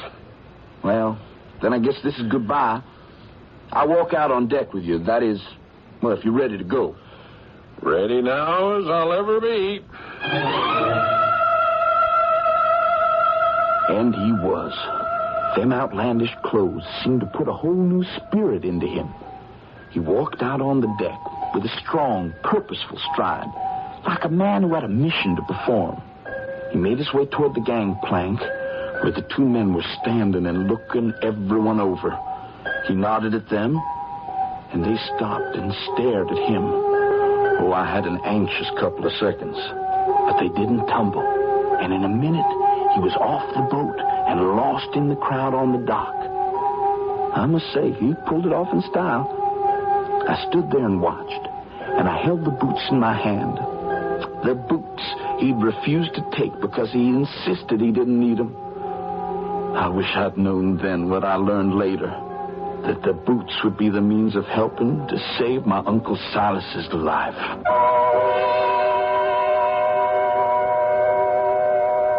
Tom Sawyer, detective.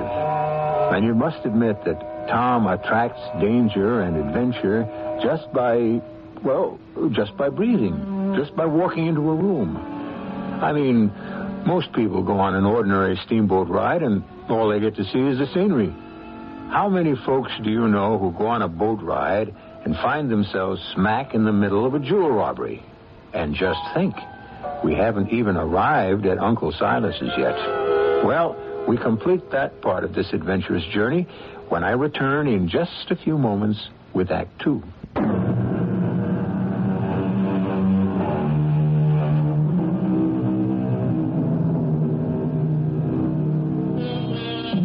Tom Sawyer is bound for his Uncle Silas's farm in Arkansas to help Silas and his family through some rough sledding. The problem seems to be a wealthy farmer named Brace Dunlap who wants to marry Tom's pretty young cousin Benita. But these things take two, and Benita isn't having any. As you've already heard, by a coincidence, Tom has helped save the life of Brace Dunlap's brother Jake. Will this change Brace's attitude? You know perfectly well it won't. Brace wants Benita, and Brace is a man who gets what he wants. I believe I already told you Jake Dunlap got off the boat safe enough and gave his pals the slip. We were supposed to sail within the hour, but just as we were building up steam, we blew a bolt head or a cylinder head. I never did get it straight. And we were stuck there 3 more days till they fixed it. So it was well over a week later when I arrived. Benita was waiting for me at the dock. I'd forgotten how pretty she was, but she looked so worried. I'm so sorry, Tom. Forgive me. For what, Benny? For it's 3 miles. We have to walk it. I couldn't even come for you in the horse and wagon. Oh, I don't mind. And poor Caesar, he went lame. We can't afford a new horse. If these were other times, a neighbor'd be glad to lend us one, but these are new times, Tom. Bad times. Brace Dunlap? Brace Dunlap. Papa tries to be nice to him, but it doesn't work. Never made Uncle Silas think he could mollify Brace by giving work to that no-account Jupiter. You know Papa. He thinks that by doing a kind deed, you appeal to a person's better nature. And the trouble is, Brace Dunlap just don't have a better nature. I know that's a hard thing to say, especially for a preacher's daughter. But it's the truth. I was willing to give up. I said I'd marry Brace, but Papa said he wouldn't hear of it. And he's turned Papa into a nervous, angry, hateful person. What am I going to do? I want to save Papa. Oh, we'll think of something. We kept walking along till I seen a paper posted on a tree by the side of the road. First I thought it was a poster for a runaway slave. But then, when I stopped to look, I saw it was something else entirely. $2,000 reward for the information leading to the arrest and conviction of 3 men who stole 2 rare gems from a St. Louis jewelry store, or for the recovery of the jewels. Oh, I wish I could find those gems, Tom. $2,000. It's a lot of money. Oh, that could make Papa independent. He wouldn't have to fear any man. Sometime, Benny, when all this is over, I'm going to tell you a story about those gems. Why, Tom, what do you know about stolen jewels? Oh, wait a minute. You hear a voice? Oh, yes. No, it's Papa. You see, off in the field there, he's yelling at Jupiter again. Say, it looks like he's fixing to do more than just yell. He's picked up a stick. We have to stop him. Papa! No. Papa, no! Papa Acre, don't worry. You ought to be lucky I don't... Papa! No, Papa, please! Stay out of this, Benny. Papa, I won't. Papa, look. Here's Tom Sawyer. He's come to visit. Hello, Uncle Silas. Tom Sawyer? Who's Tom Sawyer? Papa, you know Tom. Don't you remember me, Uncle Silas? Tom. Oh, yes, Tom. Lord bless you, Tom. I ain't very well these days, and I think my memory's gone. Tom, I was a-praying to the good Lord for a true help in my hour of need, and he sent you. Are you all right now, Papa? I know the Lord is displeased with me, children. Displeased with you, Uncle Silas? Oh, Papa, not with you. Yes, he's trying me the way he tried Job. Jupiter is my affliction, and I cannot abide him. I look at him. He stands there shaking, nervous. His hands keep running across his face, and he talks like a fool, and he behaves even worse. And the terrible thing is, I want to kill him. Papa. Now, Uncle Silas, you can't mean that. Yes. I actually and truly wish to take the life of a fellow human being. Me, who always considered himself a man of God. I'm being punished for my evil thoughts, children. Punished. Oh, now, come home, Papa. You'll feel better for a nice hot supper. No, child. I'll never feel better again. But he did. It takes a real strong bad mood to withstand homemade hot biscuits and fried chicken and pie. I swear. Even if Benny didn't have the looks, men would still want to marry her for her cooking. Well, Uncle Silas's spirits were raised up again when suddenly there was a knock on the door. And it was Brace Dunlap. Right off, I could see the resemblance to Jake and Jupiter. But he was younger, better looking. And he had something neither of them had. A cruel, mean look around the mouth. But he did talk nice and pleasant. Good evening. I'm sorry to interrupt you folks. Good evening. Will you join us at supper? I wish I could, Miss Benita, but I'm worried about my brother. Are you? I expected him home over 2 hours ago. Would you know perhaps what might have kept him, Reverend? How would I know? Am I your brother's keeper? Papa. Sorry I disturbed you. It's getting dark now. I better go out and look for him.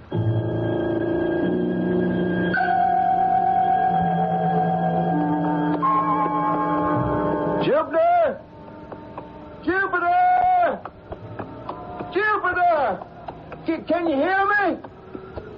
Now, where can that fool be? Brace! Brace! Where are you? Behind the trees. Well, come on out. What are you doing there? Brace, come here. Come here. I got something to show you. Now, Jupiter, it's late and I ain't had my supper. Jake is here. Brace. Brother Jake himself. What? What are you talking about? Come here. Now, look. Jake, he's dead. Yeah. Jupiter, what happened here? Well, I was coming toward home, Brace, and I seen this fellow with a beard and goggles. Yeah. And this outlandish hat and these funny clothes. And he was running, and there was these two fellas chasing after him. Which two fellas? Well, I'd never seen him before, but one was kind of tall. And finally, they caught up with him, and there was all kinds of yelling and fighting, and they killed him. What did you do? Well, they was most awful mean-looking fellas, Brace, so I hid behind a tree. Well, I was scared they'd kill me, too. Well, after they killed him, they searched through all his clothes, and then they ran away. And then I seen it was Jake. Jake? Yeah, and all this time we thought poor Jake was dead. Yeah, and so is everybody else. Well, hadn't we better tell the sheriff, Brace? Let me study this. Jake's been killed. Shouldn't them that murdered him be punished? You're dead right. Just let me keep thinking. Well, what's to think about? Well, poor Jake's death should be a lesson to all who presume to violate the law. He lived by the sword, and he died by the sword, so to speak. Yeah. I don't follow this. Put on the whiskers and the goggles. What? What? Just do as I say. Now, all right. Now, there. Now, no one would ever dream you was Jupiter Dunlap. You just take off your clothes and put them on poor old Jake. And you put on Jake's clothes. Why? And we'll bury Jake. Bury him? Nobody knows about Jake except you and me. Yeah. And them there two fellas, and, well, they're long gone. They ain't gonna say nothing. But we just can't go. I mean, we have to tell the sheriff. We will, in good time. Meanwhile, you and poor old Jupiter Dunlap, you will have disappeared. Me? But why? Because we're going to let on that it was you that was murdered. Me? Murdered? Why? By who? By who? By Uncle Silas. Why? Because he hates you. Well, Well, he don't really hate me. He just... I'm doing the thinking, Jupiter. And at the right time, the body will be discovered. And everyone will think it's you. And we'll even have witnesses to say Uncle Silas killed you. What happens to me? Well, you're some poor stranger who's wandered around these parts, and you can stay with me because I'm such a charitable person. Oh. Hey, won't everyone know who I am? You're wearing a disguise, remember? Oh, okay. Hey, but... But what? But everyone knows my voice. Oh. You ain't altogether a dummy. Wait. That's it. The answer. That's what you are. A dummy. You're deaf and dumb. That's perfect. Now remember, you mustn't say a single solitary word. Ever.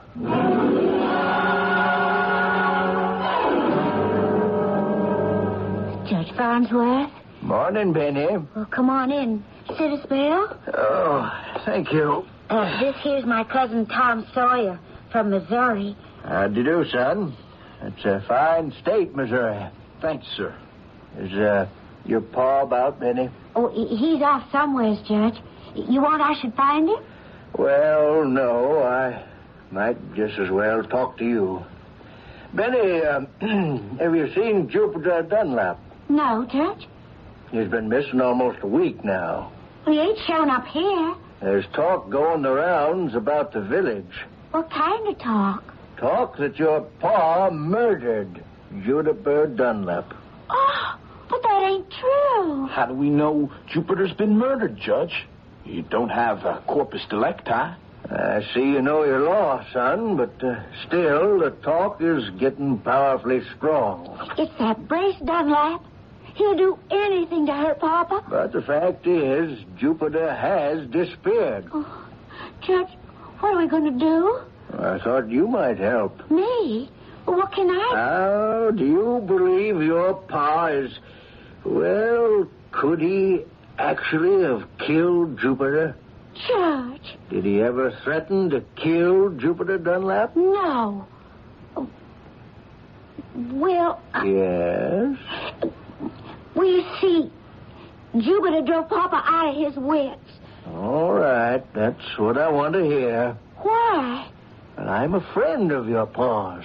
And if matters should ever arrive there, and I'm not saying they will, that should be the defense his lawyer should plead. His lawyer? Well, but Judge... And don't you ever breathe a word that I've been here and talked about it. You understand?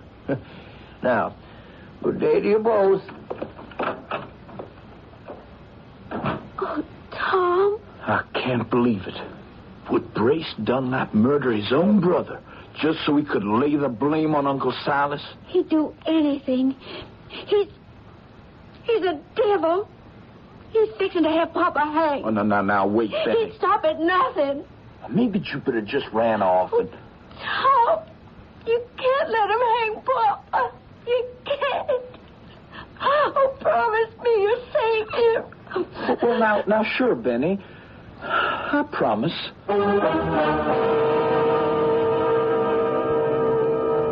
Well, all of you who've read the Mark Twain story, and even those of you who haven't, know that the worst is about to happen. And how does Tom propose to handle it?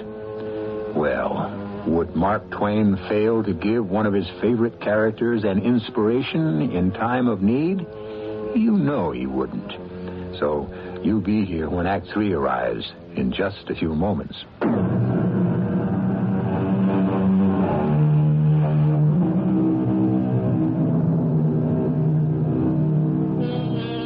Well, here we are in a backwoods Arkansas town sometime around 1840 or so. And Uncle Silas is being drawn further and further into a lethal web by clever and vindictive Brace Dunlap. All Uncle Silas has on his side is Tom Sawyer. But right now, Tom doesn't have any idea of how to help. Things were getting no better. Somebody was spreading rumors about how Uncle Silas must have murdered Jupiter Dunlap. Not Brace Oh, no, Brace never said one word. But he must have took care that others did. And there was a lot of hot feeling, poor Uncle Alice. Nobody at all ever came to hear him preach on Sunday anymore. And then... Afternoon, Miss Benny. Would your father be at home? Yes? Who's that with you? Oh, this fella, you mean? Mm-hmm. Well, I don't know his name exactly. He's a deaf mute. Can't speak nor hear. Poor soul. Came wandering through town, all ragged and hungry. So I've been giving him a place to sleep and his meals. By George, the fellow was wearing the very get-up I bought for Jake Dunlap. The stovepipe hat, the plaid pants, the waistcoat, the goggles, the whiskers. That's who it was. Jake Dunlap. Silas, I come here on a most important matter. You have? You know, Silas, that I've got money and property, and I mean to do very good by Benita. Not another word. Well, what have you got against me? You're a mean, cruel, evil-minded man. But nobody else thinks so. I don't care what other folk think. I know better. Look at me. How charitable I am. I've taken this poor, afflicted soul into my own home. Brace Dunlap, leave my house. Shouldn't we ask Benny what she thinks? Benny's just a child. Papa, maybe, well, I've been considering... There. You hear? Never. You ain't gonna throw your life away on a corrupt, vicious person like Brace Dunlap 'cause you're feeling sorry for me. I won't allow it. Now you, Brace Dunlap, get before I take down my flintlock. Now, Uncle Silas, there's no need to get excited here. You hear me, Brace Dunlap? Get and do your worst.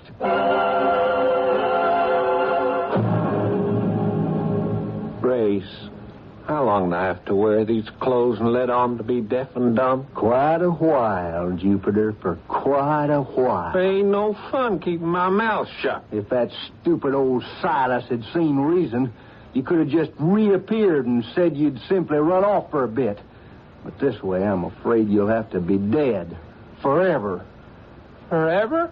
I think it's high time the body was found. The body of Jupiter Dunlap.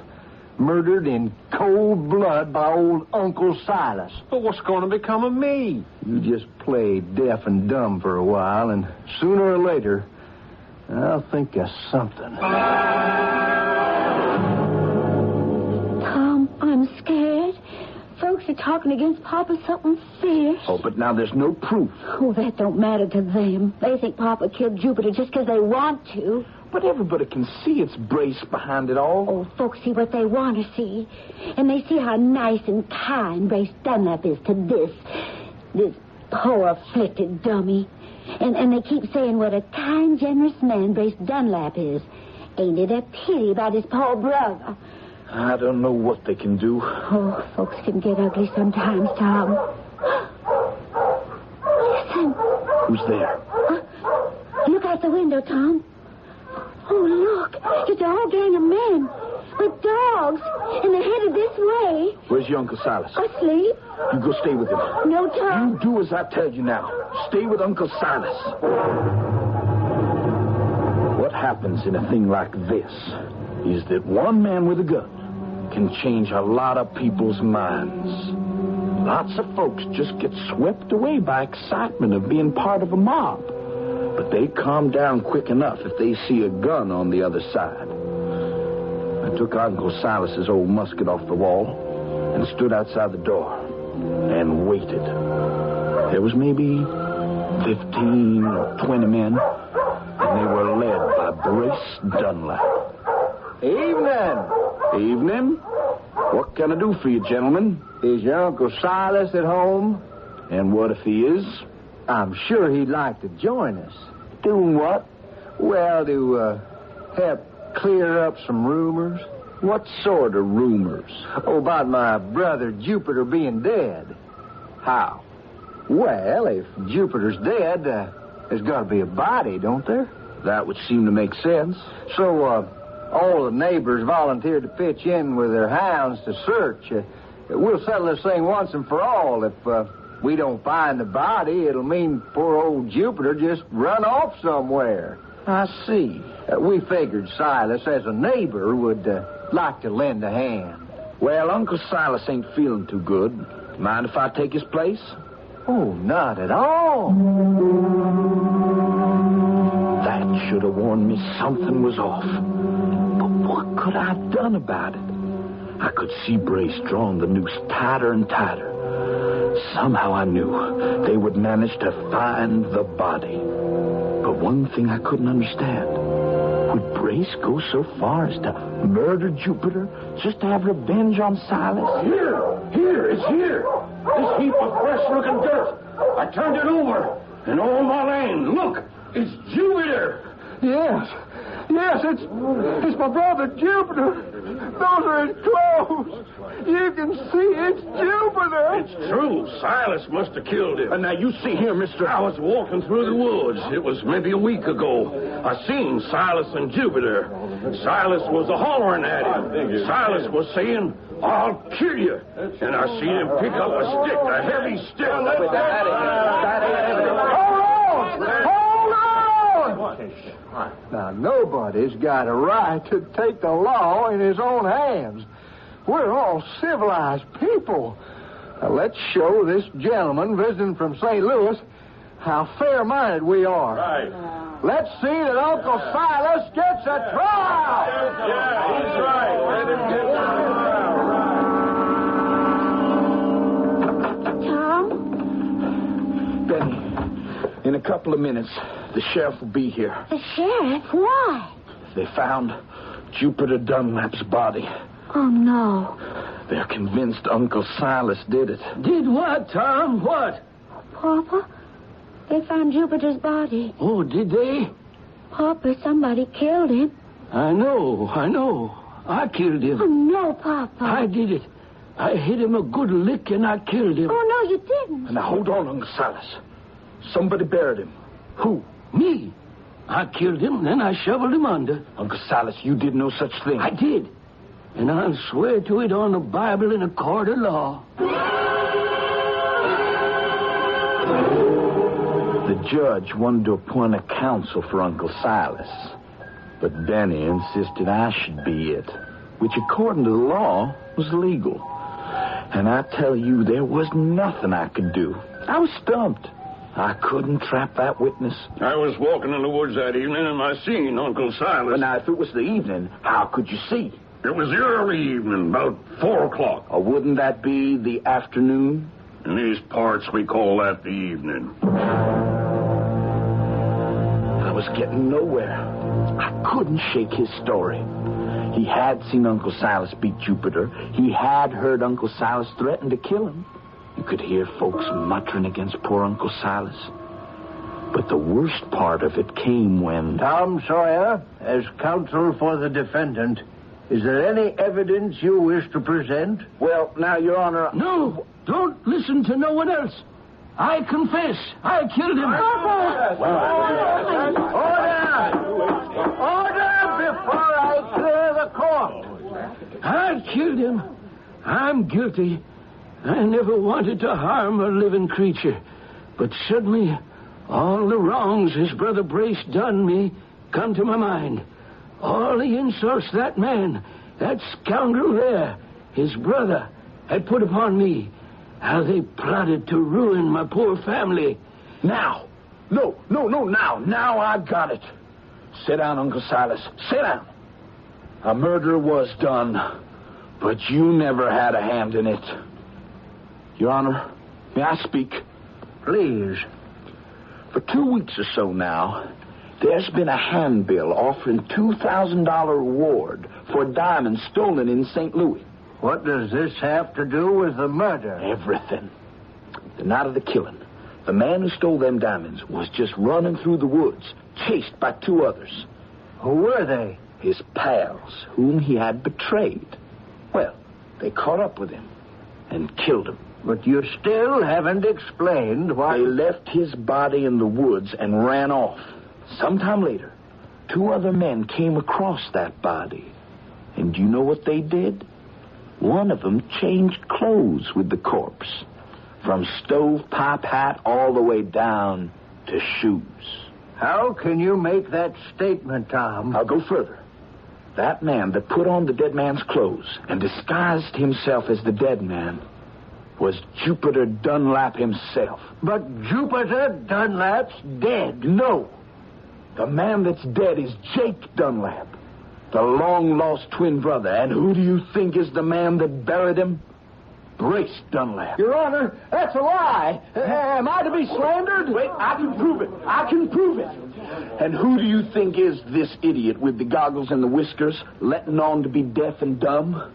It's Jupiter Dunlap himself. No. Will you take off them whiskers, Jupiter? Or should the sheriff do it? My boy, this is remarkable. This deduction on your part. You haven't seen any of these events, and yet you describe them so perfectly. Case dismissed. A moment, Your Honor. One moment. One moment, Your Honor. There's a thief in the house. A thief? Yes, sir. And he's got $12,000 worth of stolen diamonds. Point him out. It's the late dead man here, Jupiter Dunlap. That's a lie. I never did steal any diamonds. He did steal the diamonds, but he didn't know it. You see, when he changed clothes with Jake, the diamonds went along. But didn't those men who killed him take the diamonds? I offered on the steamboat to buy Jake Dunlap a pair of new boots. But he insisted on wearing his old shoes. Why? And suddenly it came to me. He must have hidden the diamonds in him. Where? In the heel. Where else? I borrowed a screwdriver and unscrewed Jupiter's heel. And sure enough, there was those two big diamonds. And they took everyone's breath away. Poor Jupiter. He was sick. Had he only known, he could have gone away and been rich. I shall keep these and notify the owners. And it will be a real pleasure to turn over the reward money to you, Tom Sawyer.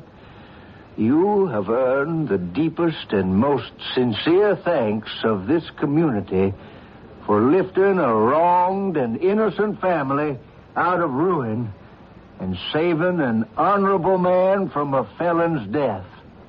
Oh, thank you, Judge. But anyone could have done it.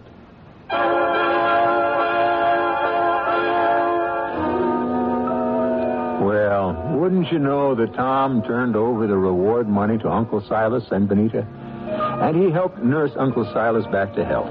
And the whole town would gather every Sunday to hear Uncle Silas preach. And the entire family was happy as birds. Who says Mark Twain didn't write happy endings? We'll have more to say in just a few moments.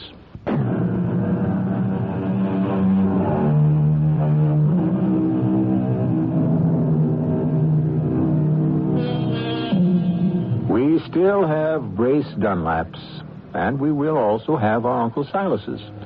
The question is, will we always have enough Tom Sawyers to right the balance? Tom Sawyer was a hero. Perhaps the word hero is somewhat out of fashion these days, and perhaps we're too sophisticated for genuine heroes. But who do we have to replace them? Our cast included Christopher Tabori, Paul Hecht, Evie Juster, Bob Caliban, and Gilbert Mack. The entire production was under the direction of Hyman Brown. And now, a preview of our next tale. No, these paintings are not mine. Who's to know the difference? They're the work of Francois Millet. Must we discuss that tiresome Millet? No, you see how each painting bears his hallmark, his unique style? Monsieur, these things are lost on me. I know nothing of art. Oh, isn't there anything you could do to help Millet? Oh, sit beside me, and we can talk more comfortably. Yes. No, surely there's something you could do for him. Why? Well, because one day he would be a glory to France. Oh, monsieur, you're an Englishman. Yes. Why should you worry about the glory of France? Well, the glory of the world. Oh, well, I see we must decently dispose of Millet. There's only one way I could hope to help him. Oh, how? He would have to be dead. This is E.G. Marshall inviting you to return to our Mystery Theater for another adventure in the macabre. Until next time, pleasant dreams.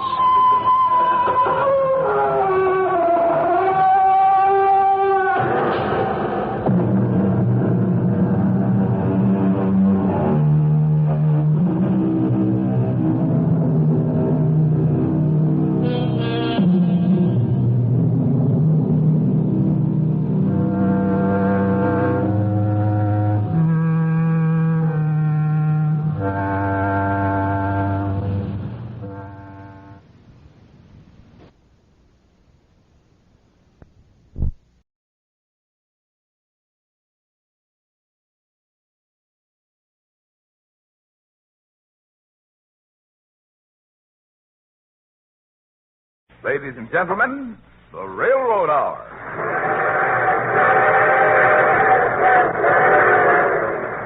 And here comes our summer show train.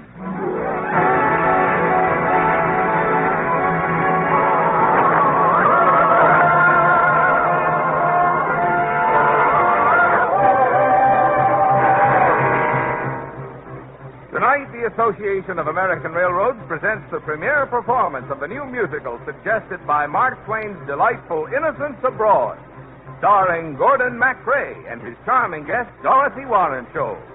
Our choir is under the direction of Norman Luboff, and our music is prepared and conducted by Carmen Dragon.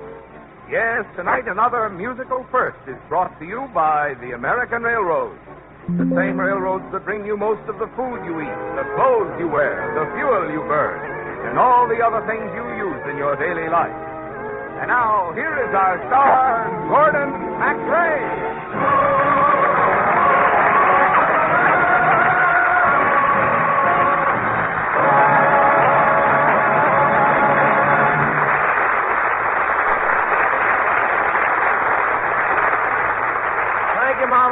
Good evening, ladies and gentlemen.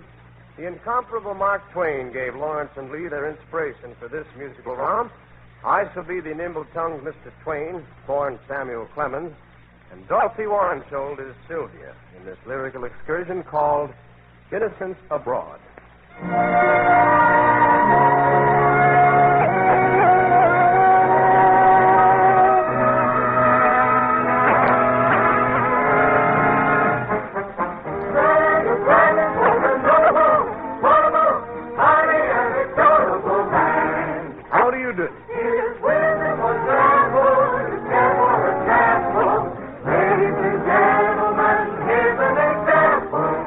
Delighted. The reports of my death have been greatly exaggerated.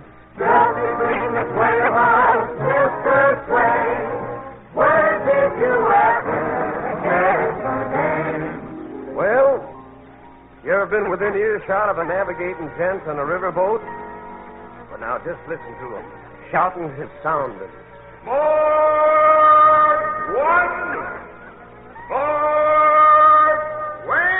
That's it. That's where I got it. From the jargon of the Mississippi River. That's my jargon, too. Take this story, for instance. There are a few whoppers in it, but it's the truth, mainly. So how about joining us? We're off on an ocean voyage. Sailing, sailing over the bounding main, for many a stormy wind shall blow where Jack comes home again. Sailing, sailing over the bounding main, for many a stormy wind shall blow where Jack comes home again. Sailing, sailing over the bounding main, for many a stormy wind shall blow where Jack comes home again. Sailing, sailing over the bounding main, for many a stormy wind shall blow where Jack comes home again.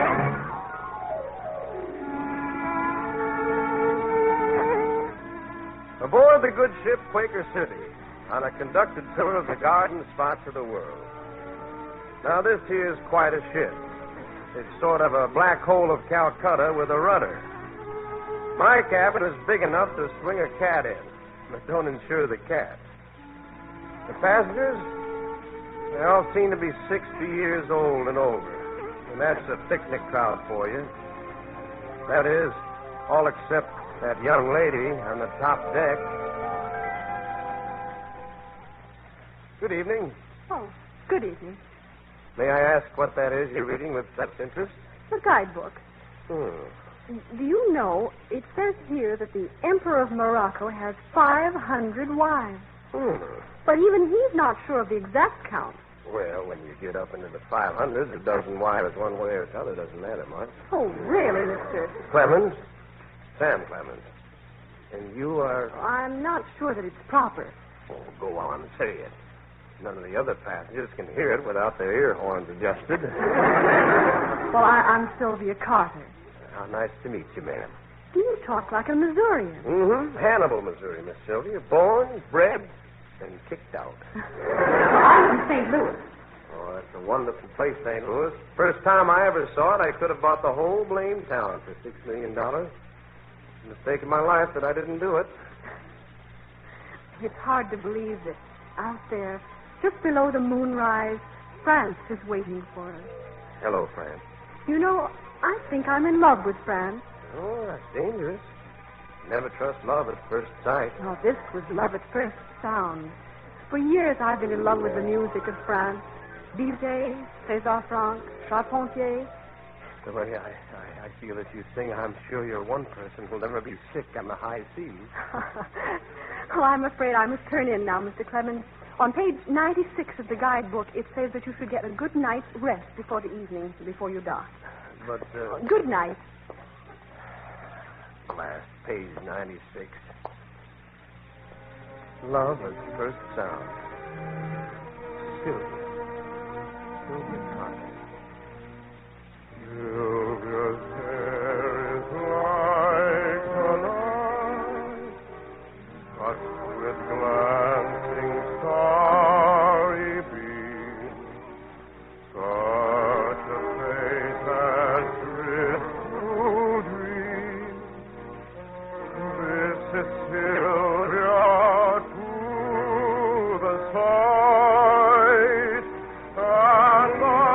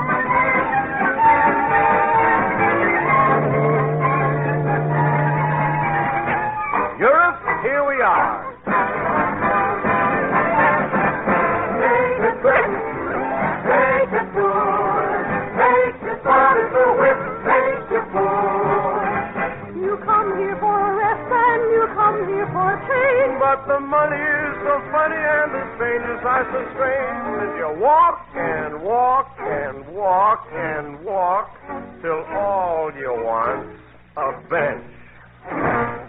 And it's so deuced clever that all the kids speak French. Oh, we must hurry, Mr. Clemens. The guidebook says the exhibit of old Spanish pottery closes promptly at 5. Miss Sylvia, the guidebook talks too much. In a nice, polite tone of voice, would you tell it to shut its big, fat pages? Really, Mr. Clemens? How do you expect to see the significant things in Europe without expert help? Sit down for a minute. Here's an interesting little sidewalk cafe. I'm not sure. Please. Well, all right. This is an interesting cafe. Now, look around you, Miss Sylvia. There's the front table, the French gentleman. And there's the Spaniard. Undoubtedly, that's the Dutchman.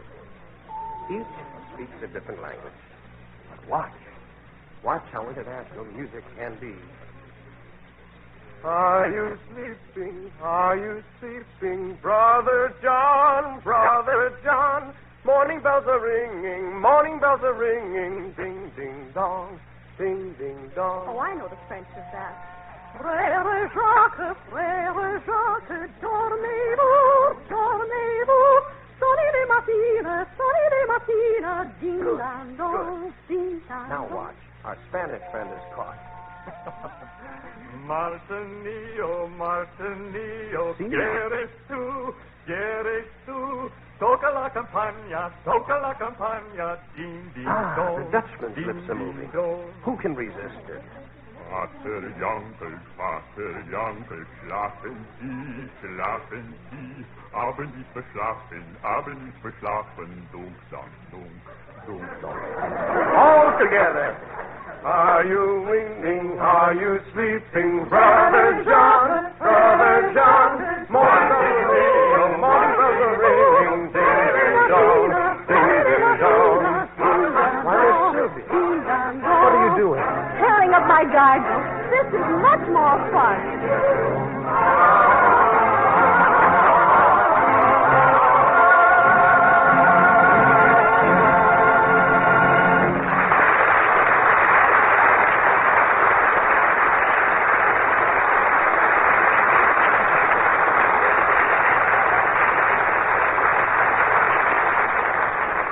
We'll return with the second act of Innocents Abroad in just a moment.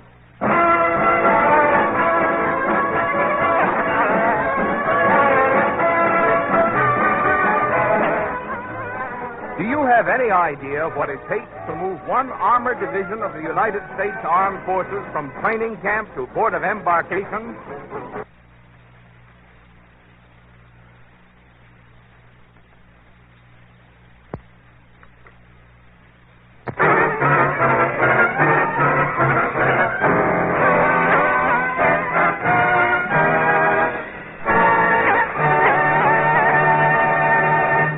Here is Act Two of our musical version of Mark Twain's Innocents Abroad, starring Gordon MacRae as the itinerant Samuel Clemens, Dorothy Warren Scholl as the lovely Sylvia Carter, with Benny Rubin as the guide.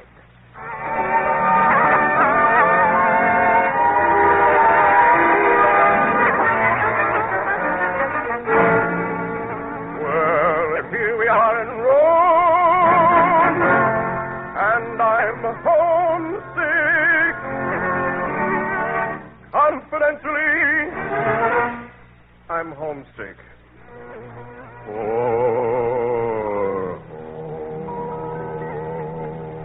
Samuel? Sam? Hello, Miss Sylvia. Isn't Italy the most thrilling place, Sam? It makes me want to sing. Go right ahead, dear. They encourage that sort of thing over here. Children who don't grow up to be opera stars are considered rank failures. Come sing, where the sea for fun and frolic, and so do I. And so do I. Come sing, it will be your melancholy, to pine and sigh. To pine and sigh. But I love to spend my time in singing and joyous song. Joyous song. To say the air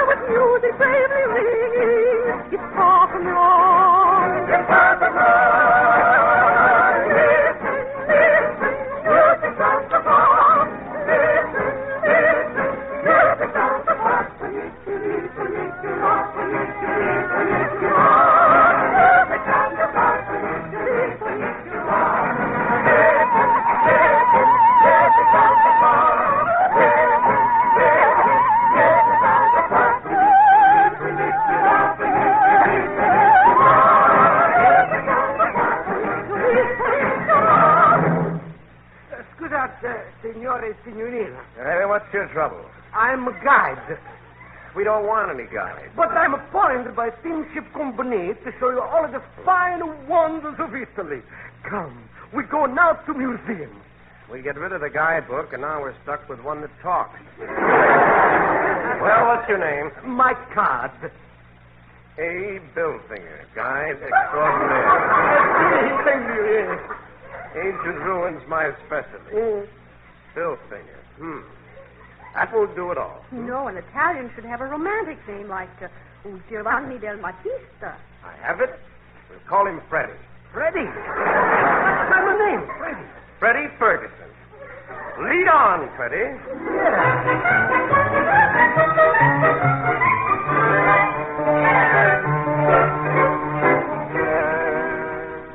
Look, this letter is written by in a handwriting of Christopher Columbus. Who? Christopher Colombo. That's his own handwriting. He'll write all by himself. I've seen boys in America only 14 years old that could write better than that. Look, this is the great Christopher Columbus. I don't care. I just don't care who it is. It's the worst writing I ever saw. Now, if you've got any specimens of first-class penmanship, Freddie, trot them out. But the great Christopher Columbus... If you keep talking about this chap Colombo, what did he do? They discover America. That's all what he do. Discover America. Now, hold on there. We're just from America ourselves, and we didn't hear anything about it. Didn't we, Sylvia? Oh, Sam. Christopher Colombo. That's a pleasant name. Is he dead?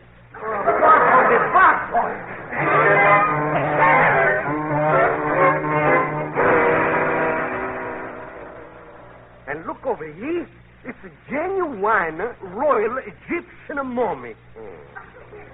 What did you say this gentleman's name was, Freddie? Name? You gotta know name.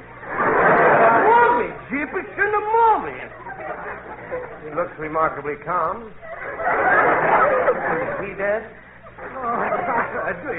He's been dead 3,000 years. Oh, well, I guess we're a little late for the funeral. All right, I hold my temper. Now we go see the tomb of great Julius Caesar. Caesar? Caesar. That's a familiar name. Tell me one thing, though, Freddie. Is he dead, too? Mamma mia!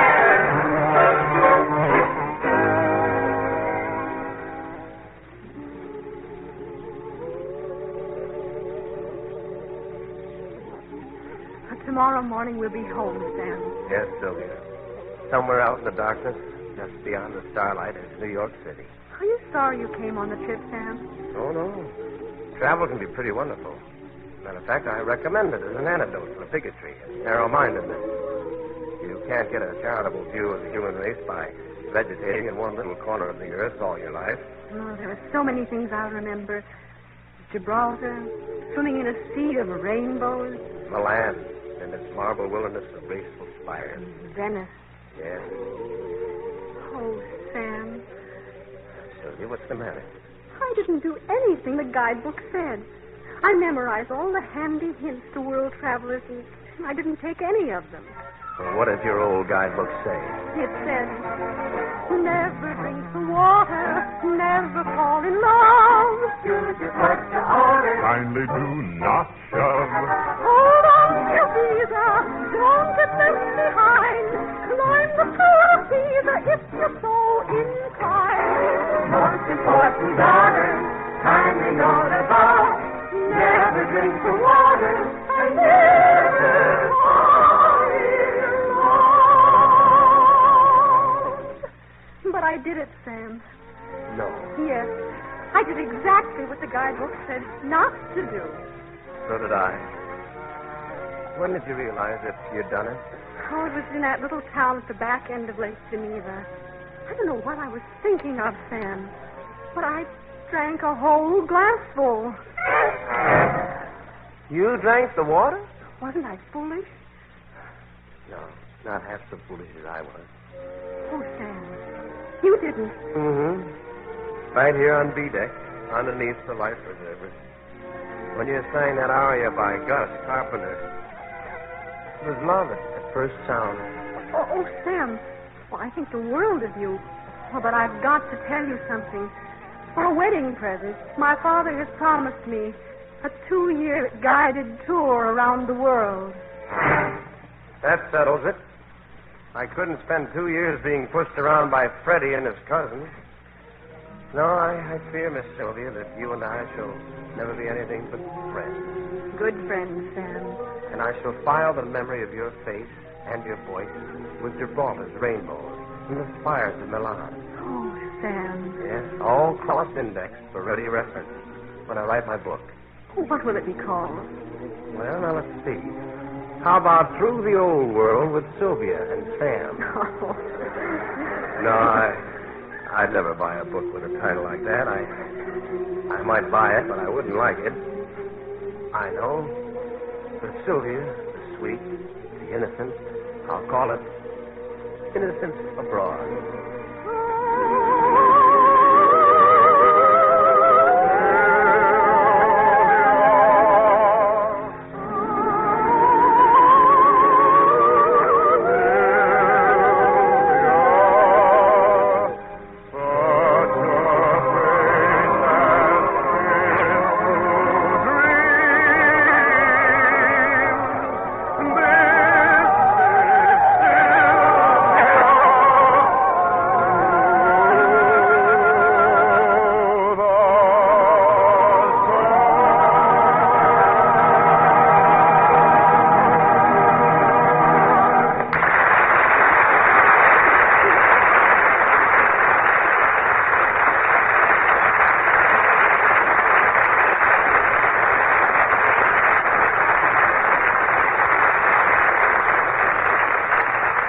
Thank you, ladies and gentlemen.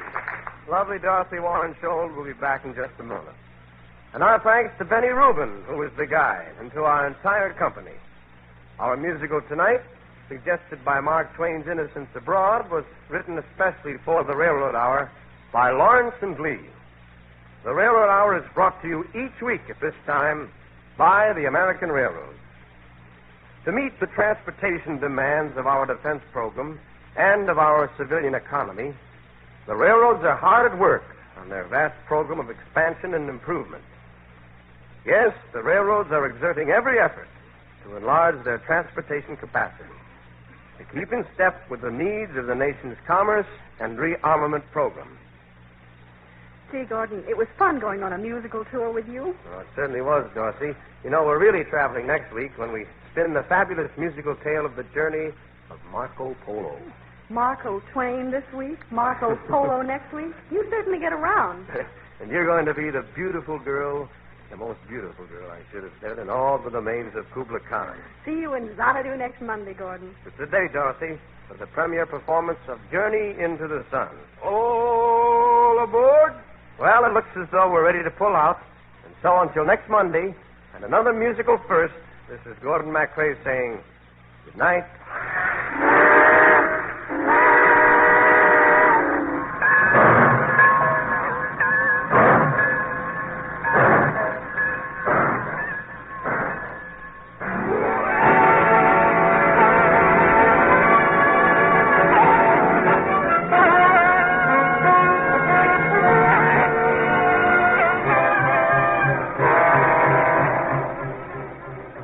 MacRae can be seen in Warner Brothers on Moonlight Bay.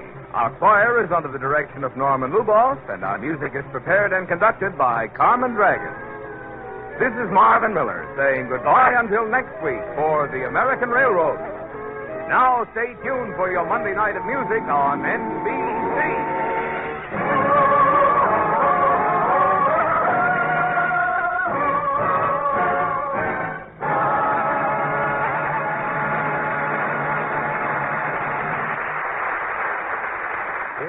The Firestone with Barbara Gibson on NBC.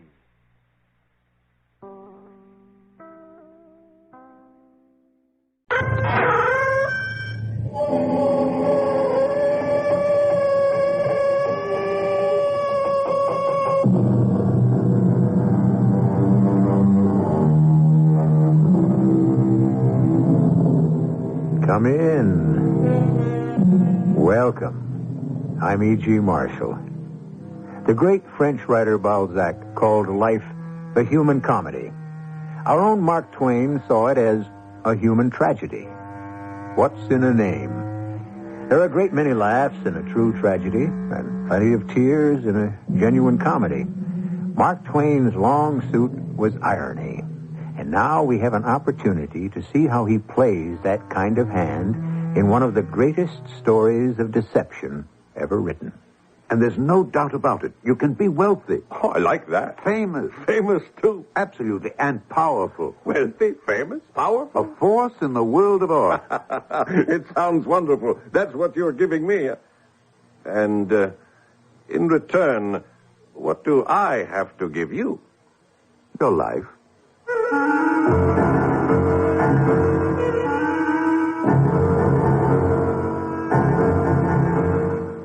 Our mystery drama, Is He Living or Is He Dead?, was adapted from the Mark Twain classic especially for the Mystery Theater by Sam Dan and stars Alexander Scourby.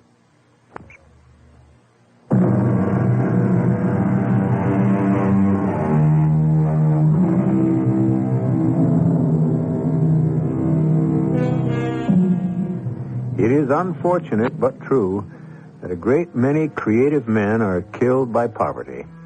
As a matter of fact, the circumstance has been so universal that it has even been made romantic. How many stories, operas, plays are about artists who starve in garrets? Van Gogh, Schubert, Mozart, Rembrandt, Poe, to name but a tiny few, all died of neglect. Must it be ever thus? Mark Twain is about to present another perspective.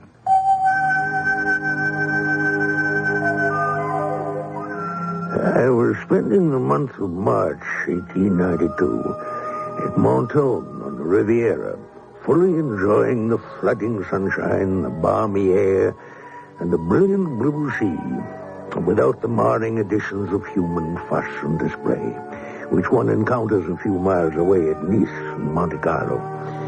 As a rule, the rich do not come here, but now and then a rich man does show up. And I got acquainted with one. Partially to disguise him, I shall call him Smith. One morning, we were having breakfast at the Hotel des Anglais when he exclaimed, "Quick! Cast your eye at that man." Which man? The one just going out the door. Yes? Do you know who he is? Why are you so excited, Mr. No, do you? Well, I think so.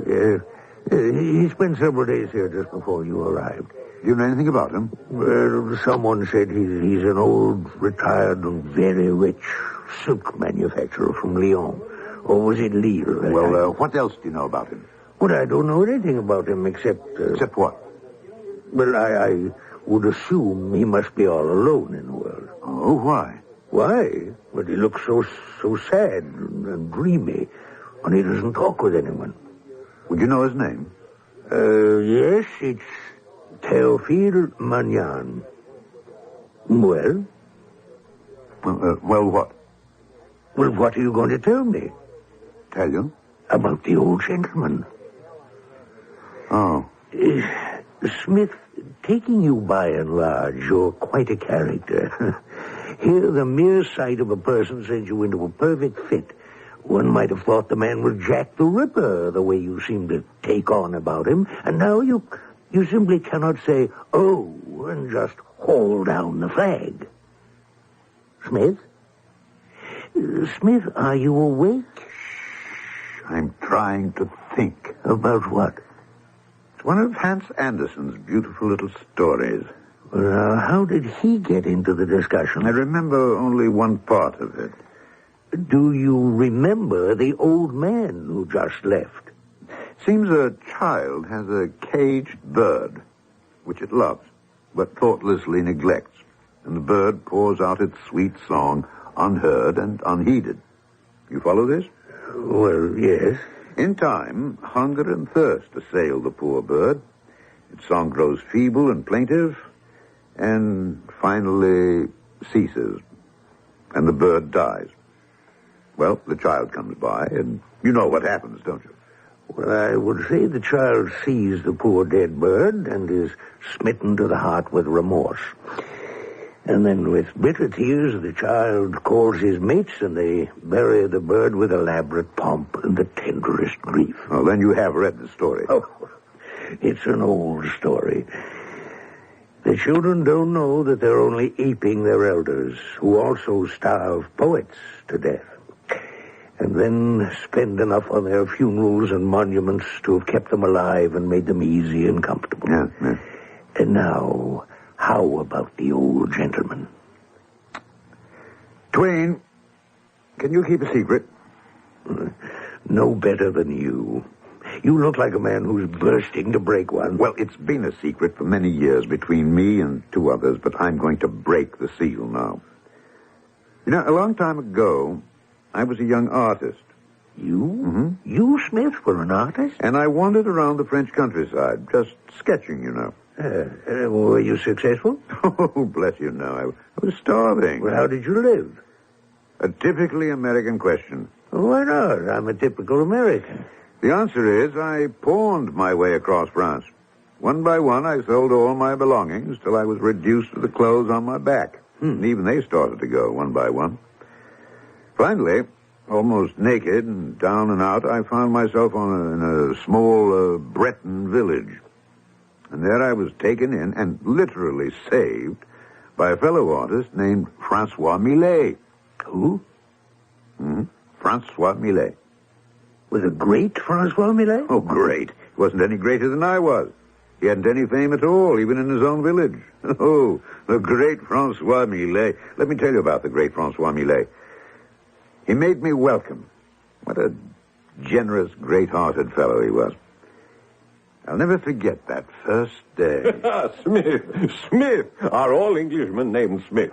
Sometimes it seems that way. Now, where can you sleep? Well, sleep anywhere. There are no soft places on the floor, so one is as good as another.